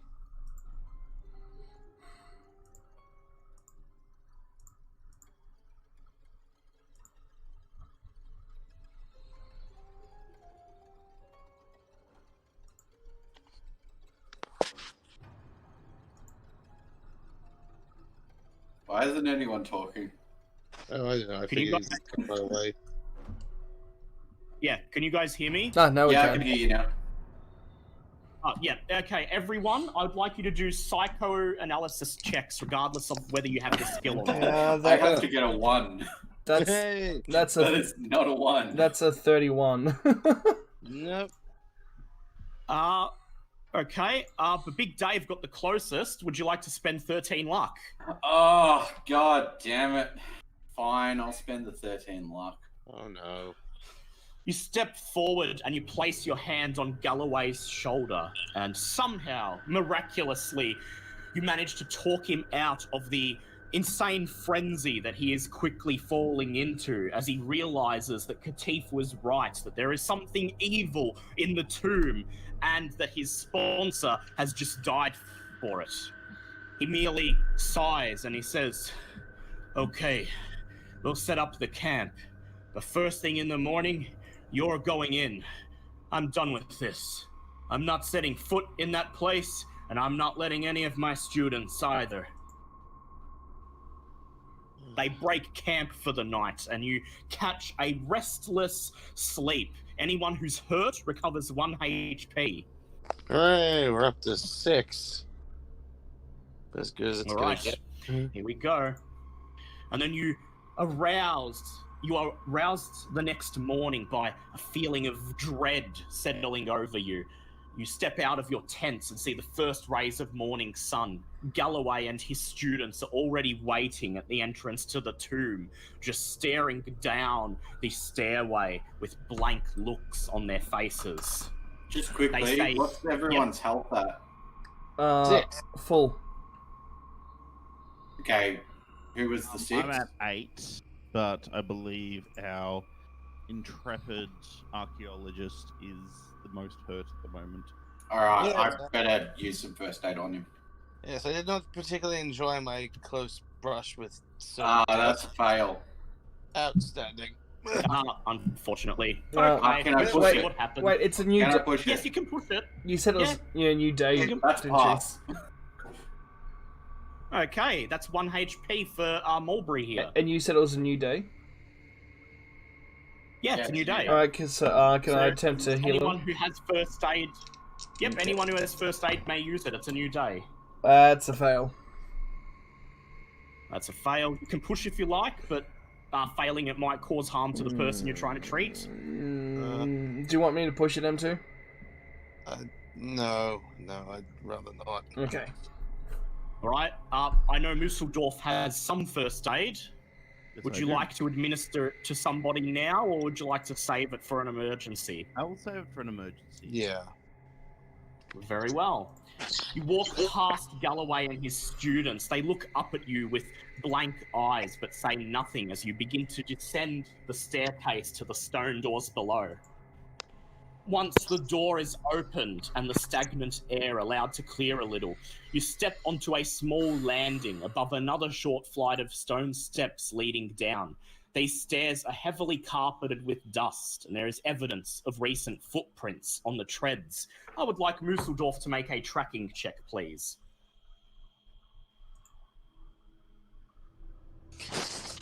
That is a failure. As a failure.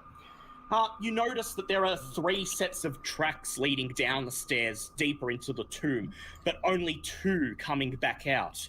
However, the tracks are so old, the tracks are so old that you can't... the tracks have been here for such a long time and are covered in so much sand and have deteriorated away so much that you're unable to discern anything about them, such as how old they are or even whether they are entirely human. Though they do seem to be roughly shoe-shaped. At the bottom of the stairs, a short hallway runs approximately 40 feet before ending in a set of stone doors. About halfway down this hall are a pair of deep alcoves, each of them containing a plain stone sarcophagus standing upright. These stone sarcophagi appear to be undisturbed as they are covered with a thick layer of dust and sealed with a green, wax-like substance. Just ahead of them is another set of stone doors. Again, the clay seal has been broken. Is there anything you wish? Sarcophagi? Yes, you may attempt an archaeology check. Obviously, I'm going to be giddy, but I'm obviously not going to open it. But I'd like to at least look at them. Big Dave appreciates that. Yes, look, I understand my need for knowledge, but yeah, you don't disturb the dead. That's a hard pass. I wish that It's a hard pass. Big Dave Okay. wishes that the previous professor had your inside. Ouch. Ouch. Okay.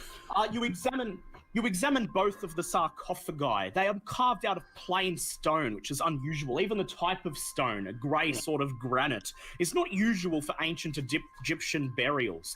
Indeed, the sarcophagi are even the wrong size. They are slightly bigger and taller than usual. There doesn't even seem to be any visible way to open them. Indeed, the only thing of note is a set of hieroglyphics carved on the side of each sarcophagus, which simply translates to guardian. These could be the guardians that was described in the letter. That could be the case. Perhaps there's some way we could perhaps ensure these sarcophagi do not open. Perhaps. You'd have to make do with what you could find here, though.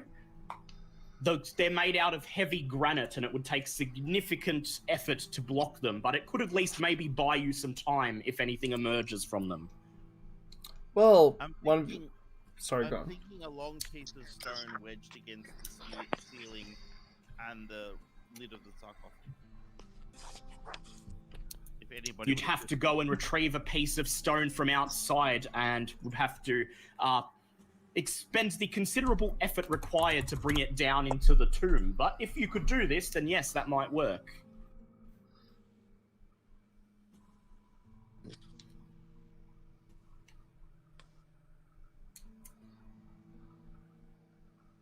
What would you like to do? By the way, Mulberry, you determine that the structure of the tomb is similar to those you've been in before, which would suggest that on the other side of these stone doors is Nofru Kar's burial chamber. Ooh. So there's basically literally just this hallway and a burial chamber. That's the whole tomb. Perhaps we should just proceed onwards. Yes. I dare say I would very much like to have a look at this tomb itself after literally everything we've been through. Okay, who's going to open the door? Who's game enough? Big Dave likes opening doors. He does. If you Big say Dave, so. Big Dave steps forward and pushes at the stone doors. With little effort, they creak and swing inward. And then...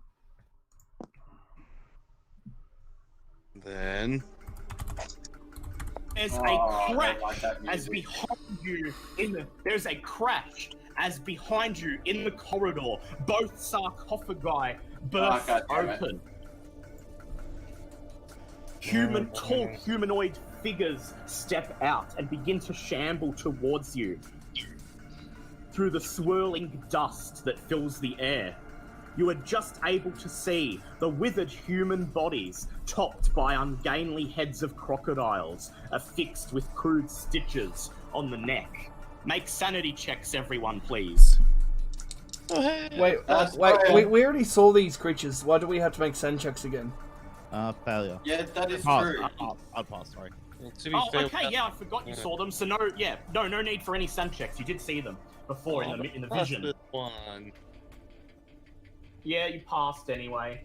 Okay, they are shambling slowly towards you. Everyone, dex values, please. 70. 70. Okay. 55. I believe... 5. Okay, I believe it is Mulberry gets to go first. Okay, well, I have no idea. This is well beyond my usual experience with the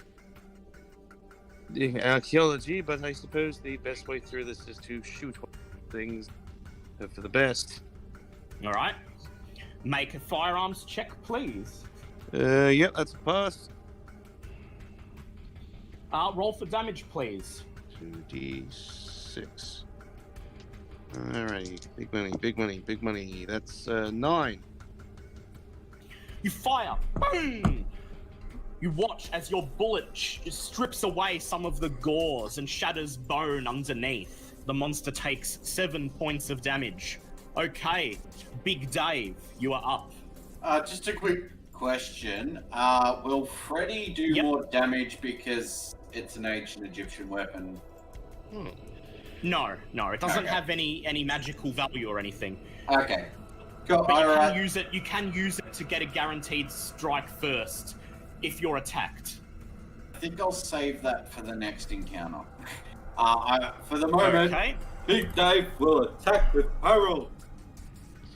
Alright, so you rush up with Harold. Make your fighting brawl check, please. Archie, go away. That's a pass.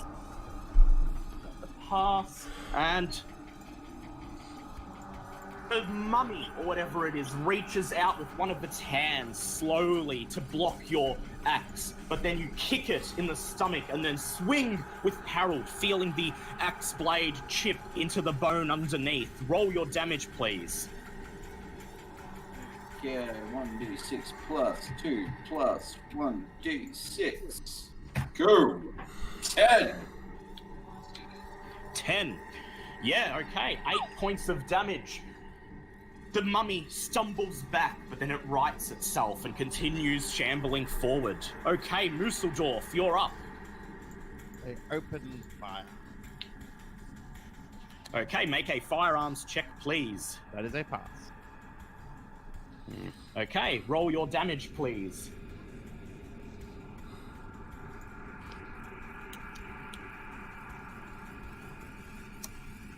That is 13.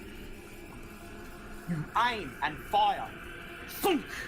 You watch as a giant shard of bone is blasted off the creature's ribs, but it seems to not react at all and continues stepping towards you. Okay. I would like Big Dave to make either a fighting brawl check or a dex check. That's pass. Pass. Okay. The mummy reaches you. It swings forward with its bony claws. You step out of the way and then bring Harold down onto its back. Roll for damage. Oh, yes. Yay.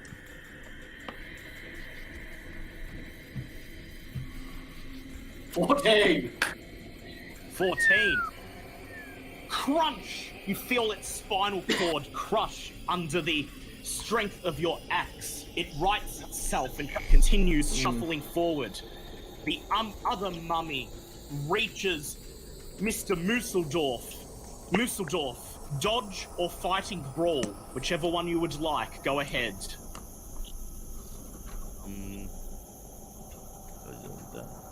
I will dodge. Very well. That is a pass. Ooh, that's a good dodge. Okay. The enemy's rolling quite badly. Ooh. Yep. The mummy reaches you, and wordlessly it lashes out with its bony hands. You duck out of the way and right yourself. Okay. Now, Mulberry, you're up. What do you do? These things haven't taken any indication of where down, or are they? Oh, you've noticed that some of you have no idea. You notice that some splinters of bone have been broken off both of them, but they just seem to keep coming. It's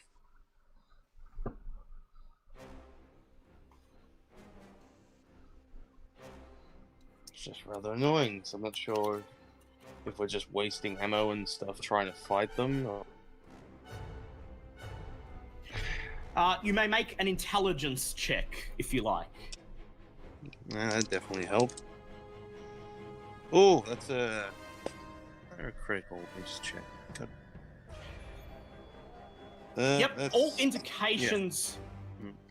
all indications suggest that your bullets are doing damage, like they are literally blowing pieces of the creature's bodies away. But as they feel no pain and are presumably animated by some horrible magic, they won't stop until they are physically unable to move.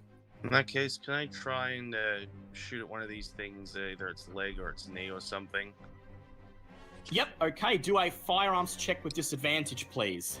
That sounds about right. Shit. Yeah, it's not gonna cut it.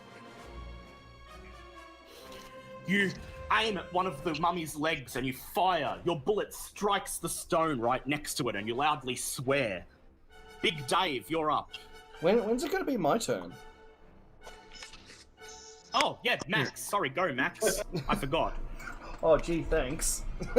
I'm just sitting here patiently waiting. Yeah. Alright, Max, you get to go. Alright, is the... What else is in the room? It's just an empty hallway. Completely unfurnished. So are the gators behind us or in front of us? They're in front of you, advancing towards you. You're backed up against the door leading into the burial chamber. So the burial chamber is where we want to go? Yes, but We it will really be a dead should end. You could at finish least... these guys off first. Yeah, how close are they? Reasonably close. Like, they're able to get hits off at you. They've tried to hit both Big Dave and Musseldorf so far. Alright. I'd like to flash the elder sign in one hand and just point my gun with the other one in case it doesn't work. Alright. Make a hard power check, please. Like a Oh, cop shit. with a badge. Just what? Please. Who How did you go? Hold on, I'm just hearing different stuff than I heard someone go, please, please. Yeah, that's Tom saying please so he lives. Oh, okay. I'm saying it's like you're flashing your badge. Oh, Police, yeah. Police. Oh, police. Police. Hard power check, Yes. that is 30, so Right. that's a pass. Is it a hard pass, though? Yeah, because hard is 45 and I got a 30. Very well. Yes, because right, you have 90 power. Yep. Okay. You hold out the elder sign. Almost immediately, the two mummies stop in their tracks. And they stare for a moment. And then they raise their arms to their faces as if they're recoiling in terror. And then, slowly, carefully, they turn around and begin shambling back towards the sarcophaguses. As they pass Big Dave, both of them grab at him. Oh no! Determined to drag him into their millennial sleep with them. Big Dave, do a fighting brawl check. Oh, come on, Big Dave. No! That is extreme. Oh, damn! Shit. Big Dave is done with this bullshit. Yep. The first mummy grabs at you, and you step back and use your axe to knock his arm out of the way. With a loud crash, his arm falls off. And then he continues shambling towards his sarcophagus. The second mummy reaches for Dr. Musseldorf, determined to take him down with it. Musseldorf, make a dodge check, please. That's a pass. That's a pass. 23. Mummy grabs you, it pulls you forwards, and its bony hands clasp into your arms, dealing 3 points of damage as you feel a tendon in your arm snap. And then the creature begins to drag you with it back towards the sarcophagus. Oh dear. Because it's Do within any of the- you do anything? Alright, yeah, I'd like Yep, to... because because Sorry, it's sorry. holding me, can I press Yep. the basically barrel of the gun to its head and pull the trigger? I was just gonna say I'd run up yes, to you with but the you- elder sign. Considering it's my turn anyway, can I just chop its arm off? Oh yeah, you can do that. Because he's been grabbed, I'll let him do that as a reaction. You'll have to do it with disadvantage though, because it is a big gun and you only have one free hand. So go ahead and do firearms at disadvantage.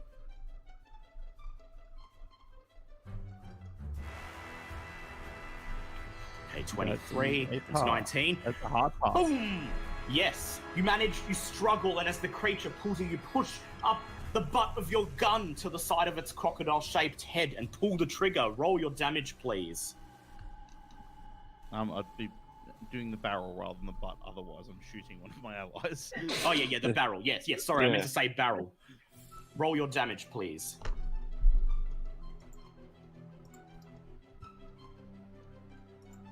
Oops.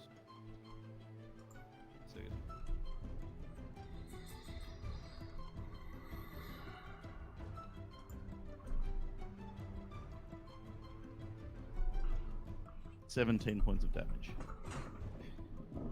Bang! Suddenly a cloud of dust shoots into the air as its bony skull shatters. But it continues walking, dragging you towards the sarcophagus. Big Dave, you're up. That's pass. Pass, okay. I'll do one for the mummy. Oh, and you were lucky because otherwise that would have been the end of Museldorf. The mummy lashes out with its other hand, trying to catch your axe, but you pull back and then bring it down, shattering the arm that's dragging Museldorf along. The arm drops to the floor, freeing Museldorf, who collapses into a heap on the ground. Then, the mummy makes no reaction, simply steps forward, and then in unison, both of them walk into their sarcophaguses. And then on the spot, they turn around, and with what's left of their faces, they simply stare at you as the lids slowly rumble shut behind them. You are safe. Liam to save the day. Jesus. This is why we don't open coffins! Well, no one opened these ones, they opened themselves. Okay. With that out of the way, I'm going to you're first free aid to myself. Yep. Go ahead. Conduct first aid. So this is very quick thinking there, Maximilian. Excellent show. Yep, the hard pass, that's 1d3. Yep. There we go, you're fine. Okay. With the mummies out of the way, you're free to enter the burial chamber. And opening the doors, you discover the final resting place of Nofru Ka, placed here by his followers with what little treasure they could rescue. While many footprints can be seen in the dust, little seems disturbed at first glance. Crumpled on the floor near the sarcophagus of Nofru Ka lie two bodies. The skeletonized body of a man wearing a World War I uniform. Oh. And beside him, the mangled, broken corpse of your latest enemy, Katif. Eat shit. In his hand, he holds a scroll that was presumably taken from the shelf at the back of the room where Nofru's treasure was placed. Aside from the scroll, the only thing missing is the canopic jar containing the dried liver of the priest. Everything else is undisturbed. Okay, before we end the scenario and move into the downtime and the epilogue, I would like Mulberry to make an archaeology check, please. Absolutely. And Is it an Elder Scroll? Yep. That's a pass. Okay. So first of all, there are hieroglyphics along the sides of the burial chamber, and over the next day or two, you slowly translate them and come up with what they claim to be in loose in broad strokes, the story of Nofru Ka, a priest of the Black Pharaoh, who reportedly received visions from a race calling themselves the Yith from beyond time. Although he was branded as a heretic within his court, he continued preaching the word of these Yith, stating a prophecy that one day would come the day of the beast, which would destroy humanity and leave the planet ripe for the Yith to re-inhabit. Eventually he died, but his teachings lived on, forming the basis for the Brotherhood. I would now like whoever has the highest history may do a history check. History. I've got 35. I have 30. My God, why can't I find anything? I don't think I have it though. No. All right, Museldorf, you're doing a history check, please. That's a failure. Okay. The second corpse, the one that is not Katif, the one wearing the World War I uniform, the only thing of note you can find amongst him is that he is carrying a coin purse with several coins in it. The coins appear to be German marks, and they are dated from around 1913 at the very latest. Near the purse is what appears to be a scorched shred of some sort of identification paper.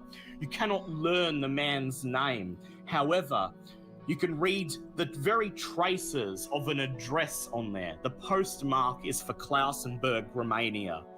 This man may have been a member of the Brotherhood who set foot in this tomb perhaps decades ago on the orders of the Baron, but for whatever reason did not make it out, much like the corpse lying next to him, that of Katif, who came here to liberate a scroll, but didn't have an elder sign to show the Guardians.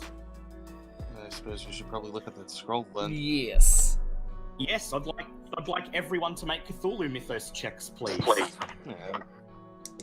Holy shit, that's pass. That's a hard pass. That is a hard pass. I got nothing. All right. Okay. You look at the strange scroll. It doesn't have hieroglyphics or Arabic or any known language on it. It appears to be written in some even older primordial tongue. But you eventually catch the gist of it. It is a scroll for a spell labeled... It is a spell for a scroll called Dismiss Dole. Dismiss Dole? It claims to be a spell that will banish a monster from another dimension known as the Dole. Why the Brotherhood did not want this scroll to fall into your hands? Well, you can't fathom a reason why, but obviously it was important to them that you did not have the ability to banish dolls.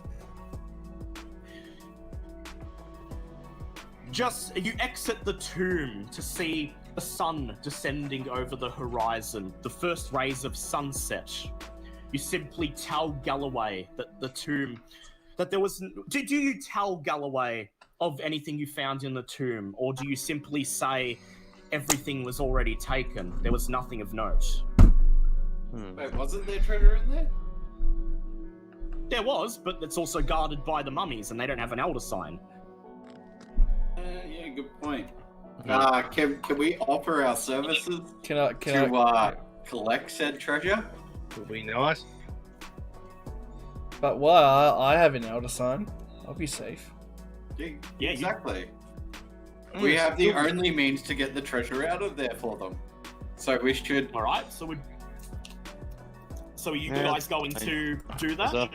Yep. Yeah, sure, why not? You tell them, as Galloway stands and listens to you rapt, you inform him that the tomb was everything you'd ever dreamed of, that all of the treasure still lay intact. You don't tell him about the scroll or the mummies, however, and over the course of the next week, you work together using your elder sign to cart all of the treasure out of the tomb. You then split it 50-50 with Galloway's group. I would like you each to add 10 points to your credit rating. Oh, nice. I'll take that. And you didn't want to do anything. I'm sorry, I just everything else that's happened so far. Forgive me if I seem hesitant on. Elder sign. Yeah. And then, after the dig is done and the tomb emptied, you and Galloway make a promise that you will never speak of this again, that the treasure you liberated will be the only reminder of Nofrukar's legacy. And you carefully seal the tomb back up, burying it in the sand dunes, where hopefully it will never be seen again. And then you return to civilization, satisfied that you have removed an evil that will hopefully never be utilized for terrible purposes, and that you may have obtained what may eventually serve to be a secret weapon against the Brotherhood, but also disappointed. You failed to get any information from Katif before he died, and you are at a loss as to where your search for the Brotherhood will take you next. Hopefully, as you make your way back to America, wondering how you're supposed to decide what to do next, Big Dave smiles, and as you ride in the plane, he cocks his head and looks at you, and he says, "This is what Paul Lamond is for." Oh. Neat. Cool. And then that's the end of the scenario. Well, on the plane, yeah, I just... Basically... Well, on the plane, I just whisper, Yep. "Thank you, Angel."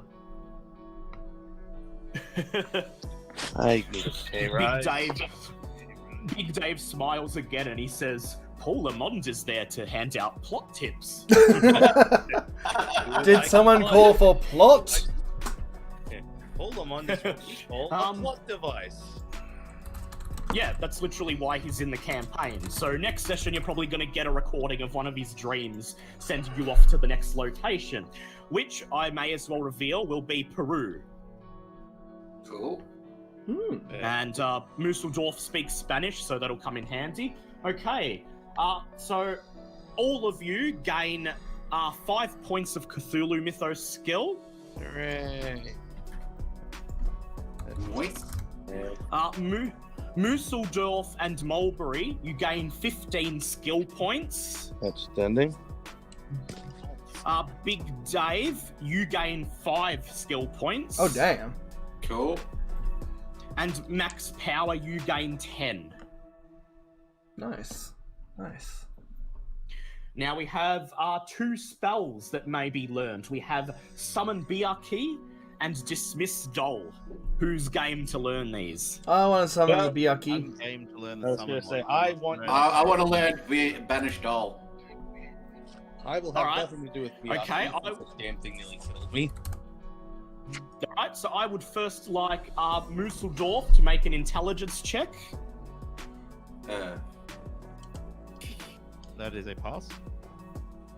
You have learned Summon Biaki. You may look it up in the Keeper's rulebook to see what it does. In fact, actually, I've got mine here, so I'll just look that up for you.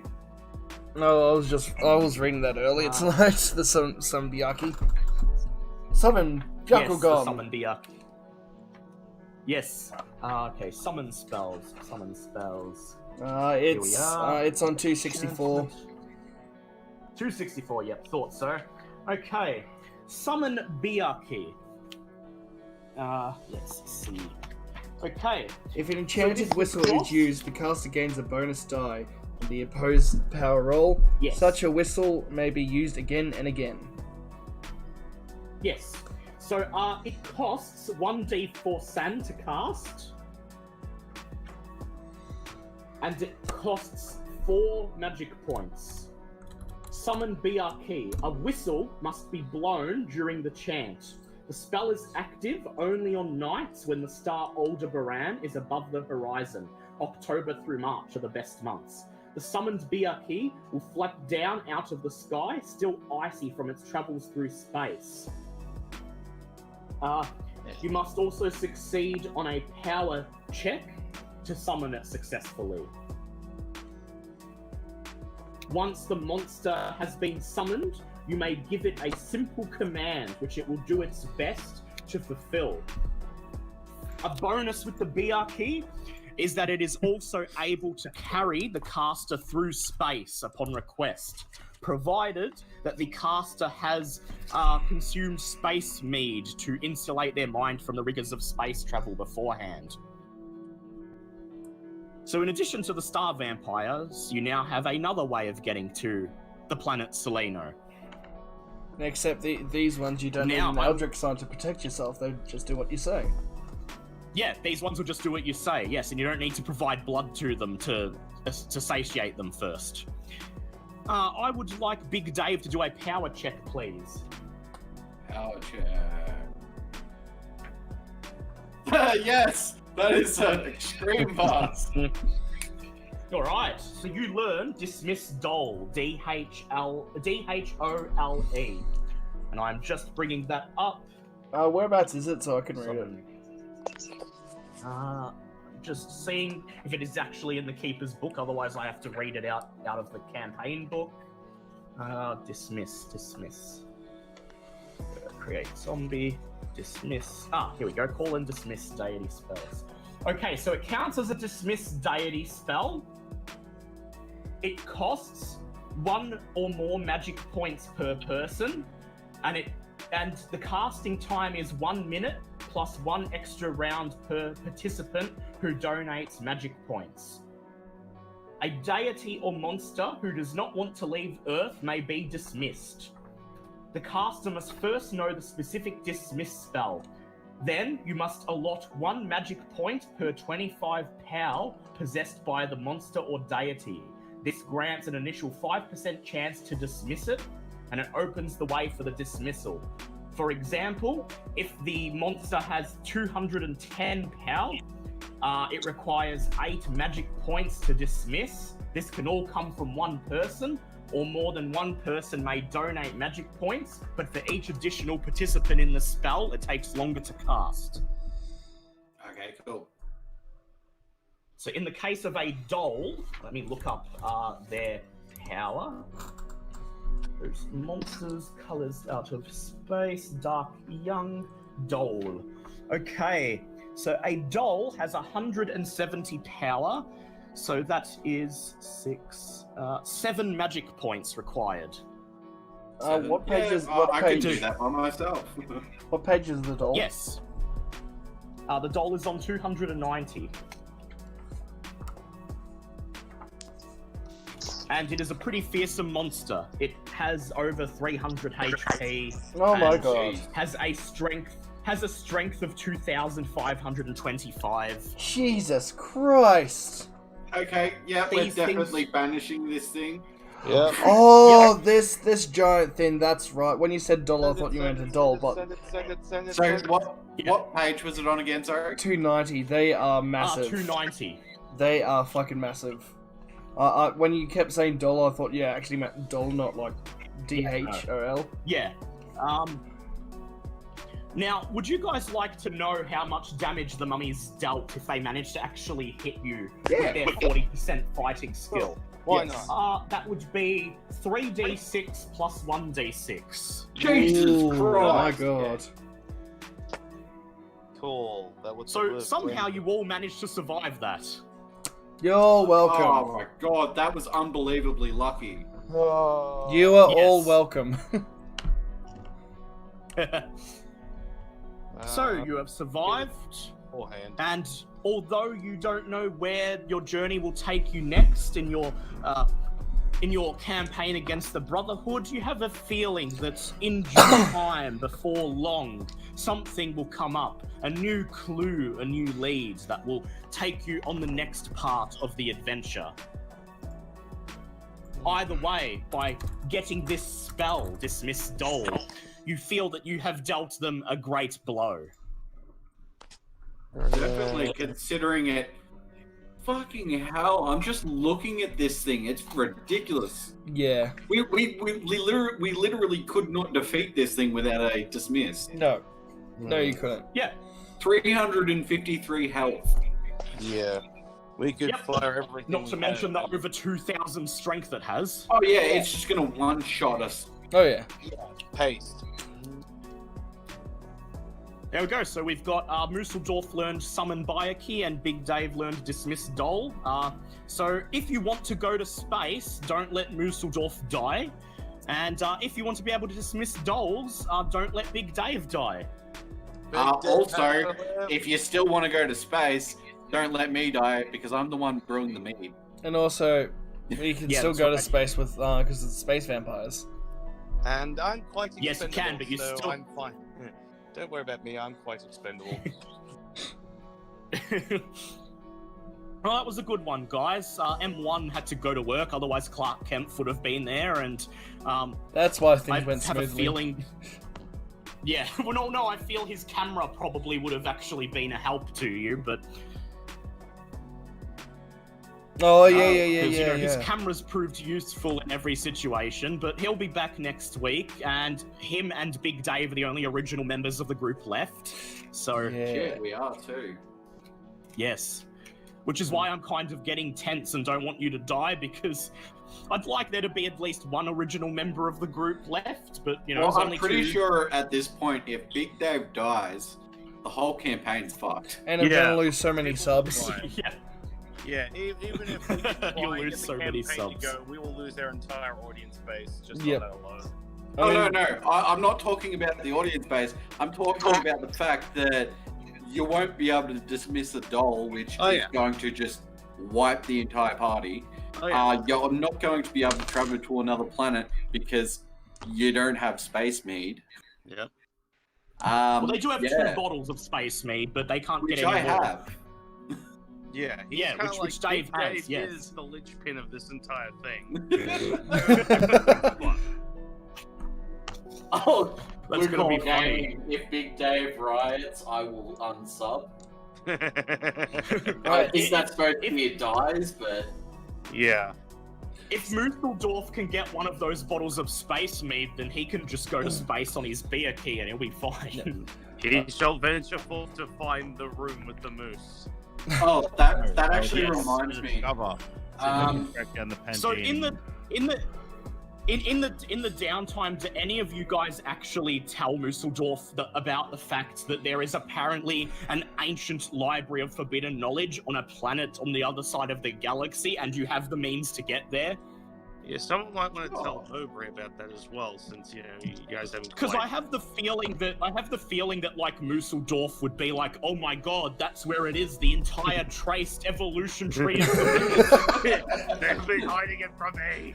All right, so Dale, do you want to give the audience a sneak peek of what's going to happen next week? All right, so next week, in episode 5, which is entitled, let me just look it up. Mountains of the Moon, the party will venture forth to Peru to investigate a series of mysterious, unexplained earthquakes. This will put them up against the mysterious New World Industries Corporation and their allies/overlords, who may just hail from a planet known as Yuggoth. Oh. Well, there you go.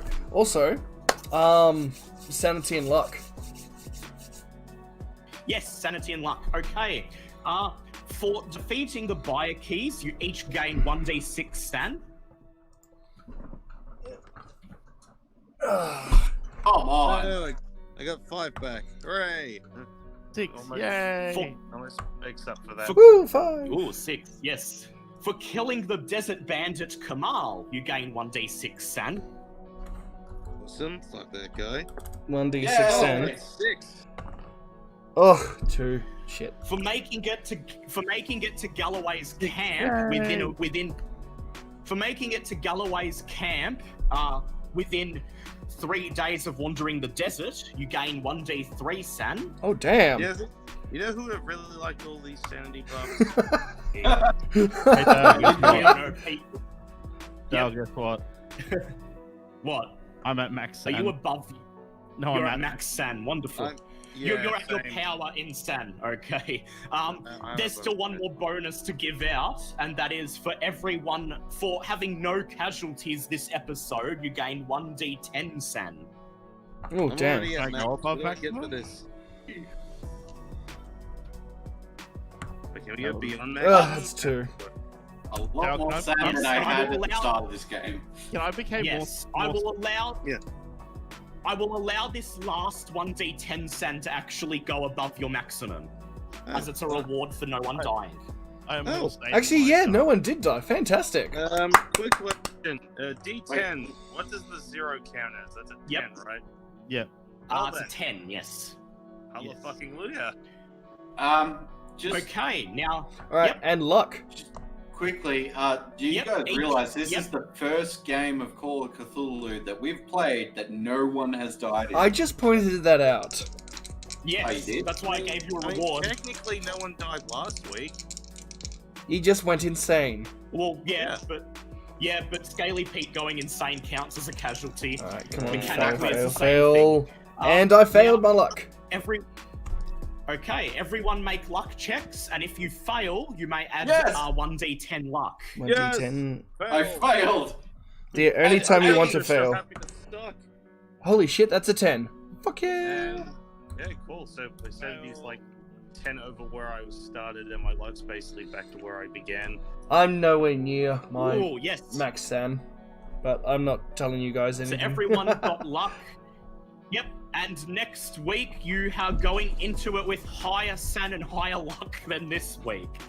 Great, that's going to be fun. But that's okay because next week we have an enemy that likes to remove people's brains and put them in jars. So Mind that's Flayer? going to be Oh no. no, not mind flayers. Again. I like to think Um, that Musseldorf's net increase in san represents him starting to get the inkling that perhaps there is more to life. They're just the moves. Like, Moose? it's Mooseldorf? It's beginning Oh to. my god. It's like his first night back in Providence, Rhode Island. He's just sitting in bed thinking of what he went through in Egypt, and then he's like, "Hey, you know what? Maybe every creature alive isn't evolutionarily connected to moose." Like that whole freaking Grinch scene at the end of like the Grinch, just like maybe the world isn't just about moose. Maybe there's more. And then he's like, you know, that makes sense because insects are nothing like moose. Yet all these years, I was thinking they must have a common ancestor somewhere up the tree. Alright, I'll be back, guys. I'm just going to end the stream. Ending the stream. Yep. Thank you for watching, everyone. Alright, guys, there you have it. Episode 4 of Day of the Beast. And no one died. Hells to the air. And max power with the Elder Sign. Make sure no one dies from the mummies. I am God. Yes! Oh, Prog, I'm sorry, but yes, we're ending. Yes, we're ending. I'm sorry, buddy. But I want to thank everyone for joining in today, all the likes on YouTube, and Prog for that generous $5 dono. Excuse me. If you haven't already, hit that like, sub, follow, hit all the buttons. All the good buttons, and come join me on the Discord if you want to stay up to date of whenever I'm streaming. Well, Prog, we may still run into Pete because he's not dead, he's just gone insane. So you never know. Dale might write in something where we come across some form of mysterious gumbo. Who knows? But anyway, thank you so much, guys. I will maybe be back tomorrow with some more Last of Us. Not too sure, but as always, thank you for joining in, and I will see you guys sooner rather than later.